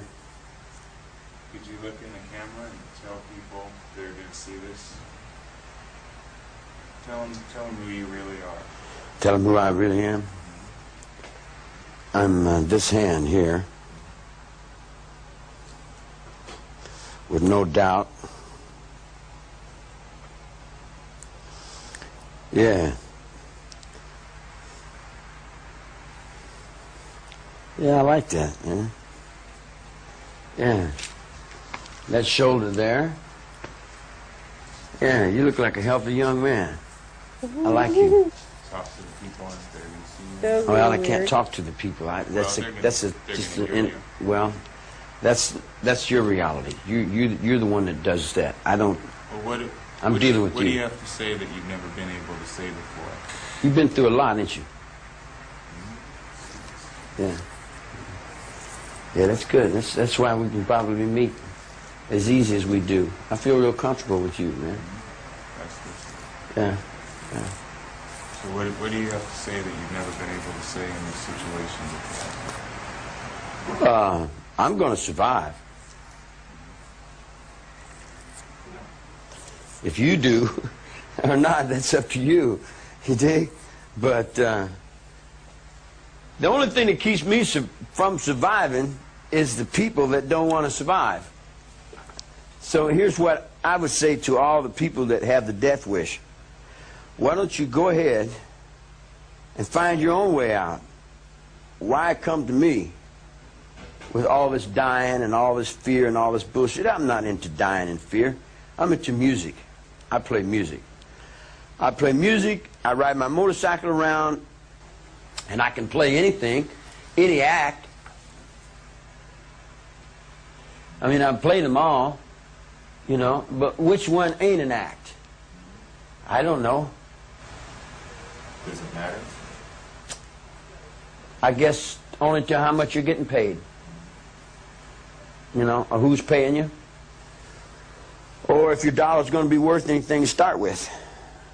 Or if you got to give half of it to some Jew fucking bastard who's doing nothing but laying up and sucking on what somebody else is doing, you dig? In other words, I can't get the maggots out of my brain. Everywhere I look up, man, I got these little fucking bloodsuckers that get in my head, and they want to just feed from me some more, you know? And I say, good God, man, ain't you fed on me enough? 2,000 years ain't made you fat enough to get off my fucking neck, man, you dig? Who am I? I'm anybody I can get away with being. I'll take his clothes and put his boots on and get the hell out of here. Walk on down the road and be a hobo. If I had a good chance. I don't like killing. I don't kill bushes. I don't kill trees. I don't eat animals. I don't like killing. But I'm just like anybody else. I can, when I'm pushed to do that, I can do that just as easy as eating a piece of steak or cooking a chicken. It all balances off on Rock Hudson to be the macho until they find out that he's not really that. Or to the Marine sergeant who can't say what he's doing in the locker room. You know what I mean? I mean, who cares the balance of what... Rock Hudson was gay, by the way. He was like a heartthrob in like maybe the 60s. And then they found out he was like a closet gay guy. That's what he was saying. The in-betweens are, you dig? In other words, am I a bitch, a homosexual, a punk, or am I a macho, or a boot goop, or a flim-dim? Or am I all things to all people in all ways? Am I their death if they seek it too closely? Am I their judgments if they find harshness within themselves? Am I their benefactor if I've got the, in other words, like, what am I? Oh, me? Hell, I don't make nothing happen. I just walk along with what's going on. I mean, make happen. What well, the same thing with you in your world. What, you know, like you've made me happen. I mean, you know, how can you say I make you happen when you made me happen just as much as I made you happen? I'm only what you put into me. You dig what I'm saying? You put your thought out into the world. No, no, no. You put your thought into me. You sent me this, and you did that, and you said so and so, and you put such and such, and I said, oh, this is what you see? Man, this must be, you know, wow, you know what I mean? All right. You know what I mean? In other words, if that's what you see, then I'll meet you in that. Yeah, that's beautiful. Fantastic. If I lived with you for about a month or two, then you would have a whole different concept of me. You wouldn't think the same thing of me. Your whole opinion of me would change. Not only your opinion of me would change, your opinion of you would change. And we would kind of reflect off into each other to where we become a part of.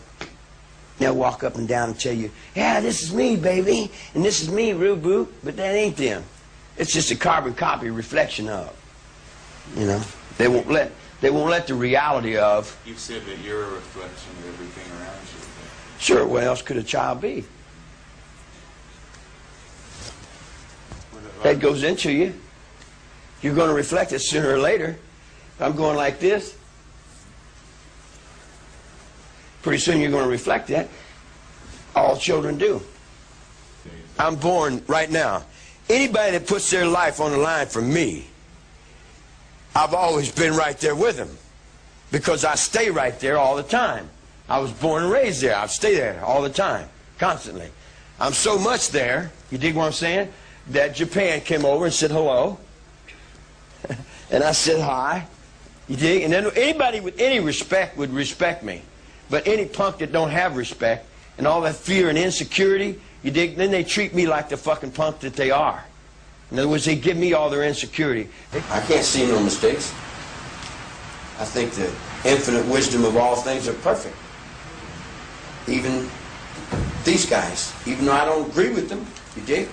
And I conflict with them, and I argue with them, and I struggle for the same thing they struggle for, perfection. Don't place no emphasis on history because they'll all lie. The truth is that your history books are full of bullshit. Most of your books are full of bullshit. You know that, being a writer yourself. How do you think people are going to remember you? I don't think people... That's the most, like, backhanded compliment I've ever heard in my life, right? Most books are full of bullshit. You'd know that, being a writer yourself. Oh, sorry. They're going to be anybody to remember anything. You know, they're destroying everything. Since They'll destroy it all the way have back use down that on to him. the coyotes and the wolves and the scorpions and the bugs and the snakes. And there'll probably a few of us fake phony son of a bitches sitting over and looking at the thing saying, yeah, that's an old rerun in Mars somewhere. I'm just checking that dude out, man. Cameramen have a way of hiding. Yeah. You know, are you Irish? Irish English, yeah. Yeah, that's what I figured. Ready complexion, right? No, what always happens every time I get out of jail, I have a kid. And then the broad ends up snitching on me or getting me locked up. And then she takes the kid on down the road. And she raises him up to be like her. And then I see him when he gets to be about 30 or 40 years old. He's a little fat fucker. He thinks just like his mother. You dig? So I see a bunch of little fat fuckers that think just like their mother. And I look at him and I say, yeah. Do you know if any of your children have followed in your footsteps? They're all my children. And anybody that's ever seen me is following in my footsteps.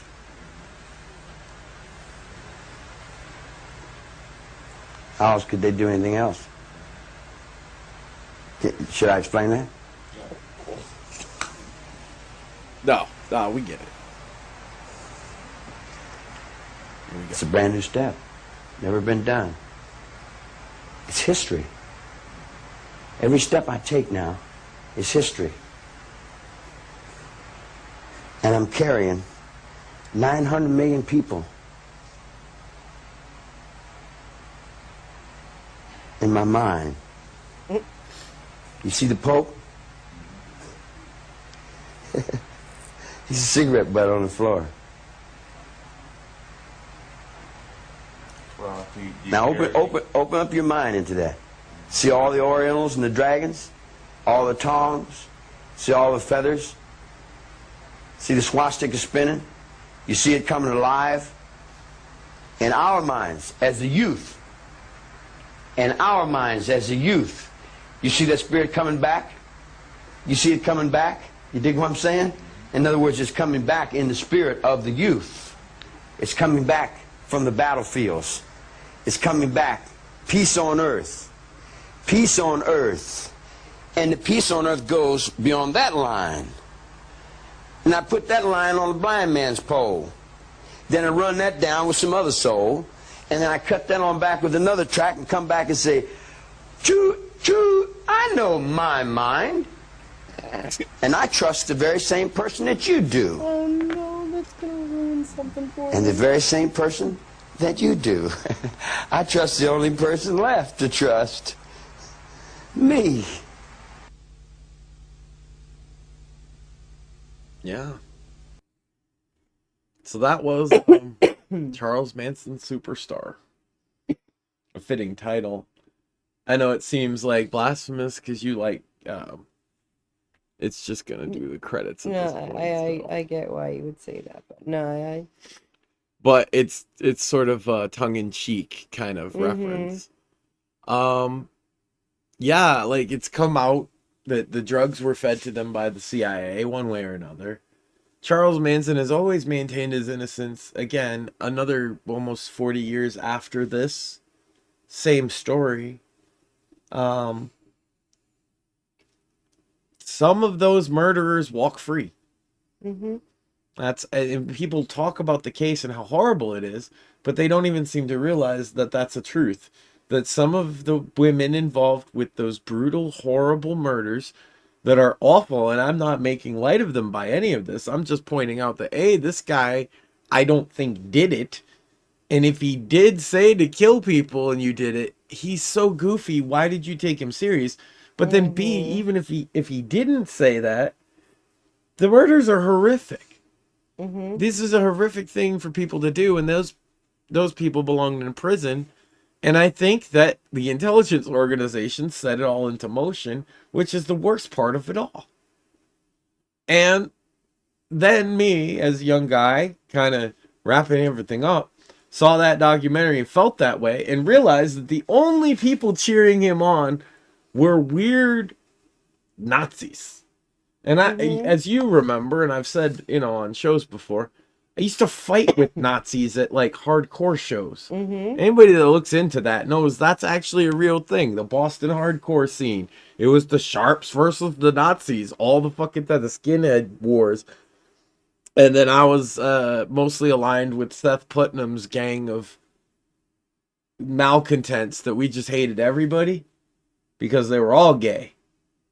The Sharps and the Nazis both. Either way, we beat up Nazis. So, like, when I saw that they were the only ones saying Charles Manson might be innocent, it's like, not an opinion I could have out loud. But I live in a day and age where Candace Owen is talking her shit. Yeah. I think it's okay for me to say that, no, I don't think Charles Manson himself ordered anybody to be murdered. Yeah. And I think he's actually just a crazy old man who probably did need to be locked up. He kind of said that himself.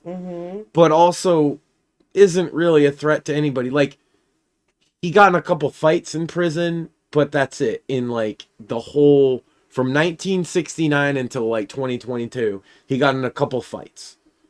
He definitely abused guards.